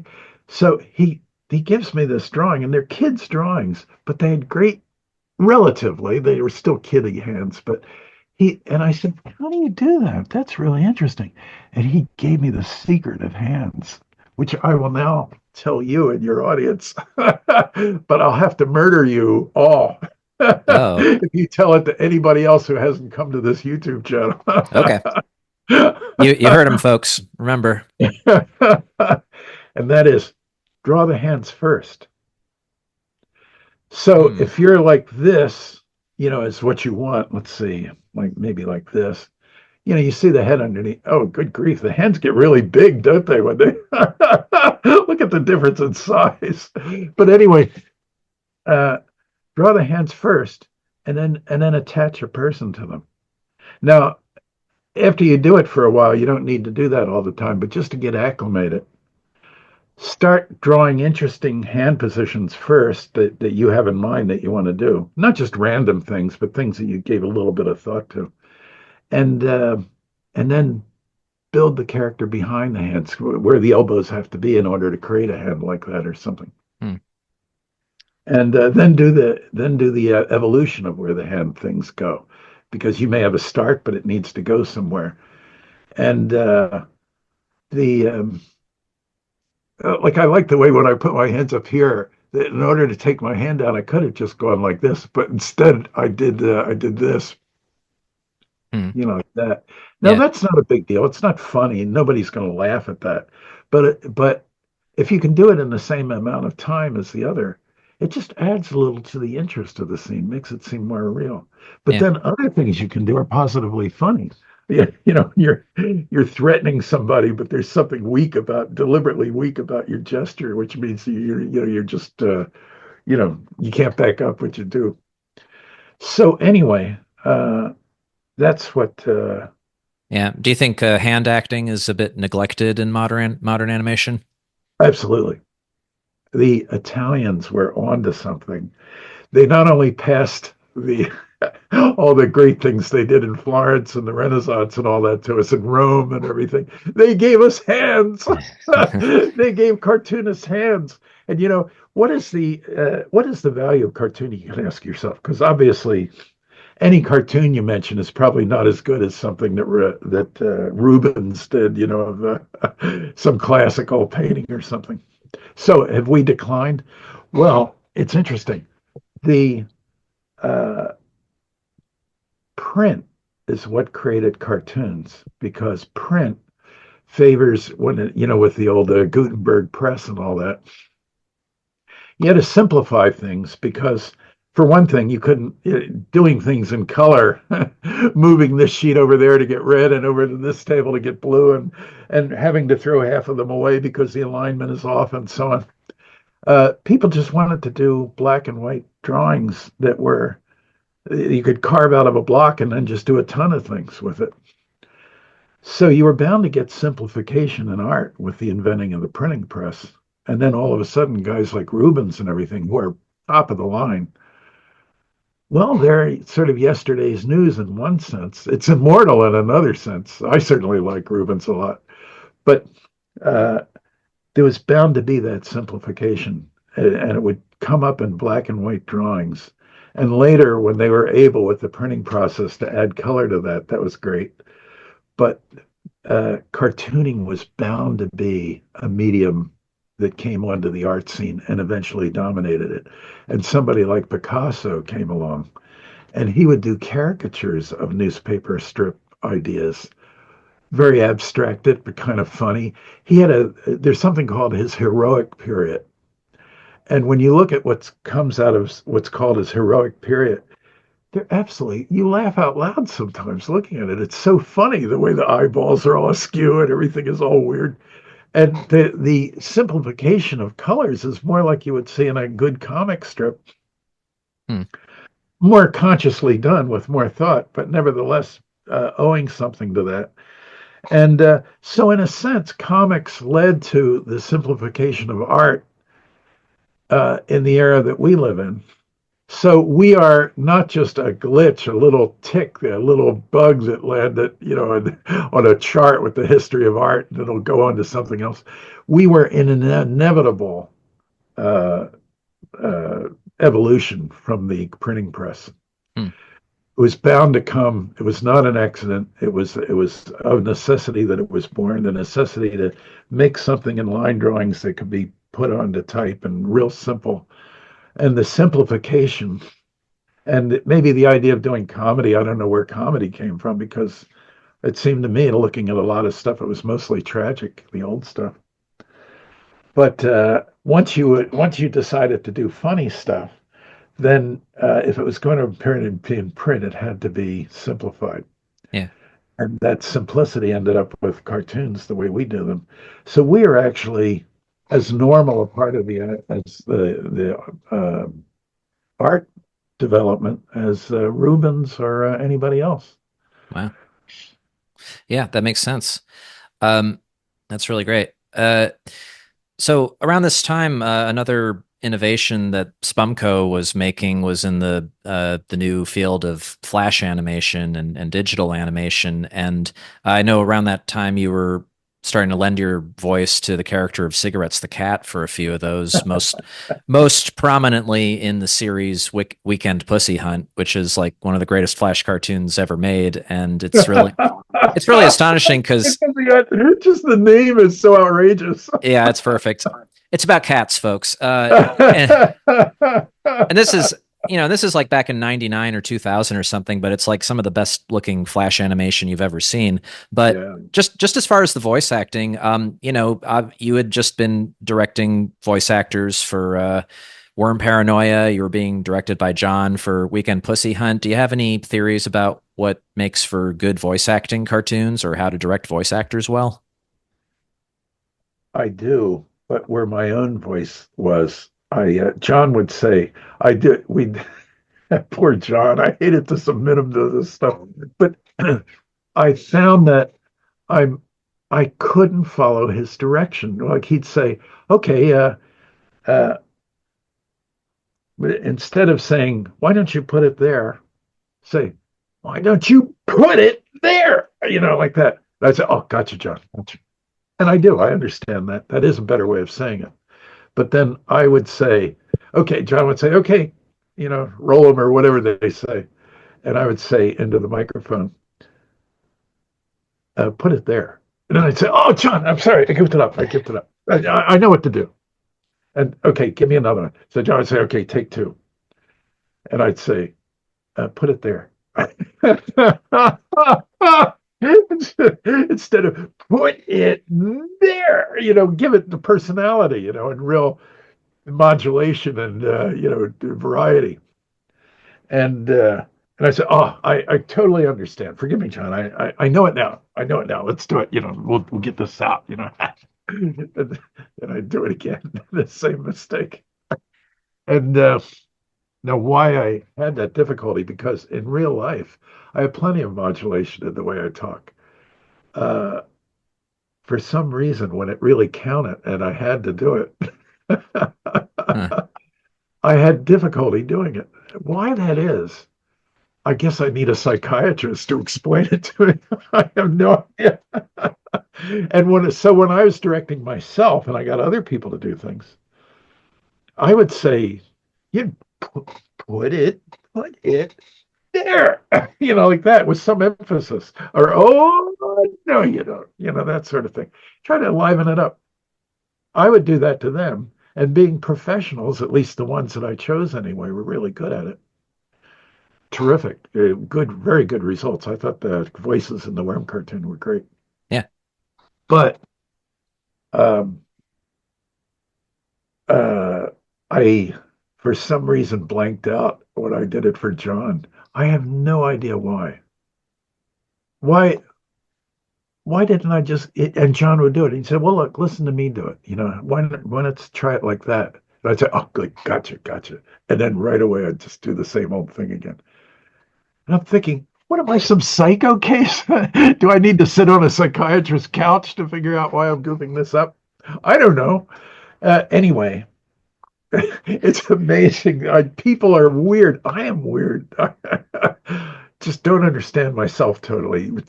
Paul said, "Know thyself." I have never known myself. I don't think I ever will.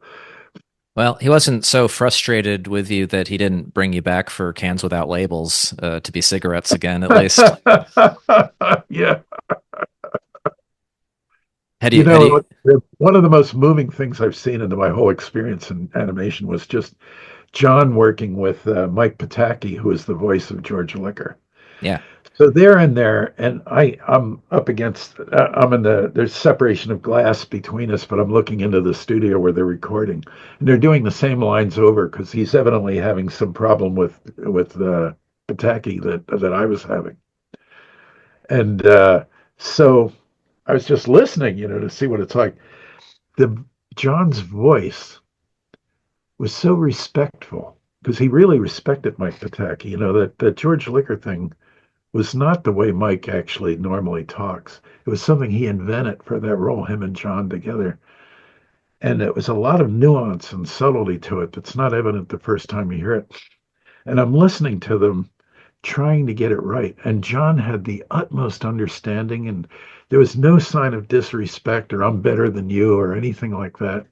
It was just one friend, professional friend, talking to another professional friend and trying to help him be his best. And it just went on and on and on.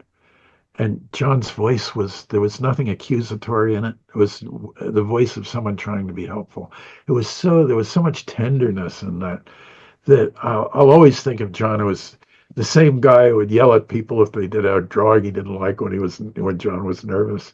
But that same guy was capable of infinite subtlety and wonderful cadence in his voice, talking to somebody, really looking for a solution to a problem as opposed to imposing himself and everything. Um, he's what a guy. And listening to them both, and Mike Pataki, I think, did his best work. I've only seen what he did on Star Trek and a couple of other things, and I saw him live in a stage play. And it wasn't nearly as good as when John directed him. He needed John to be the best Mike Pataki. Yeah.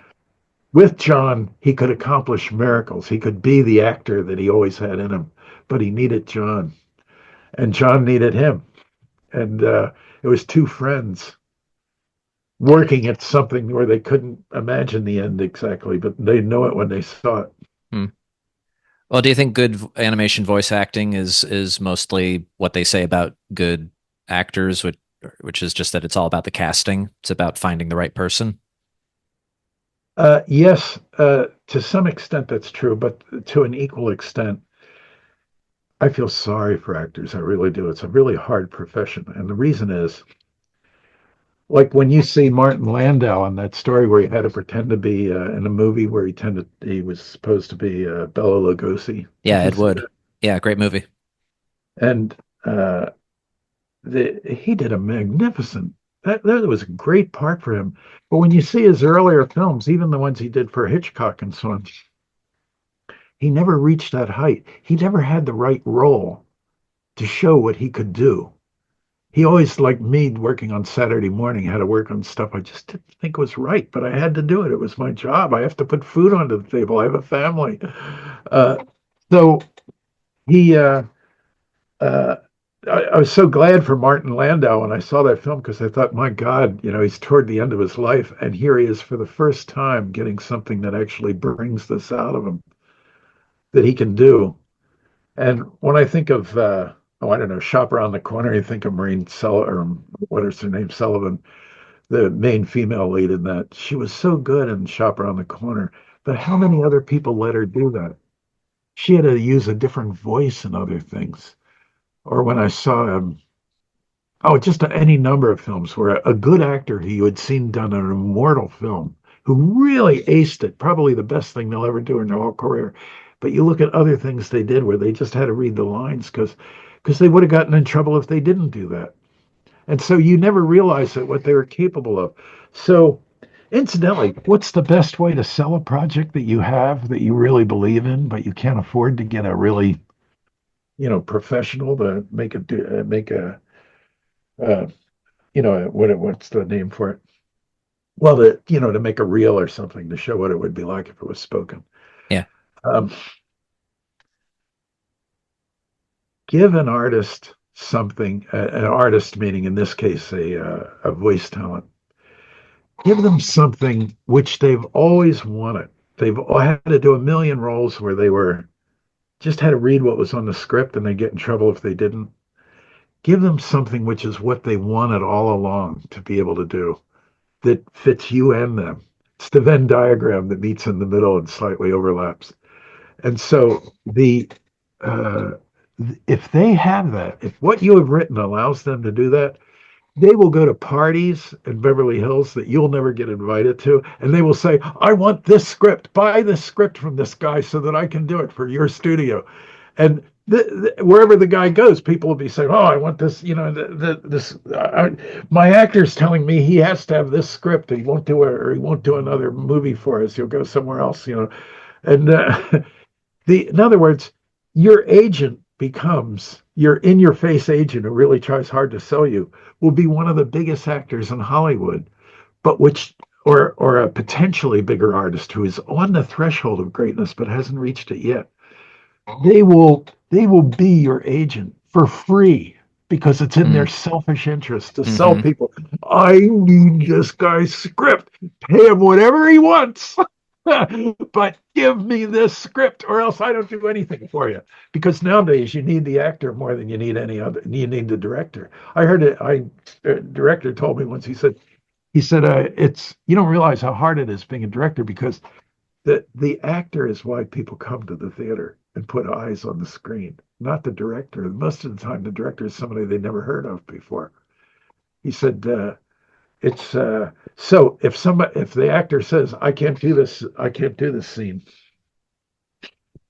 then they're going to take you out as the director. They're not going to change the actor because it's hard to get first-rate actors, and big names and all that. They don't sign up. They're very picky about what they choose, and so if you're lucky enough to have that, there's going to be a certain number of eyes on your screen, whether you're good at it or not. But you have to have those people to answer your question about which is the most important.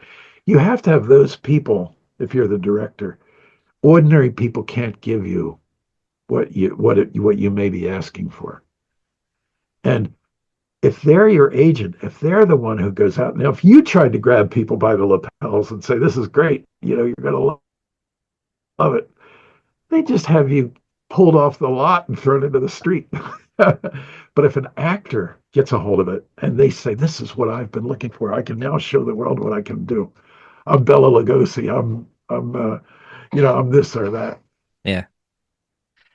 Man, that's so. Are you able to sell a script if you're a nobody? Well, yeah, actually, yes, you can. And you can have the greatest agent in Hollywood, which is one of like the 20 major stars that everybody will go to see just because they're in it. But if you can get, it's them you have to get. You don't have to get the audience, that comes later. If you can get that one person just to read a scene or listen to a tape that you've sent them or something that has you on it doing the scene or whatever. If it's something they recognize, like, oh my God, I've been looking for something like this, they become your agent and they Mm, will sell you and your yeah, product and you will make serious money for it. oh, that's great. Speaking of stuff that you might have done just to pay the bills, around that period, you also worked as a producer on kind of an odd series called The Wacky World of Tex Avery. And I say odd because it didn't really have anything to do with Tex Avery, the director, or any of the characters that he created. Can you describe what that show was and what your job was on it? Oh, well, um, gee, all right, I'll do it. I'm forced myself to do this because it's kind of embarrassing. But so on the basis of some other thing I did with it that the studio liked, they said, we want you to take the helm of this Tex Avery thing. You're the right person for it. And I got a good salary for it. And the best I've had up to that point. And, but they said, but here's the clip, here's the thing. We are going to do a ton of these shows really quickly. They're going to go through. It's the only way we could get the thing okayed and get the amount of money we need it and everything. So if you take this, we're going to, you know, we'll take our ideas that the storyboards are going to be done overseas mostly. I mean, mostly meaning really mostly. Yeah. Very only a few here.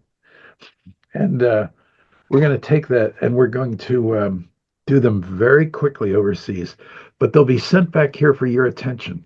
And you'll have one day to look at that script and to look at that storyboard and make changes in it. Then a production assistant will come at a certain time of the day, let's say 5 o'clock or whatever, and take it off your desk and it goes into animation Wow. overseas. Wow. Now, one day that's difficult, but at least you can make some impact on the show. But the problem was I was the only person working on this show, and you had the only artist except for a colorist. Now, the problem was so many shows were going through that I would have a number of storyboards from all different parts of the world coming into me. And I had one day to do the change by 5 o'clock. And I'm looking at that stack. Now you have to imagine this is not my only job. Other things are, you know, we need the music. You need to be with the editing for this thing, or the client has this or that, or the client's coming in tomorrow. We have to prepare for that. You have to do this and that and this and that. Your day is not, you can't give the whole day or even a big fraction of it to doing those storyboards. And we're talking about boards in the plural. Yeah. I have it in my mind, and I know I was going to make a stab at how many boards I'd have on my desk at one time for one day. Uh, but I probably shouldn't do that because I might get it wrong, in which case I'd be, somebody who knows the exact number of that would think I was an idiot. But anyway, a lot. Sometimes so would be. Hmm. I just couldn't believe the pace at which this thing was going. There was no way. I couldn't stop there and thinking, well, gee, it might be better if we did such and such. Yeah, I can make the change, but the change would have to be done, drawn, Xeroxed, okayed with the production process and everything, in addition to all the other work I had to do in that same time slot. And it just goes out into, and when now I made a serious mistake on that thing. I went to Canada to talk to the Canadian guys who were doing some of the boards. Hmm. And I went there and they were like, please just give us the show to do ourselves, and to board the way we think it should be done. Hmm. And I said, well, I'm not used to working with you guys. I'd do that if I knew more about you, but But then I thought to myself, wait a minute, I've got a ton of stuff here. I can't even look at these boards in the amount of time that I have. They're going in and out of the system, partly from this studio, but partly from others. And it just has to go out. And so I said to them, really lived to regret this, but I said, okay, we'll earmark stuff for you to do in-house. You okay the board because you're artists. Yeah. Whether you're the best artist in the world, I don't know because I never met you guys before, but uh, I trust you because horrible things could, even worse things could happen. If you guys goof it up, I might be even more goofed up if I don't do this. So yes, a certain amount of this stuff I'm leaving to you. They're all right, let's have a beer, eh? And so the well, it I don't know what to say. It was uneven, but the thing, this machine was, which I was getting a ton of money for as producer, but I thought to myself, this is going to make me look bad because nobody else knows how this system works except Yeah. me, and my Yeah. name is on it, and so I uh, I asked them not to use my name, to put some fake name up there. I have fake names that I've used on different things, Sebastian Peachy, and I can't remember my names all of a sudden, but some names I did, it was just necessary because I didn't, well, anyway, uh, it was a no-win situation. So finally, I convinced the studio to bring on some help. And boy, at last doing this, and I got guys who were just the rebels that I knew at, some of them were the rebels from Spumco, but these are very rebellious kinds of guys. They're even John, had to work hard to keep this thing working, and they looked at me as being, oh well, he's a second-rate John or whatever. I don't know what they were thinking. I'm sure it wasn't flattering, whatever it was. And Yeah. so, I could tell stories, but I can't bring myself to diss people who aren't here to defend themselves. Anyway, that was not working out well. Yeah. And so then I got Mike Fontanelli in. Now, Mike is a good artist and a good storyteller. And so it was great to have him there. But the two of us could not make a dent in this stuff that was going through. Hmm. And then the client, fortunately, was very sympathetic, was a real nice guy whose name all of a sudden I can't remember, but really, really good guy. Oh, I can tell you stories about advertising and everything. There are some good people in that field, but you have to trust me because you may not have met them, but they do exist. Mm-hmm. There are some idealists even in that profession, which is like finding a safecracker who turns out to be a saint, But yes, it exists. And I met some of those people too, and it was great working for them. But anyway, so Mike comes in, and that's a big help. But even so, it can't stop the flood of stuff that's going out. And well, it is what it is. What can I say? I mean, it's a yes, curiosity. I would have loved to do Tex Avery the way I thought Tex Avery should be done, but that's not what I was offered. Yeah, very strange situation, sounds like.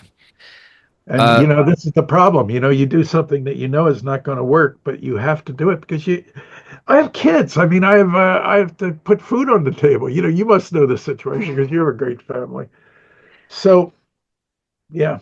Okay, well, thanks for explaining that, because I don't think the tale of the wacky world of Tex Avery has ever been told until now, and now we know what the deal was on that. I meant to mention or ask this when we were talking about Weekend Pussy Hunt, but as Flash animation was starting to come on the scene, it's definitely impacted the way that people do their jobs. But do you think that flash animation and digital animation programs in general have changed the way that animators approach their work or kind of conceptualize it as they're doing it compared to the analog Absolutely. days? Yes, and it's terrible. And Mm. if you look at Disney, Disney tried to do a Mickey Mouse Club, which what I watched when I was a little kid. And when I was a little kid, I thought that was a great show.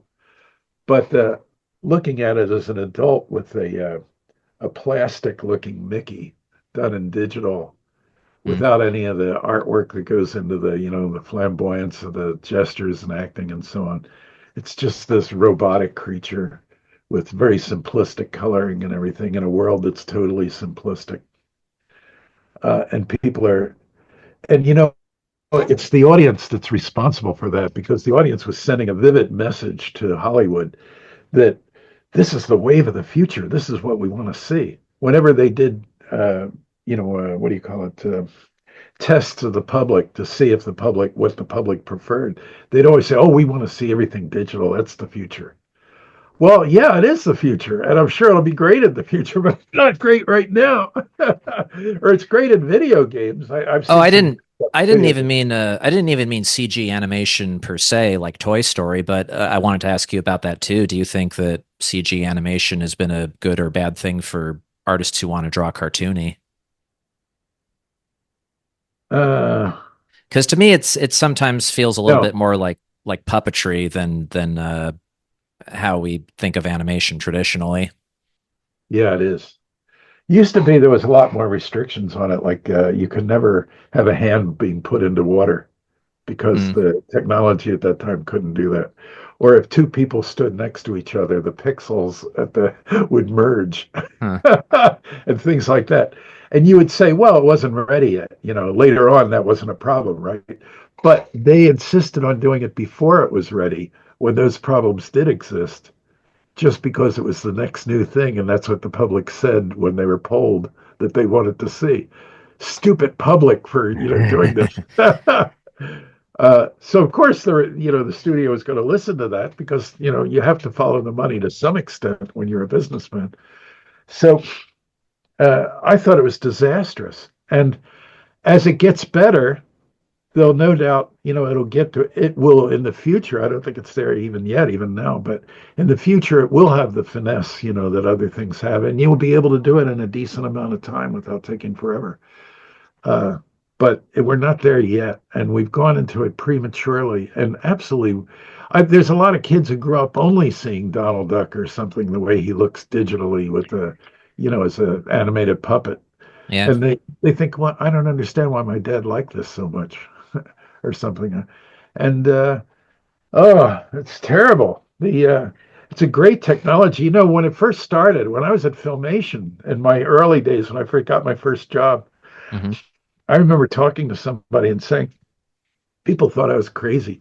They said, I think this digital thing is going to work out someday. And I think the way it'll work is with a light pen or something on a screen, you'll draw the way you want it to be. And, and it'll look jerky in the animation when you see it. Or either that or it'll go into a formula that it memorized. Oh, this is how we're going to do all walks. We'll only have 5 types of walks, and this is what they are. And you could have the people do one of those 5. And I said, then what we'll do as artists is we'll take those 5 that we're used to working with, and we'll say, well, I'm going to, with a digital pen, take that leg up a little bit farther. I'm going to shrink it a little bit. I'm going to do this and that. So, in other words, you'll modify walks that are already in the machine. You'll Mm. modify mouth positions that are already in the machine to make them more funny or more outrageous. And I thought that's what it would happen. Well, it didn't. It didn't work like that. Uh, People did. They still had mouth charts and everything, and but it anyway. In any decent time frame, that didn't come about. Yeah. And the stuff really looked like animated soaky toys or shower things that have bubble juice inside them or something and are just right out of the factory, and I just it I think it used to be that people thought that if you worked in animation you were immensely imaginative because that's what Disney kept putting out that animation is all about imagination. And I think that's what Walt really wanted at a lot of times. And it the public, it was great. A friend of mine was in a theater that showed Three Caballeros, a revival theater, which I admit has a second-rate cartoon in the beginning of it, but after that gets really innovative when you get to the inside of that film. And anyway, it was meant to cement good relations because of World War II. They wanted good relations with South America. So when the film was finished in revival theater, an old Spanish woman, Spanish, from South America, she comes up and she grabs my friend, and she must have heard him talking like he talked with authority, like he was an animator. And she said, "Thank you. Thank you. I never saw my country presented this way before. It's what I always knew. We wanted the rest of the world to see us like this. And we couldn't get it ourselves. But you've done it, you know. You Wow. put our soul onto the screen." And he almost broke into tears. He's Yeah. told me, I wasn't there when it happened, but he said I almost broke into tears. It was the best compliment I've ever had. But I had to say, he said, now I wish he probably wished he hadn't when he saw the result. But he said, actually, this film was done before my time. Yeah. This was an earlier film in the 40s.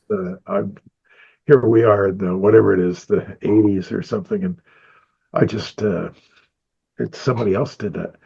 And she was really sorry to hear that. She thought this was like a first run theater. Yeah. And I love that film. I think the best parts, if you isolate the best parts of Three Caballeros, it's amazingly innovative. So is Alice in Wonderland. I know you're not as big a Disney fan as I am, although you would probably admit that those early ones were the best ones. Yeah, and I tried to be fair in the series that will be out by the time this gets posted on that I did on Disney. Even though the title is provocative, how Disney stole your childhood, I try to be really fair about I try to be really fair about the accomplishments and the good qualities. And yeah, Alice in Wonderland, yeah, great animated film, as is pretty much everything from Snow White up through Sleeping Beauty. Say, like, you can't go wrong in that period. Well, a friend of mine said about Alice in Wonderland, he said, my favorite scene in that film is when Alice encounters all this weirdness, which is weird beyond her imagining. She never guessed she would meet Mad Hatters and people like that. And she just can't take it anymore. And she just sits on a log or something and just wants to end it all. Like, I don't know where this is going. I just can't do this anymore. And these weird little creatures come up to her. They sympathize with her. They feel it's almost like the little Bambi squirrels and everything are sympathizing, but she's crying, and it, the weirdness of the world is just getting under her skin, Hmm. and it's just ruining her zest for life. And he said, I've been there, where the weirdness of trying to make a living and everything is so horrifying. And here we have a scene in a kid's movie, of all things, which actually crystallizes that moment in your life when you realize that better than any live action film I've ever seen. And I thought, wow, that's quite a compliment for the artist who did that. Talking a little bit more about computer animation, you mentioned video games, and one of the more unique projects that Spumco did, which you got to work on, was helping design a video game called Go Go Hypergrind for the Nintendo GameCube. Yo, I deny. Well, I thought you must I thought you Oh, must go, demon, go, go. I thought you must be somewhat proud of it because you shared all that production art of it on your blog. Did Well, not much of which ended up in the Not film. much. Oh, okay. Yeah, they didn't use much of what you contributed then. Was that disappointing?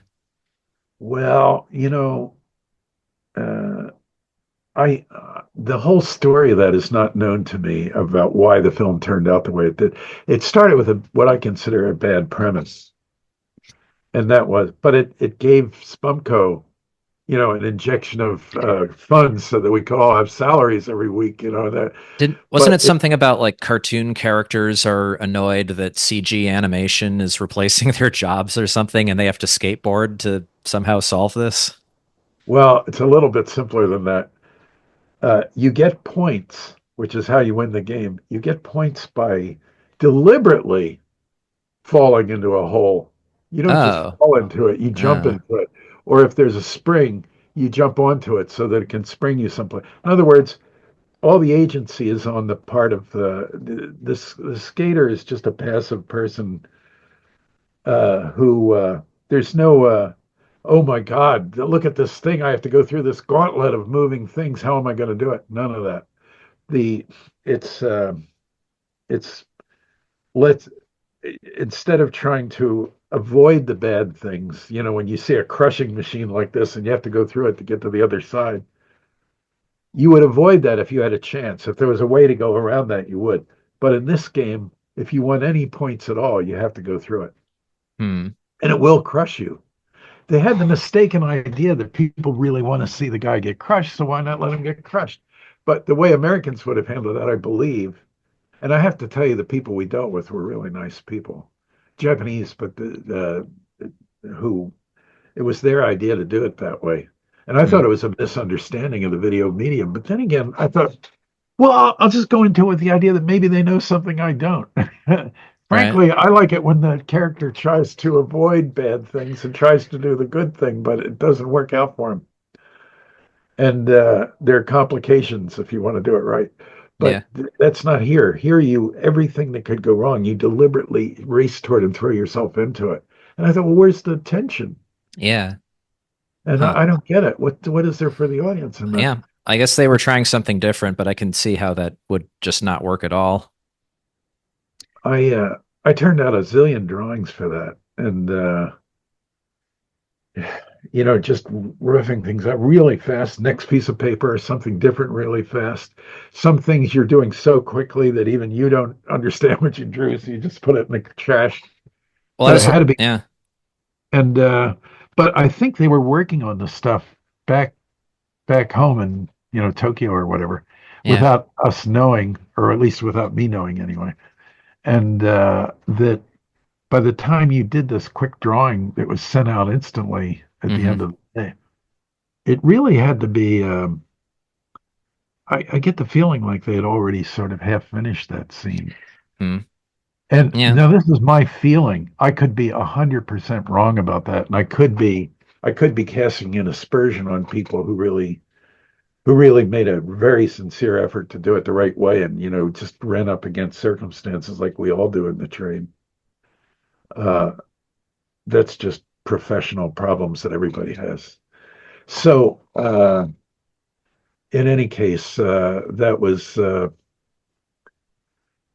was not destined to set any records. Put it that way. No, I mean, you'd probably be shocked to know that the game goes for like $200 used on eBay or something, but it's a collector's item. I think that has less to do with the game itself, though, than just like the video game collector's market being massively Well, over overinflated. the end where they show you the credits of who worked on the film, my name is in there among a million other names. Just Yeah. scrolling, and uh, but they used drawings I did sort of on the side of the Oh, credits as they rolled. Now that's great if they use the best of my drawings, but I got the feeling like every one of those is ones that were the in between things where I just didn't have any idea, but I had to keep working really fast. hmm. And the things I wasn't didn't feel right to me at all, weren't ready for prime time, to put it mildly. And it makes me look bad, like I don't know what I'm doing. And I already had to do this Tex Avery thing where I looked bad to the public. So this is thinking Yeah. my reputation is really suffering here. But Uh, in each case, the people responsible for it who ordered the thing, both in Tex Avery and this film, were the nicest people you could imagine. And through them, I met good people in advertising who were really, believe it or not, very creative and all that. I just couldn't believe it. I thought it was a cliche that all advertising people were shallow and all that. That's yeah. not true. Although I'm willing to bet there's plenty like that, but there's also plenty of the others, which is why every once in a while you see a cartoon or an ad that's just genius. Just Hmm. Well, yeah, that's too bad about the game because I was looking at all the production art that you posted on your blog and I was thinking, wow, this looks like the most fun game ever. This looks like playing a living cartoon. Nope. You Well, it mentioned probably didn't get into the film. no, no. You mentioned on your blog a couple of times that you do enjoy video games, though. Do you play them any at semi often, or do you have any favorites? Oh, I used to play them all the time, but that was a long time ago. I haven't. What was the last games I played? Well, I the last super big game in my life was a really old one, which was Doom. Oh, Doom, of course. Yeah. And Doom I loved, but you get to the end of it, and then I liked it so much I played it all over again from the beginning. Oh And yeah. I've then I been played there. it, Yeah. and later I played it a third time, from the beginning. But then I just couldn't do it anymore. And then another version of it came out, which wasn't as good as the initial one, from in my opinion. And after that, it was just hit and miss, depending on what my kids brought home with them. I would play it with them, Hmm. and it. So I haven't. No, that was a long time ago, and I've only occasionally, played with my daughter mostly because she Yeah. likes video games. Every so often, like every few years, it seems like they try to make a video game that has really cartoony animation incorporated into it. I remember around the time of Doom, there was a game called Earthworm Jim. Did you ever see Oh yeah, that? Earthworm Jim. I thought that was like an admirable effort to really to make a video game that felt a little bit like a playable cartoon with some decent animation. And then more recently, there was one called Cuphead. Did you ever see Oh, that? Cuphead, yeah, Cuphead. Cuphead. Boy, you could argue that it worked better even in animation than it did on the screen. Possibly, you could make that case anyway. I mean, better. I'm sorry, as a video game. Yeah, well, I guess they were designing it with that aspect, but I was pretty impressed because, I mean, you see people try to do homages to what they think 1930s cartoons looked like or what a Fleischer style cartoon looks like, and they don't quite get it right. But I thought the Cuphead guys did a pretty respectable They job. did a decent job on that, and I admire them for doing it. But once again, I could just tell when I saw there was a lag in a certain part and there would be another lag in another Mm, part where nothing really interesting happened. I kept thinking, this is all stuff that they probably realized themselves, but there's just literally no time and no budget to do that. They know it's just got to go out. And my hat's off to them for the making an attempt to do something that was really dynamic and yeah. sort of use the cartoony medium. Yeah, well, I think they were a good influence because I think since then there's been other small developers, little indie companies that are trying to do more cartoony animation in their games. Um, when you returned to working on Ren and Stimpy for the adult party cartoon series, what episodes or scenes did you storyboard on the series, and what do you think turned out well that you worked on? You did the in Onward and Upward. I think you did that one, right? Uh, I was in that one. Oh yeah, you're in it too. Loving Yeah, yeah, yeah. that they lived in the mouth of.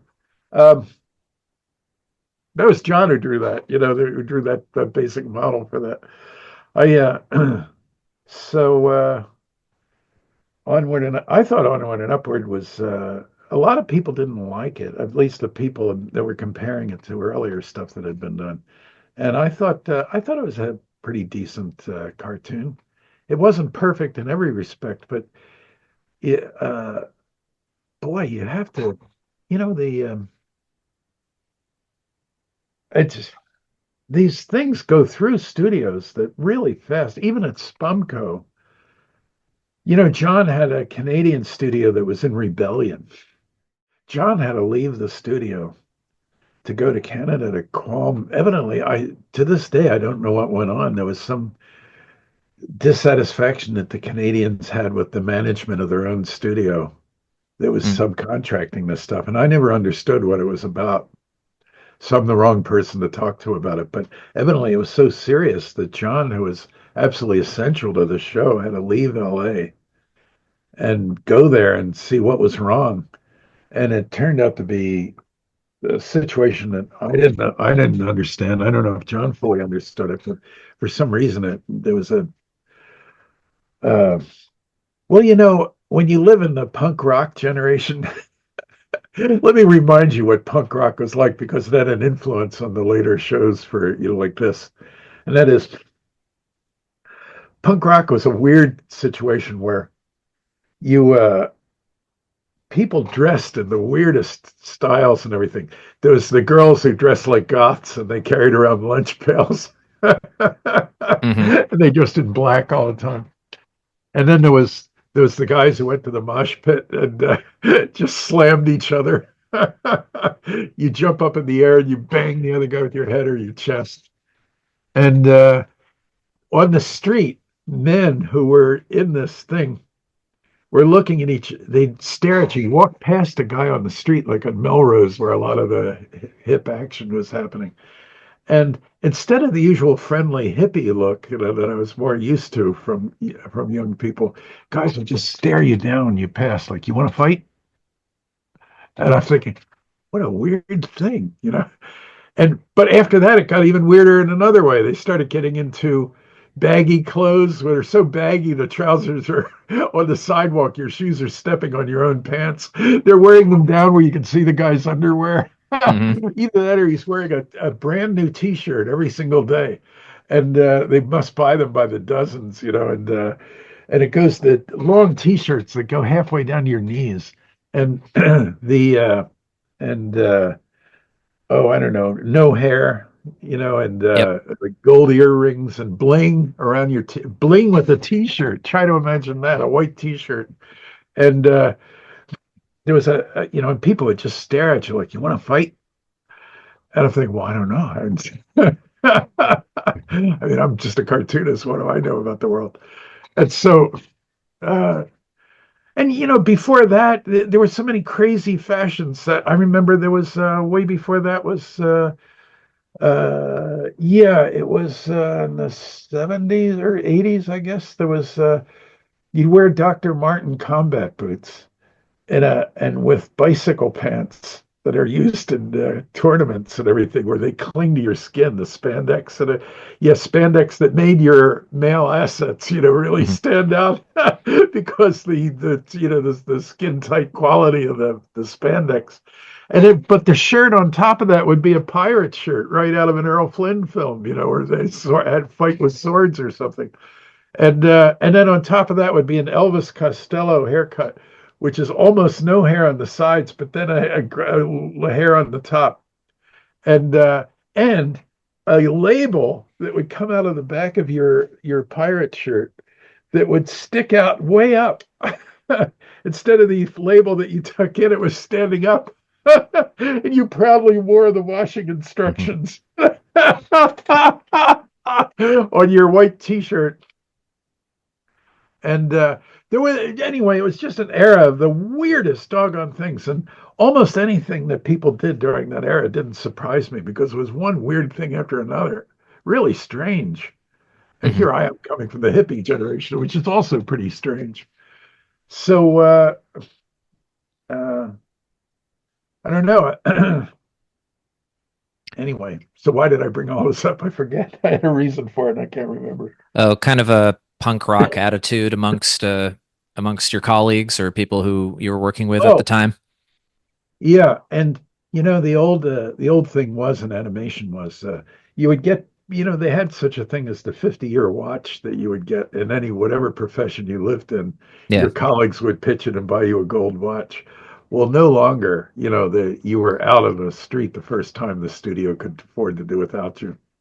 So you were a nomad who constantly had to look for new jobs. And that plus the ethic of the mosh pit, where you stare at other guys like you want to fight them. Combine those two, and you get people who are just dissatisfied with their lot in life. Like, I want more from this. I want to be a director. I want to do this or that. I want to do this. And I'm thinking, but, why don't, I thought this was part of what John's thing was about. We had some really talented people, and some of them were the best people you'd ever want to meet. But there was some people whose names will not be mentioned here or ever, but I'm not trying to make life difficult for them. I'm sure I would, if I'd had their background, I would have done the same thing they did, probably. But anyway, it was just an attitude of confrontation. And the man is against us. And Yeah. John, who was the opposite of the man, who was unlike an oppressor as you could ever want to meet, even though he had strong opinions and tried to enforce them, he's all of a sudden, get where this stuff is directed. And there was just a dissatisfaction there, which I thought it was just generational. It was a generation looking for an identity. Maybe the men were tired of being pushed around by women's lib or something like that. I can only guess because I wasn't really into that myself.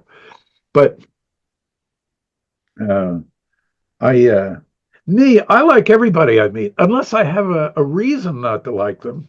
I just saw them rob a bank or something. Unless I have a reason not to like them, I just naturally like them as a start. But it was a generation that wanted to not like you as a start. You know, you're an ass, and you have to prove to me that you're not. And we're still talking about the punk rock generation at this Yeah, point, like, or I guess Gen X, is that what we were talking about, or are we talking about a little yeah. bit before that? Although I've known people solidly within that generation and even identified with it who were really the nicest people you'd ever want to meet. So obviously, I'm talking about a section of that generation, not the whole generation. Very nice people, some of them, but um, it's so John, who's a very unorthodox guy, suddenly finds himself as considered the enemy by some artists who are, just rebellious. And it's good if you can channel it. If you can channel it, that's marvelous. Yeah, I was going to kind of ask you about these kind of changing generational attitudes because obviously, like John was the revolutionary and the upstart and stuff, but then he becomes famous. He's around for long enough that he starts to look like the establishment to maybe younger people who are coming into the industry. Um, you know, what kind of changes did you see? Well, I guess you're already kind of answered this. I was going to ask what kind of changes and attitudes did you see about subsequent generations of Well, I animation can tell artists? you indirectly, and that is, did you see a movie called The K Mutiny? With Charles Lawton, that one? No, oh, that's something else. That's an old-fashioned film. Oh, K Mutiny was a color film with Fred McMurray and okay, I don't know, a bunch of good actors. okay, Anyway, it's a really nice film to see. I read the book as well. But the Kane Mutiny was it's a mutiny. So at the end, there's a trial, and the film takes the point of view that the captain that the crew had rebelled and they had taken over the ship in World War II, and the crew rebelled against the captain. And because they were incited to do it by this guy who was a real dissatisfied novelist or something, who was an officer on the ship, who was always putting the captain in bad light when he talked about him to the crew and so on. Well, anyway, so finally there's a hurricane and the captain does a bad job of steering the ship. And so they actually do a real mutiny, not just a threat to mutiny, but a real mutiny. In which case, when they get back to land, and this is all during the World War II era, they're put on trial for it. And now the film takes the point of view that the captain really was crazy, that he was issuing demands which were unjustified, and hmm and it's his job to, even though he wouldn't have chosen it, since he has to take whatever job is on top of the pile, this is the one he has to defend. And he defends them adequately, as it turns out. The court rules against the captain because the captain started showing a crazy side of himself during the thing. So maybe he really was crazy, like the crew was alleging. But the book had a more sophisticated point of view. Now, they had to do what they did in the film, and it was a very good movie. It's definitely worth seeing. But the film was saying something a little bit different. The film deliberately made it unclear whether the crew was right or whether the captain really was imperfect. It was making mistakes that were serious. The film took a middle ground. It showed you each side equally appealing, so far as the information you had from the screen. So at the end of the film, there's a confrontation between the lawyer who defended the guys, who comes up to the party they're having afterwards. This is the very end of the film, and they're saying, "Well, we won that one," and he's saying, "No, you didn't. He was a perfectly good man. I defended you because that was my job, but you should have stood up." Ugh, it's kind of an emotional thing for me. I can't say it without sort of tearing up, but because it reminds me of John. It's what I wanted to say to the people who rebelled against John. It was your job to show loyalty to he did the best he could. He did better than any one of us could have done if we'd had the same task ahead that he did. And he did it heroically, manly. And and you're enjoying finding every little bad thing about him you can think of and all that stuff. And I'm thinking, that's disloyalty. He was your captain. It was your job to make that ship capable of going to war and fighting the enemy, not to get into this thing about whether the captain was right or not. But that's the book. When you see the film, for reasons which are understandable, because they don't have the length of time to tell the story, all the nuances, they made it seem like, yeah, it was a little testy in some ways, but basically the captain really was crazy. Well, the book wasn't like that. The book left it in your mind. But what the book was saying was a generation is coming of educated people, more educated than America ever produced up to this point. More people at that time who had college educations and everything, and were walking around with the authority of Freudians who just became Freudians, and had a Yeah. superficial look about psychiatry, making these superficial analyses of people who were just people trying to do their best, but they were under the gun and they were a little bit difficult to get along with. Well, so what? Would you know what it's like to have a business where if you have a bad month, you can go under? Of course they're under a lot of pressure. So I'm thinking in a job like that, it's your job as an employee, unless you have really good reason. I guess there's an exception. But if you don't have really good reason, be loyal.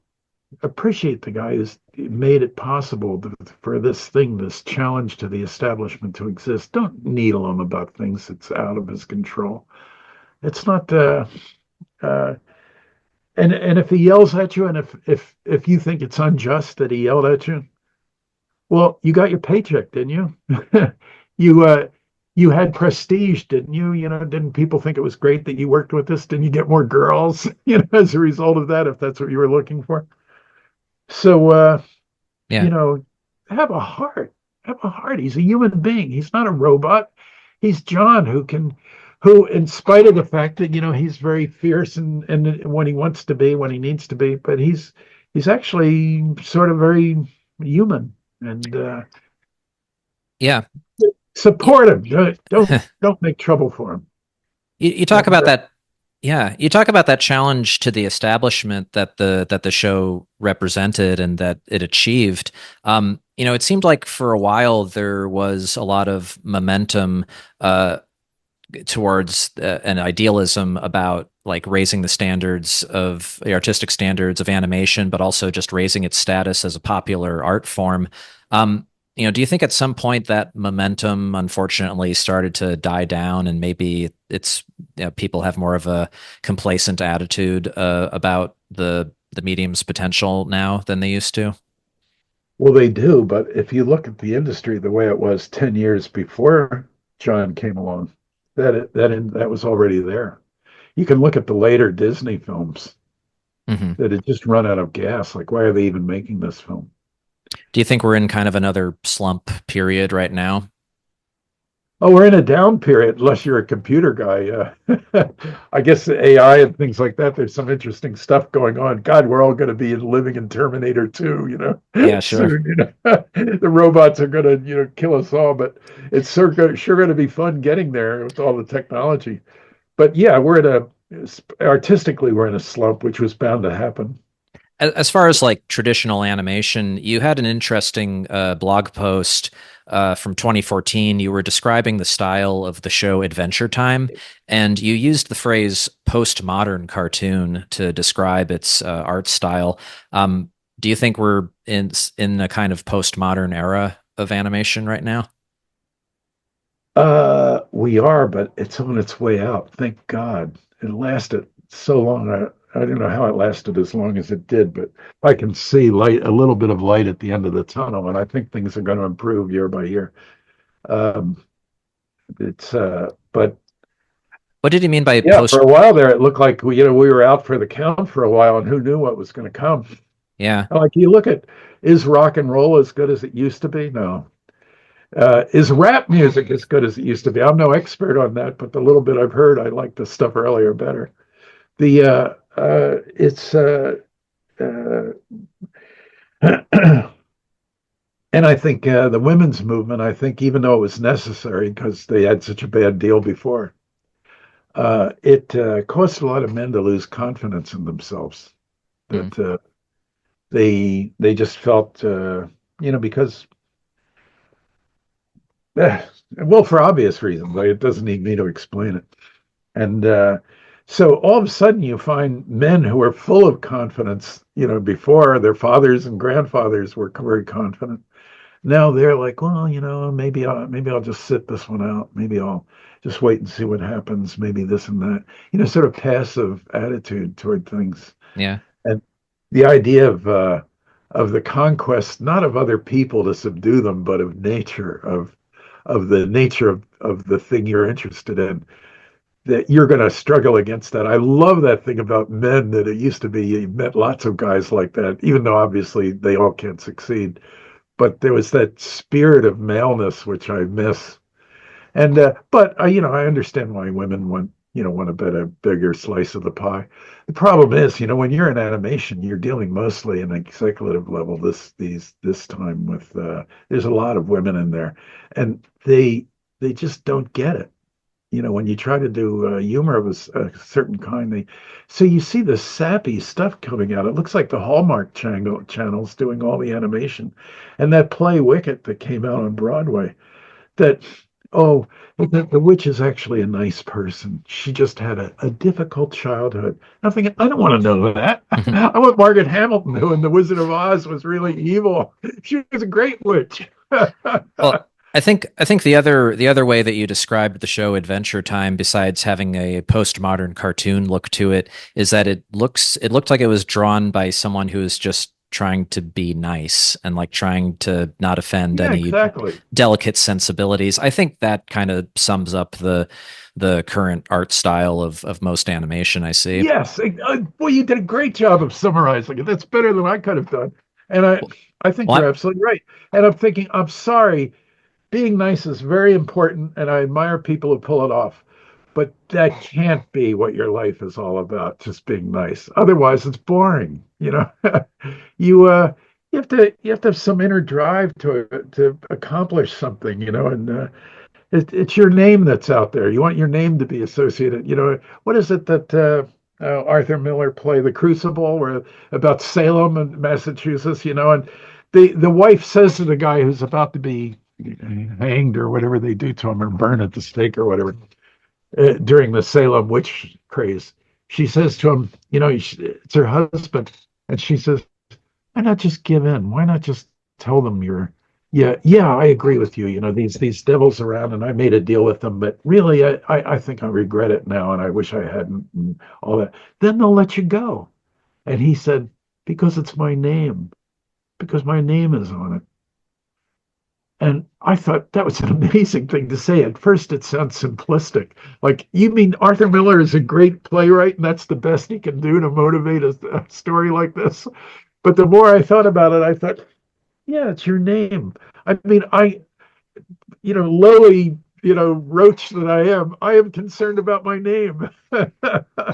And I like to be with people who are concerned about their name. Doggone it, it's their name. You don't want to have your name. You want your name to mean something, even though whether you can accomplish it or not is another thing, because there's objective problems. But you and I, yeah, I wish this generation would get back to being like. Well, did you see that Ray Harryhausen film, Jason and the Argonauts?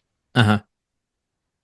I love that film. I love the Bernard Herrmann music to it. Oh yeah, Dun, dun, dun, and the dun, dun, skele and dun. the skeletons When, and when that yeah. story is told in grade schools, when it's told at all anymore, they use at least to judge from PBS things I've seen, they do a little flute thing, like do do do do.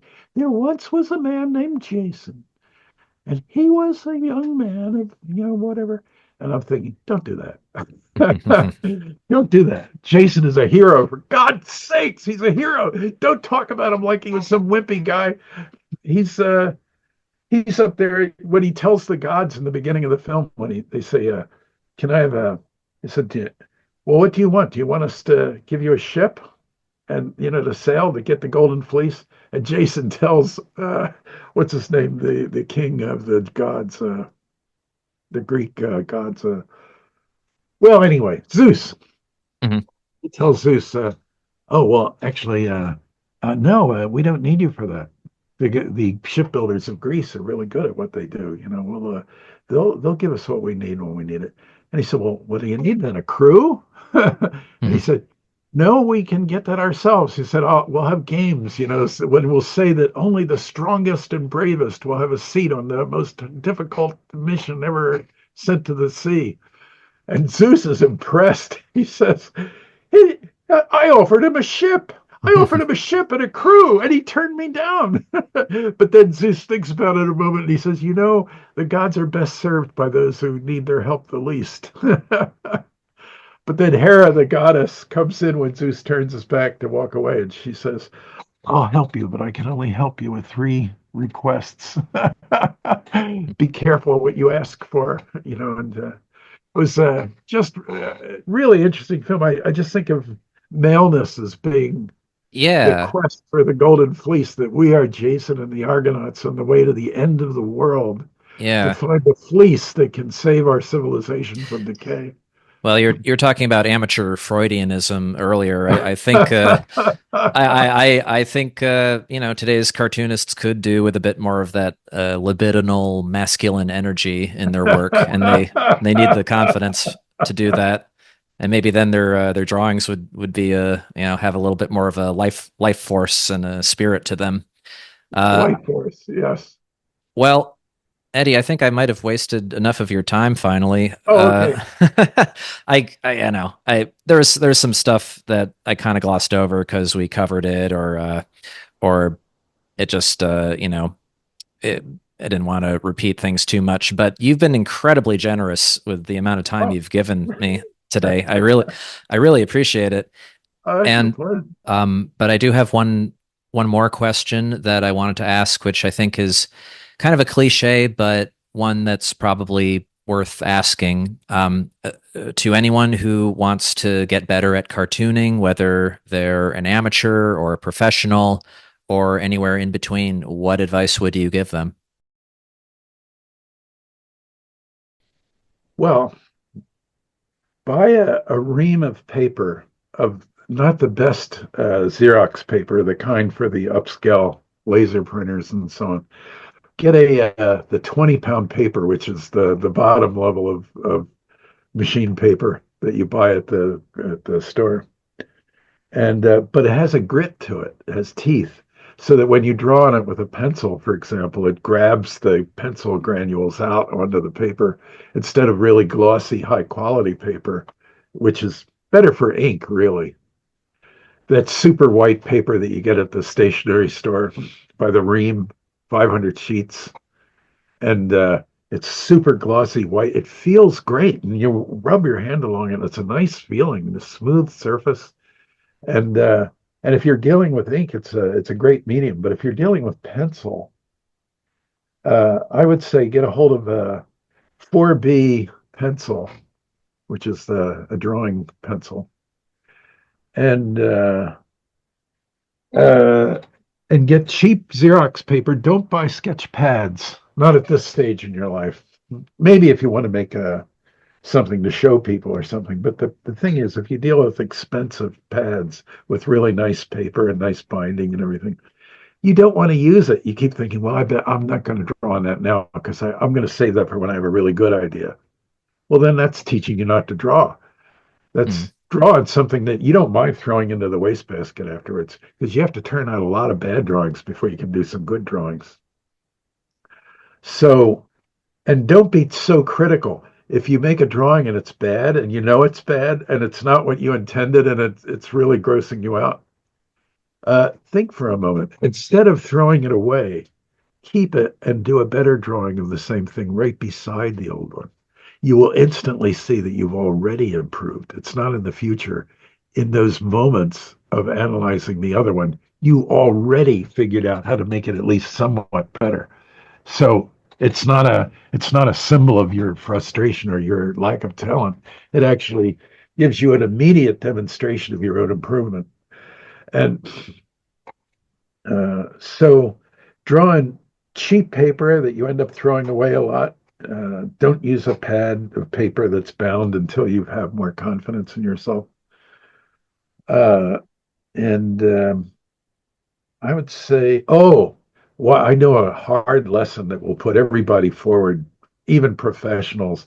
It'll put you way ahead of where you are almost instantly. And drum roll, please. That is, you ever do a bad drawing, but you don't want other people to see it? Of course you don't. They're going to judge you by that. They'll look at it and conclude that you don't know what you're doing. And if you're willing to accept that, the humiliation you feel, it may be like a hot whip across your face to be thought of. You can tell by the person's expression that they're not impressed. That will motivate you to do better. It's a hard thing. It's like getting hit with a 2x4. But if you're willing to show people your work, whether it's good or not, and it takes courage to do that because it's not your paranoia that they're going to think badly of you. Unfortunately, it's the reality. They really will think the badly of you because of your bad drawing. I thought this guy was an artist. I guess he's just a poseur or something. Well, if you're willing to accept that, the lash and pain of that person's expression and discounting you as an artist will be so great that you will try twice as hard the next time you draw. And if you have the grit to say, I'm going to get past this point, I don't need to have them like it. I just have to have them not dislike it. And uh, just turn out a bunch of stuff on paper that's disposable that you throw away in the waste paper. Maybe you save the odd one, or if you do a bunch of drawings on the same sheet. Don't do one drawing on each piece of paper. If something doesn't work, do it again right next to it. If you have a better idea where you're drawing it, stop drawing it and draw something else on the same page, so that you end up with this cluttered pages of things all over the place that you end up. And if there's one drawing in it that you like and you hate everything else you drew, just rip it take scissors or rip it along so you just save that little thing. And make a scrapbook of things like that you can be proud of when you look at it. Oh, and what so far as making you better, well, wait a second here, I'll show you. Well, okay, take a look at this frame. Now this is oh my God, gee, I can't. Okay. Big nut. Is that what it says? Yeah. Do you see the black? It's the frame I wanted to show you actually, but Yeah. you see it's bigger at one end than the other. Yeah. It's actually flat with the screen, and it actually is bigger on one end. It's not a distortion. Huh. So I like that frame. It's a really good frame. And here's one that this is a drawing John did of me, and I just saved it. It has but look at the frame. Yeah. You see, it's got one of those trendy frames that. Yeah, really nice. Okay, nice frame. Well, I could go on like that. I have a lot of stuff like that here. That I had those because I wanted to put up new stuff on the wall in this place I'm working at. I have a point I'm trying to make with this, so I'll just show you one other thing. This is Al Cap. Oh, great. I know from Little Abner. Yeah, Sadie Hawkins. of course.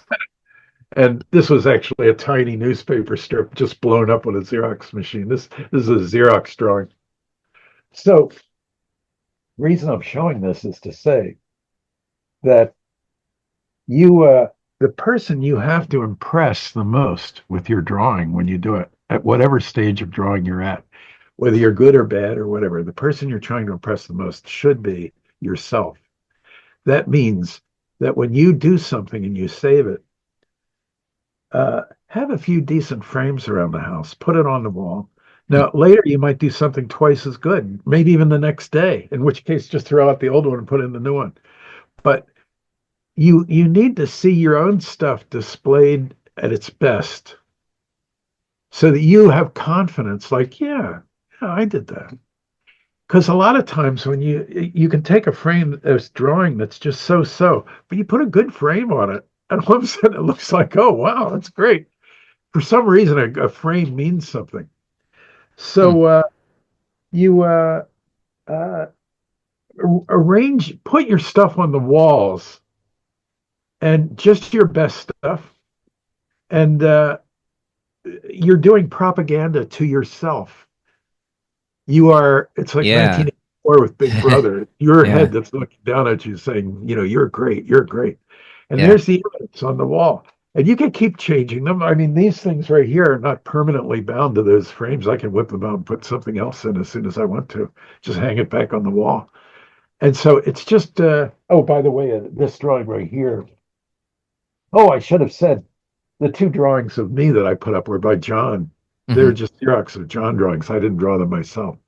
I just put them up a little. I'm contradicting what I said before about putting your own stuff up, but I was just in a mood where I felt like saying something that somebody did of me rather than my own thing. I'm just in the Yeah. mood. But anyway, uh, the impress yourself with yourself. Yeah. The best of what you've done. It won't be the best you'll always do, but the best you can do currently at this moment, this day. Put it in some attractive form.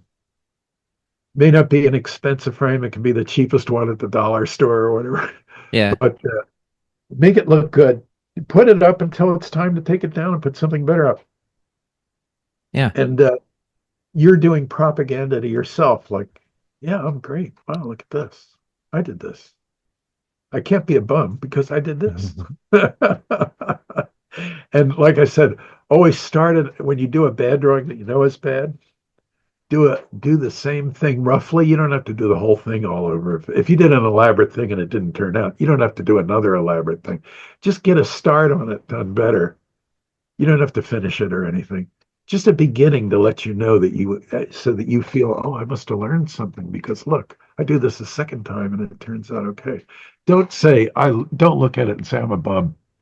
Yeah. Yeah, that's it. Sorry, I was just waiting for the camera to get back in focus. Yeah. Oh my God, I'm out of focus again. I'm No. underwater. I think okay, that's good enough. And that's really great advice. Thank you for this, Eddie. Like I said, it's been a real privilege, a pleasure to talk with you. Can't thank you enough for this opportunity, and I know a lot of people are going to enjoy it. So thanks again. It was a pleasure talking to All right, well, take care then. you.